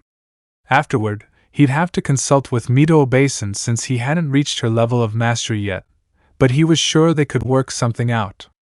He looks at his Okaya-san and can't help but wonder if it was time to tell her about Kurama, Mido Obasen, and his search for Kushina in his head. Besides, if he told her, Mito Basin would stop bothering him about it. Sometimes he hated having so many people in his head. Oddly enough, he's perfectly calm. His greatest antagonist is now behind bars and no longer a threat to him. It was a liberating feeling. His life was finally changing. He has an Okaisen and an Onizen who love him, and it seems their feelings are softening the hatred in the villagers. That could also be because they fear how their Okaisen will retaliate if they act against him. Either way, he can't imagine his life any better than it is now. He has everything he's ever wanted. We're here to see the Uchiha prisoner. Tsunade glares at the guard as if it's his fault they're there. Naruto can see the beads of sweat forming on her forehead as she stutters out the acknowledgement and moves to the side. Naruto grabs the sleeve of the Hokage's green coat before he can open the door. You don't have to come in. A second of pain flashes in his eyes before he hides it. While he didn't mean to hurt her, he also doesn't want Sasuke to think he needs a bodyguard. I can handle Sasuke myself, if you're sure. She warns and runs her fingers through his hair. He leans into the touch. Affectionate touches had been something he missed after his obeisan's death.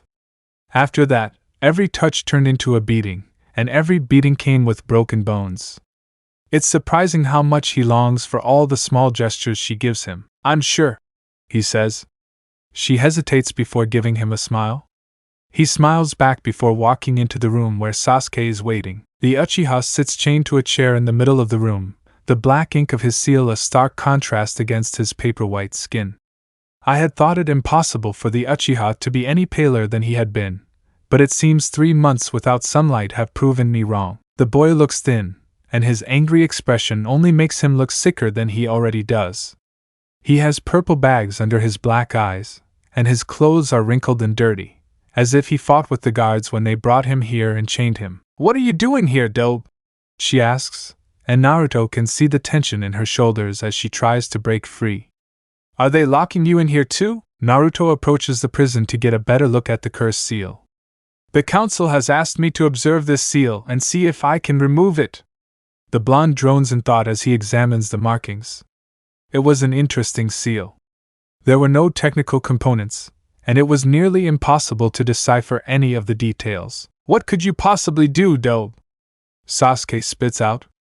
You can barely get out of a roll. There's no way you can solve something as complex as Fuinjutsu. Naruto smiles as he performs a few hand seals and places his palm over the cursed seal. He can feel its chakra flowing into Sasuke's skin as it takes the form of kanji. I think you've forgotten that I was the one who created and applied that seal to your forehead. He removes his head to examine what his diagnostic seal has discovered.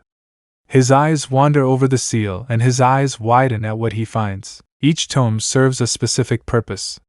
One gathers the Uchiha's chakra, diverting it into what Naruto assumes is another seal, while holding nature chakra from the same source. Another tome allows Orochimaru to control Sasuke's actions and abilities. The layering left Naruto wondering how much control Orochimaru has over his victims' actions. The third tome was tied to the other two, keeping them regulated and giving them access to Sasuke's chakra network.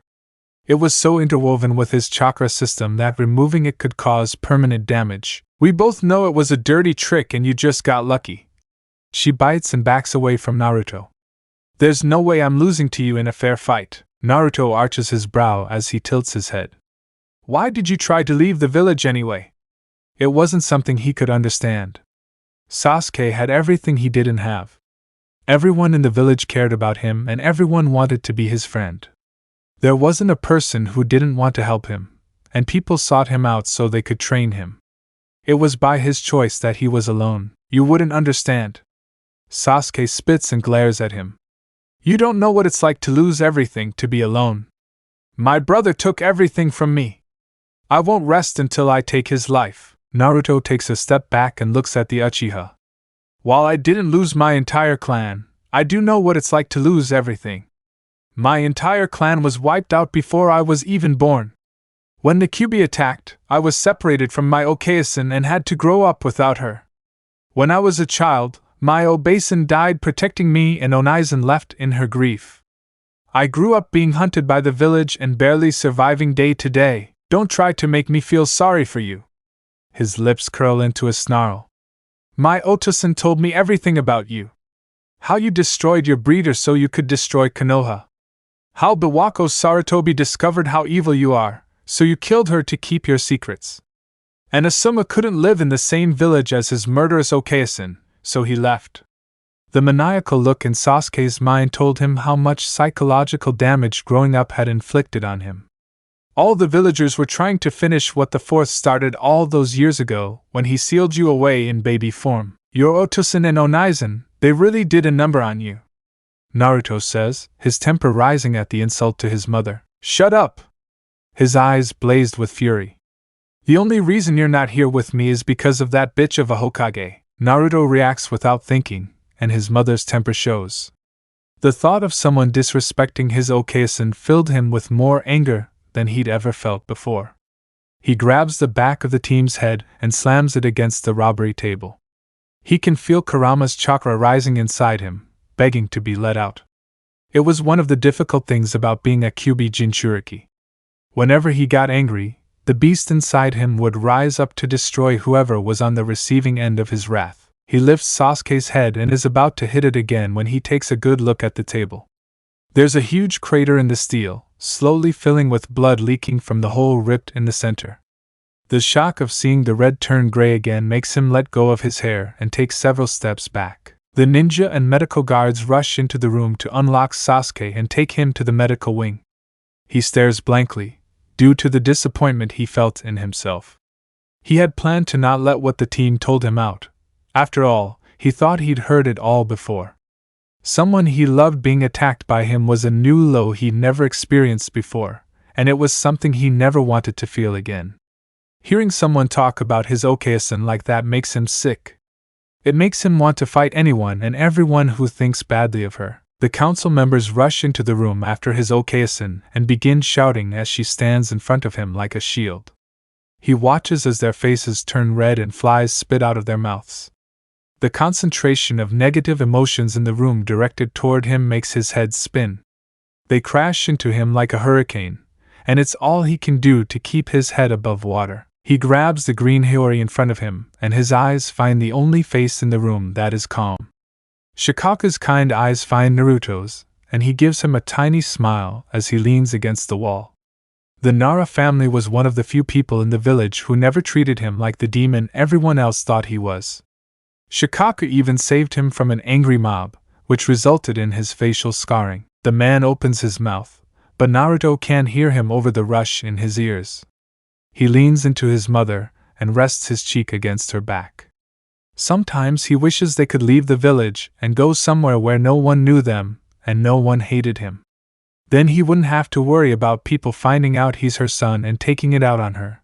That's one of his greatest fears. What if people found out and started treating his Okayasin like a demon too? He'd never be able to forgive himself. His vision is absorbed by pale skin and blonde hair after everyone leaves the room.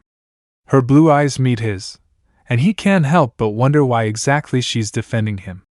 Her reactions to people saying or doing horrible things to him make no sense because no one has ever acted this way toward him. Was it because she loved him? His hand cups her cheek, and she asks if he's okay. Her heart swells in her chest, and she gives him a shy smile. It makes him realize he's never said 3 simple words to her, even though she tells him every day. He opens his mouth to say them, but he chokes on the voices whispering in his head, telling him something bad will happen if he says them. He told his Obasan he loved her, and she died. He told Asuma he loved him and left. He made the mistake of saying he loved the third Hokage when he was a kid, and a mob came after him. It was safer if she didn't say anything, so instead of saying the words on the tip of her tongue, she tells him it's okay. Naruto lies on the grass at Training Ground 7 and stares at the clouds. His thoughts return to Sasuke. For some reason, his father twisted everything that happened to suit his own needs, and his brother didn't do any better. It was like what the village did to him, but worse because it ran in the family. He can never imagine his Okayasin saying something like that to him. She's always trying to build him up and help him become a better person, whereas Sasuke's family tore him down and molded him into the person they wanted him to be. It makes him wonder what Sasuke's mother had been like. Did she try to heal the damage being done to him, or did she help hurt her son? He doesn't bother moving when he feels a familiar chakra signature enter the clearing and cast a shadow over him. Naruto stares at the laziest face he's ever seen before Shikamaru collapses beside him in the grass. The Chunin lets out a deep sigh.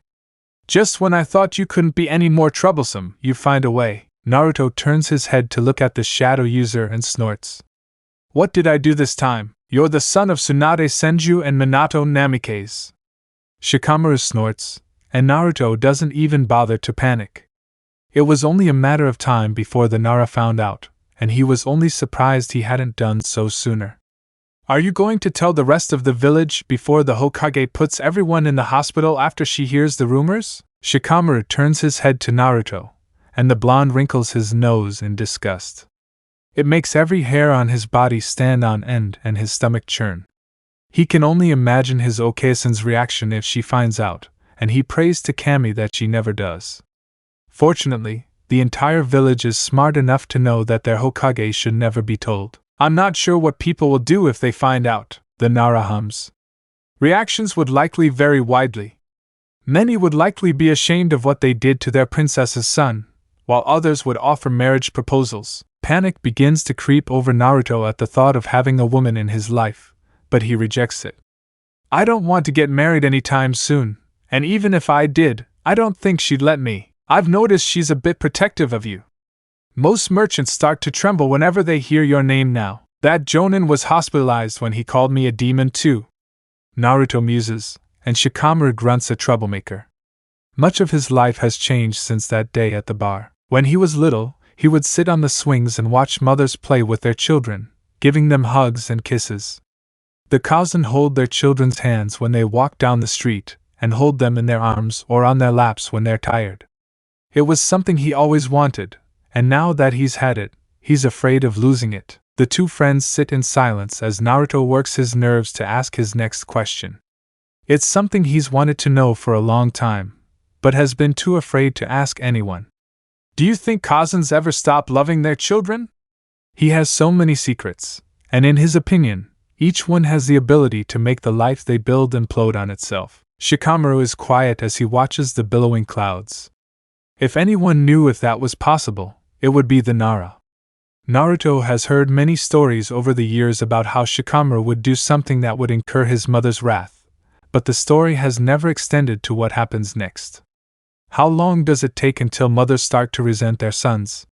How long does it take until they're just broken up? No, I don't think mom has it in them. His voice is unusually deep and holds none of his usual misery. No matter what you do or say, they'll always be there. They forgive you when you do something wrong and try to take care of you even when you don't want them to. Shikamaru looks at Naruto and meets his eyes. You're even more like mom. She has a violent and terrifying temper with everyone except you. I've never seen her get angry with you. The blonde man narrows his eyes in thought. You spent weeks calling her an old hag, and she doesn't do anything. That new guy, Sai, calls her old once, and she punches him through her window and over the south gate. The mustachioed ninja grins at the memory of a body soaring through the skies, causing Shikamaru to roll his eyes. Annoying blondes, Naruto laughs a little before thinking about it. What if you do something really big? Something that would really hurt them if they ever found out. A comfortable silence surrounds them as Naruto watches Shikamaru consider his response. Even then, I don't think they'll stop loving you. I think it would make them sad and maybe a little sad, but that would be it. Shikamaru breaks eye contact and looks up at the sky. However, I think they'd be more upset if they found out from someone else. I always got into less trouble when I told my Kachin what I did instead of her finding out. Naruto contemplates what he's going to do as he touches Kachin's collar. Maybe tell her it won't be so bad. Maybe she'll understand it was an accident and forgive him. Maybe then nothing will change if he just tells her.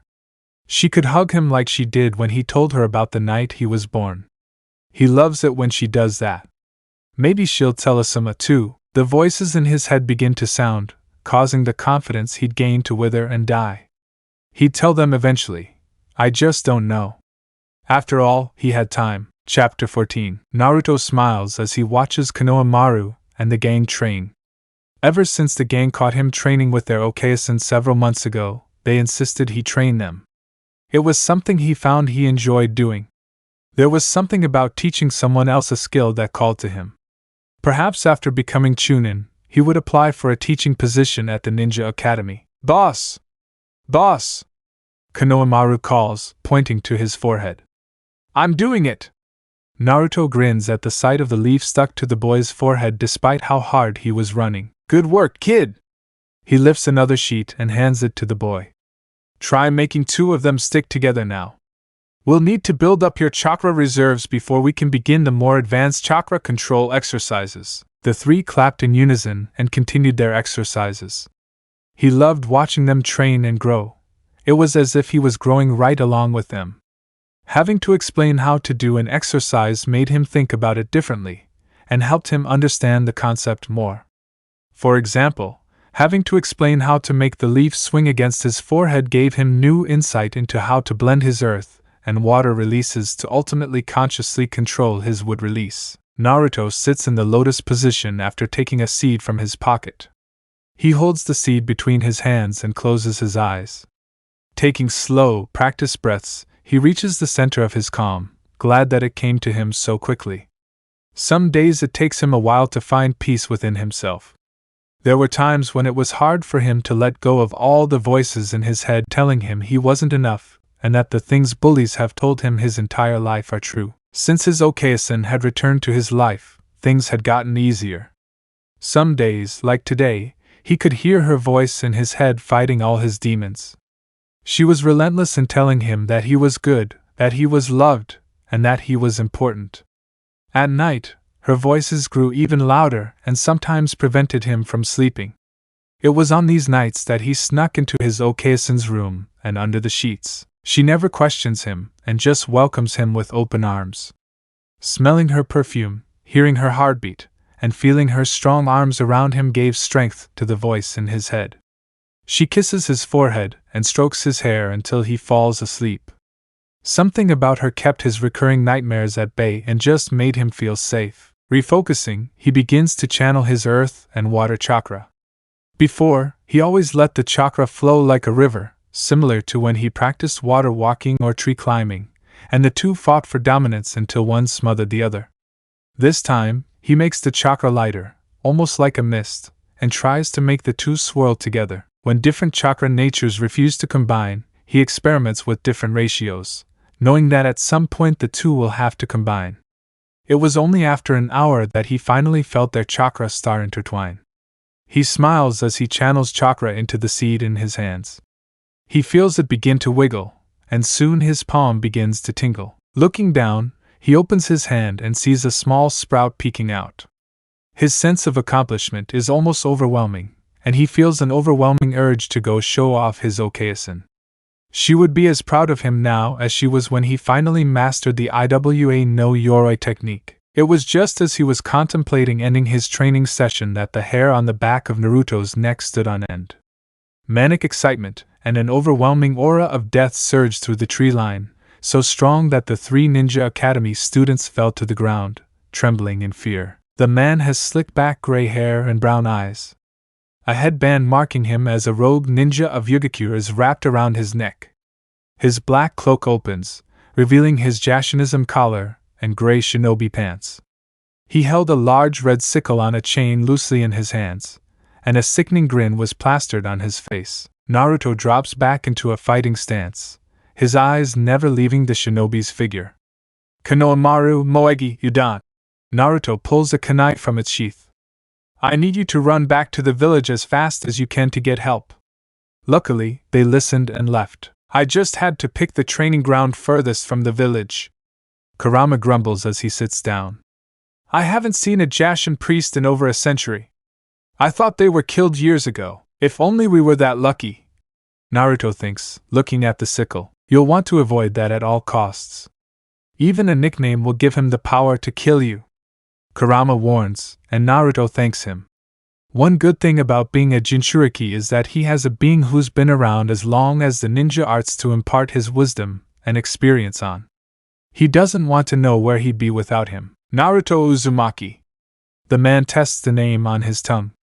I was sent to pick you up by a friend. I find it strange that a Jashin priest would take a job as a mercenary. Naruto trails off, trying to buy time. He just needs to last long enough for reinforcements to arrive. Do you know about Jashin? The glint in her eyes makes Naruto want to back away. Just a little here and there.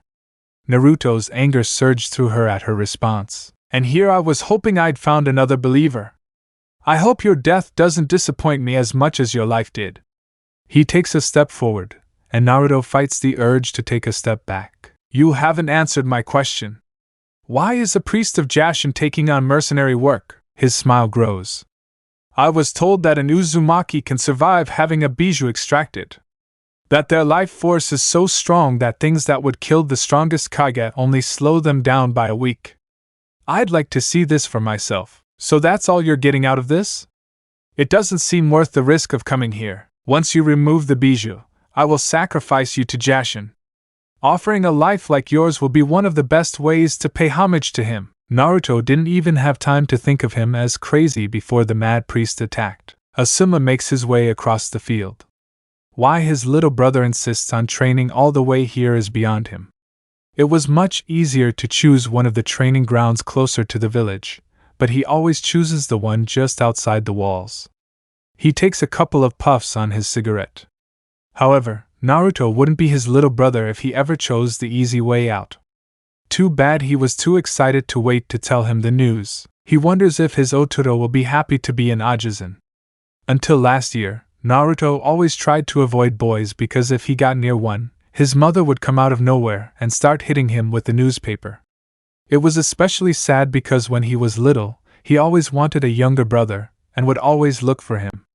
It wasn't until after Okayasen died that he stopped asking. With Konohamaru and his friends, it seems he's finally found the siblings he's always wanted. They've taken to teaching, playing with, and protecting them like it's something he's always been without.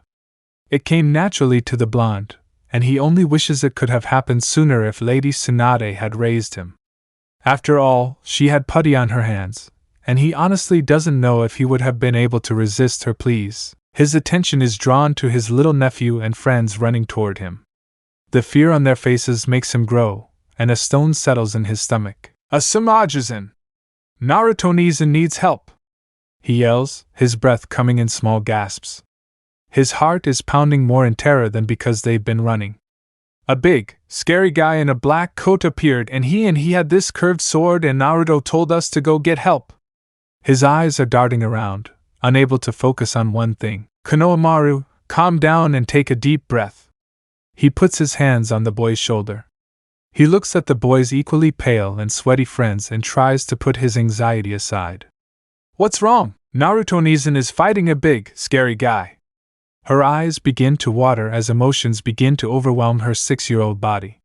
He's in trouble, Ajisen. Please help him. It was then that Asuma felt certain that the chakra was coming from the training camp Otoro was at, and that it wasn't a signature he recognized. Konohamaru, run to the village and alert the Anbu.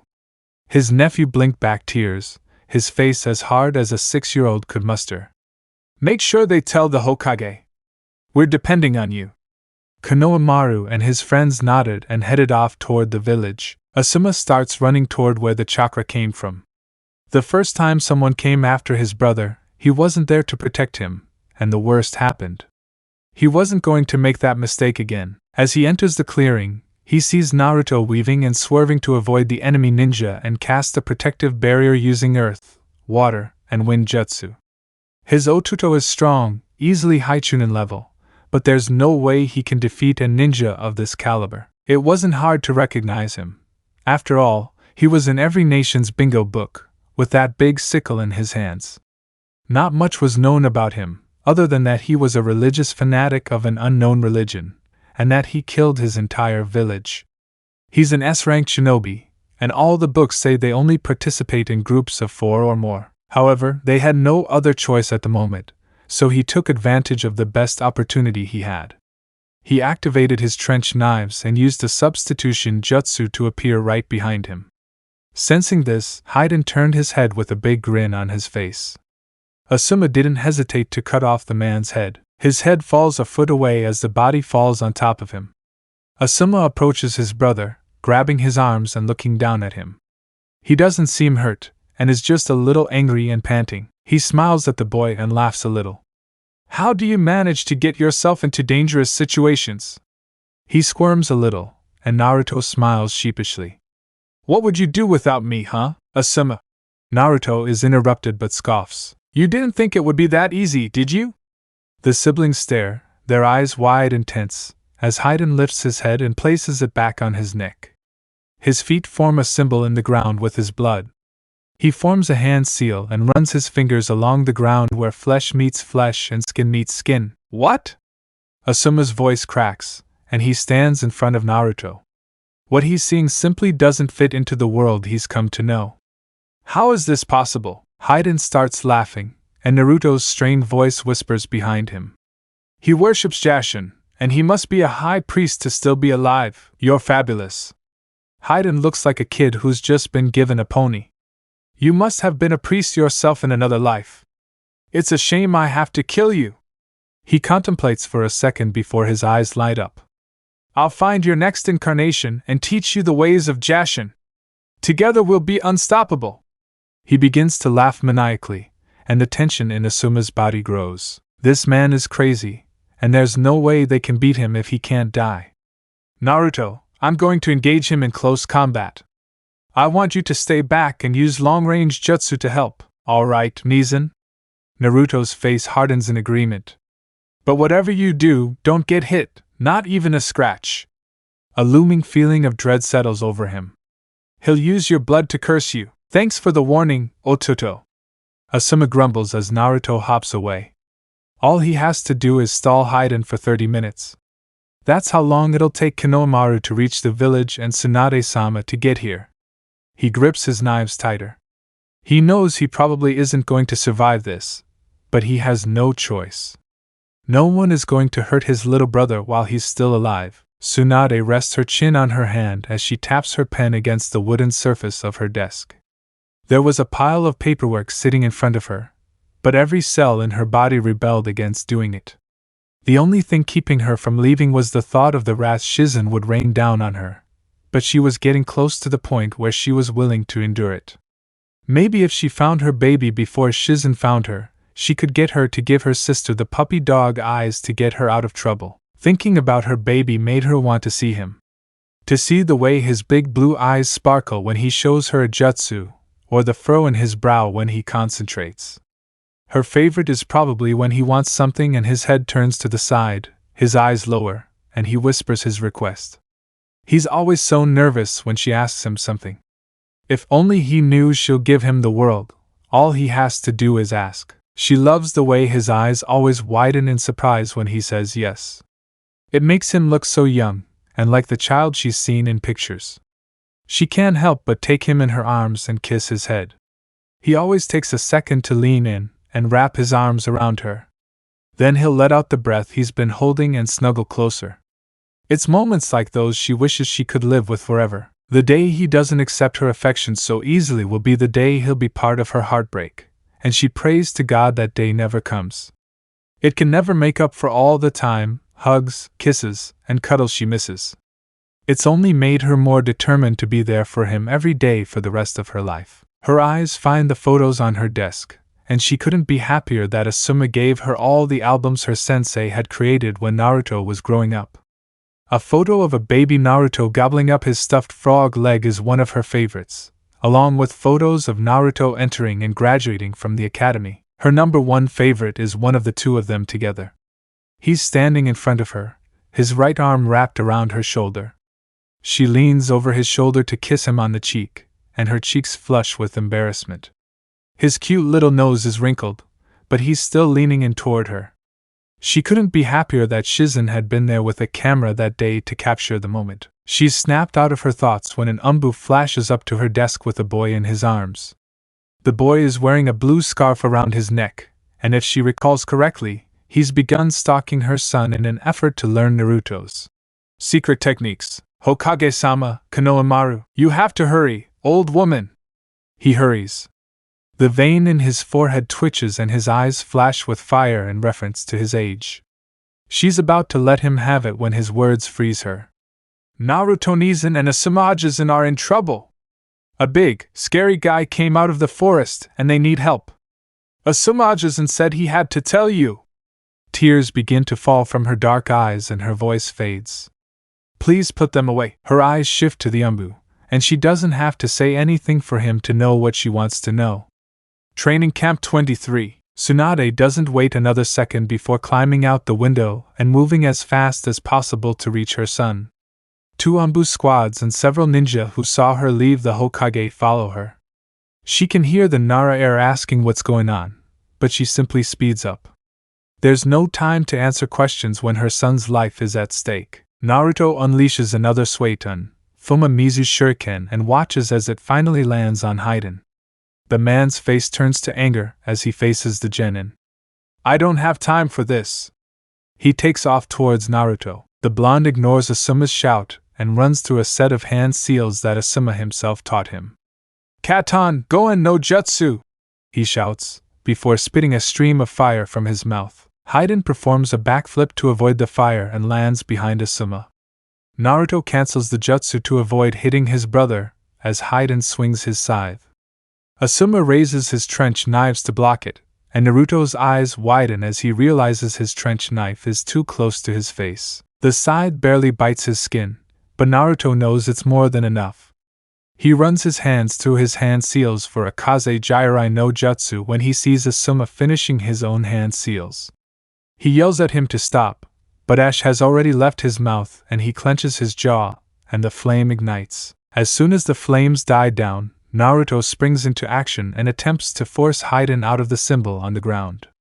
Out of the corner of his eye, he sees Asuma fall to the ground, his limbs twitching frantically.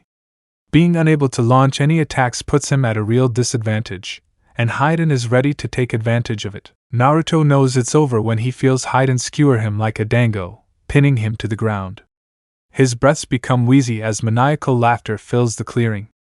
His eyes find the brown of his brother's, and despite the third-degree burns on his body, he smiles. You're going to be an Ajisen Otuto. His voice booms, and Naruto's eyes blaze. Kurina is pregnant. Will you take care of both of them for me? Naruto's brother's happiness fills him. The love he feels for the Genjutsu mistress has always been obvious. His eyes light up when he approaches her, and the moment he sees her, he gives her the biggest smile. With my life. You're trusting your unborn brat's life to the wrong person. Haiden laughs. After I kill you, he's next. I'll have the Kyuubi removed from him and then sacrifice his life to Jashin. It'll be magnificent. Haiden places his skewer to his chest, ready to thrust the blade into his heart. Asuma laughs, and Haiden narrows his eyes. Does dying seem fun to you? I was just trying to stall you until his Kachin arrives. Haiden's eyes flick between the two. He's heard stories about Konoha's Jinchuriki, and none of his information said anything about family. Who's your Kachin? The 5th Hokage, Tsunade Senju. Naruto's voice deepens, and Kurama's chakra begins to swirl within him. Anger he hasn't felt before consumes him, and he can feel his control fraying, frightening him. Losing control could kill him and free Kurama, but he has to do something. Shit, Haiden looks back at the village and knows he's been here too long. He can feel chakra signatures in the distance coming towards him, and knows it's time to end this. Naruto watches Haiden push the skewer against his chest, and something inside him just clicks. When Tsunade sees a column of red chakra shoot into the sky, she pushes her legs faster. A voice in her head tells her she's too late. The last time she saw chakra like this was when Kyuubi was extracted from Kushina, and unlike Uzumaki, that's not something her baby can survive. As she enters the clearing, she sees a mass of red chakra rushing towards the forest. When he sees Asuma lying on the ground, he calls Shizen to tend to his wounds. She follows him after a surge of red, demonic chakra and terror fills her from the boom she hears.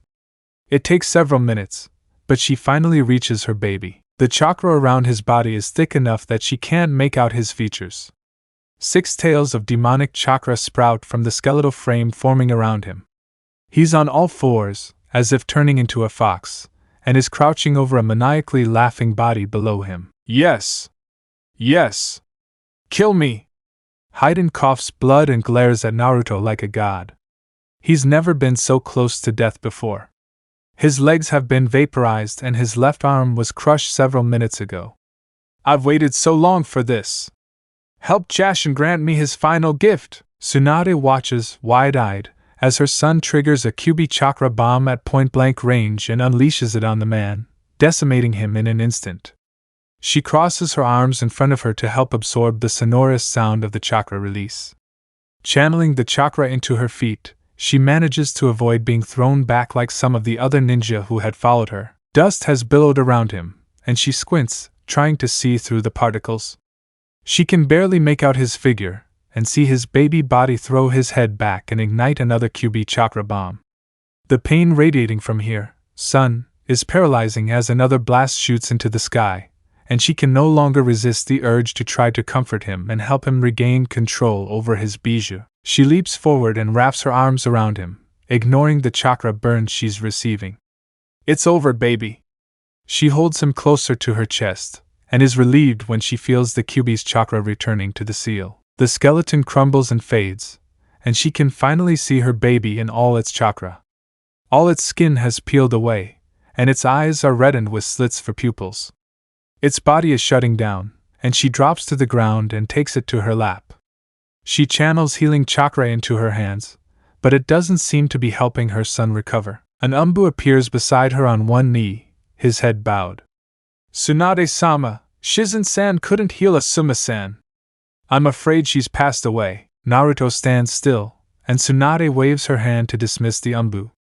Her son tears himself from her arms, his trembling becoming overwhelming as he holds on while avoiding her raw skin. It's all my fault. If we had been training closer to the village, this wouldn't have happened. If I had gone with him in the first place, Asuma wouldn't be dead. It's not your fault, baby. Tsunade tries to return him to a comforting hug, but he pulls away from her and turns away. It's my fault. If it weren't for me, he'd still be alive. His eyes widen, and he looks sick when he sees all his burns. I hurt you. Tsunade raises her hands in a reassuring gesture as she watches something break in her son's crimson eyes. Naruto. In a feat that could only be accomplished using bijou chakra, Naruto disappears from sight, leaving Tsunade with a hole in her heart. She tries to expand her senses and pick up on his chakra signature, but finds nothing. That's always been something her baby has been good at hiding when he doesn't want to be found, but today isn't the day he's going to leave. She chases after him, her only idea of where he might have gone being something Asuma told her a few weeks ago. He'd been worried that Naruto might have a panic attack when she wasn't in the village to help him through it, so he told her where she could find him. Tsunade lands at the entrance to the cemetery, her eyes automatically falling on her beautiful baby, whose body is closing in on her sobs. She approaches slowly so he doesn't take off again, and her heart breaks when she hears what he's saying. I'm sorry, Obasan. I'm sorry. It's all my fault. It should have been me. Her son is huddled beside Biwako's grave and doesn't seem to notice she's there. I didn't mean to kill you or Nizan. It was an accident. I don't know how I do it. Everyone I love dies. I should go so no one else gets hurt. It was then that Tsunade plopped down beside him and took her baby into her arms. You're not going anywhere. Naruto curls up on his mother's lap and cries. Tsunade leans in to be as close to him as possible, while rocking him back and forth. She doesn't bother saying anything because nothing she says can make him better. Nothing she says will bring Asuma back to life, and Naruto is too distraught to listen to her anyway. She hugs him until her knees ache. Her back feels like it would hurt less if she ripped out his spine, and her baby falls asleep. Tsunade adjusts Naruto in her arms until her arms are wrapped around his neck and her legs are around his waist. She holds his head against her neck and carries him home. He sleeps like a dead man and remains that way when she removes his clothes and bandages his raw skin. After she's finished, she tends to her own burns and changes her clothes. From the bathroom, she can hear moans coming from the bedroom. She crawls into bed when he starts muttering and pulls him back into her arms. She hums a tune her Obasan used to hum to her when she was a child having a nightmare, and felt him slowly relax and fall into a deeper sleep. When Naruto wakes up early in the morning and his Nizan is still holding him, he presses his nose closer to her skin, and she hugs him tighter and starts stroking his hair. He dreads what comes next, but he knows it has to happen. He never told Asuma, and now he'll never know if his Nizan would have forgiven him, and he's not going to make the same mistake twice. He pulls away a little and gets up in bed so he can rest his forehead against hers. I need to tell you something. You can tell me anything, Naruto.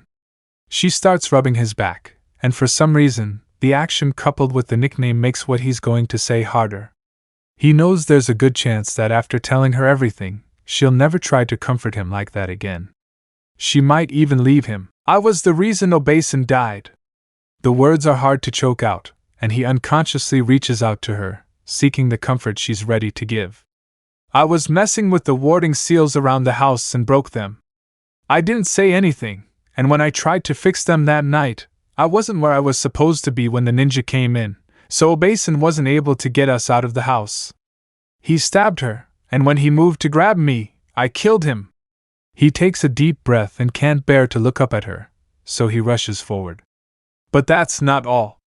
I'm friends with Kurama, and Mito Obasan is in my head. I found Kushin and Ichin yesterday when I lost control. If I had gone with Haiden yesterday, then Asuma wouldn't have died. I should have gone with him. Naruto grabs his cousin's shirt and can feel his heart start to beat uncontrollably. I'm sorry. I'm a huge disappointment, and I can't do anything right. I'm sorry. I know you hate me now, but please don't leave me. Please don't leave me. He takes several deep breaths when her hand falls from his hair, and he's prepared to be pushed away.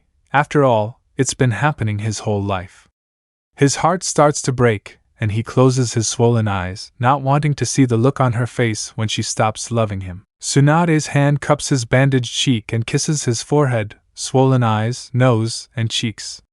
Naruto opens his eyes in confusion and searches her honey-colored eyes. They held none of the emotions he thought they should, like anger, rage, hatred, or disgust. Instead, they were sad, tired, and full of affection. I love you, Naruto.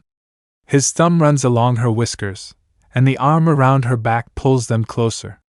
Nothing will change that, and nothing will make me leave you.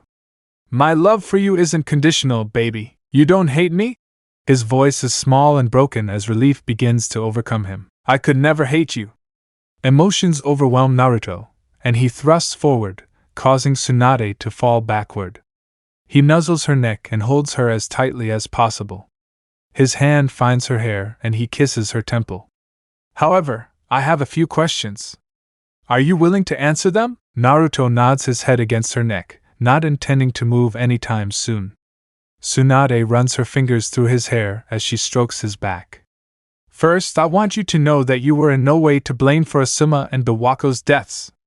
Forces outside of your control were at play, and the only people to blame were the people who started the situation. I messed with the seals. Naruto muttered to his Kaisen. You were a 5-year-old baby. Even if you had opened the door to her, it wouldn't be your fault, and I can guarantee that Biwako-sensei didn't blame you for what happened. I can tell how much she loved you. If I had told Asuma, do you think he would have blamed me? Naruto is fully expecting an answer. It was something he'd always been torn about, but he was too scared to say anything. No, baby. I wouldn't blame you. None of what happened was your fault. A tear spills from Naruto's eyes as he allows himself to believe in his Kaisen and savor the relief she's bringing him. Thank you. Tsunade kisses his temple again and brings the blanket that had been around her waist up to her son's shoulders.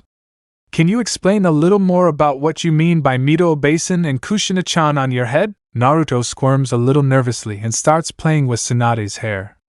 Because they were Jinchuriki before me, they left chakra imprints on Kurama. It took me a long time, but I was able to find the imprints, and now I'm talking to them. She lets out a slow breath. Kurama is the Kyuubi? Naruto nods against her. Are you friends with it? He can feel the tension beginning to fill her body and tries to reassure her. I met him when I was a kid. He was really angry at first, but we talked a lot, and eventually he calmed down when I made his cage nicer. He helped me a lot when I learned water release and Fuinjutsu. He also tells me about what he knows. Like he told me about you, the sperm donor, and the enemies. If I ever get caught in a genjutsu, he'll release me. He's become my best friend. The tension lingers in her body, and she only hugs him tighter. What do Mito Obasan and Kushina-chan have to say about this? Naruto would have squirmed again if his cousin's hold on him allowed it. Well, I just found Kushina-chan, so she's not too happy about it yet. Mito Obasan took a couple of weeks, but now she's not lecturing me about it anymore. Tsunade's lips twitched as she remembered when her Obasan used to lecture her. He would squat down to eye level and cup her face, and after he finished, he would squeeze her cheeks and tell her he loved her. Obasan lectures you? And complaints. Naruto wrinkled his nose. She's been telling me to talk to you about all this for a long time. Her now? Tsunade laughs as she leans her head against her baby's, and she stretches my cheeks. The two lay in silence. Tsunade kisses his head occasionally, and Naruto continues to play with her hair. One of his favorite things to do now is enjoy her love for him.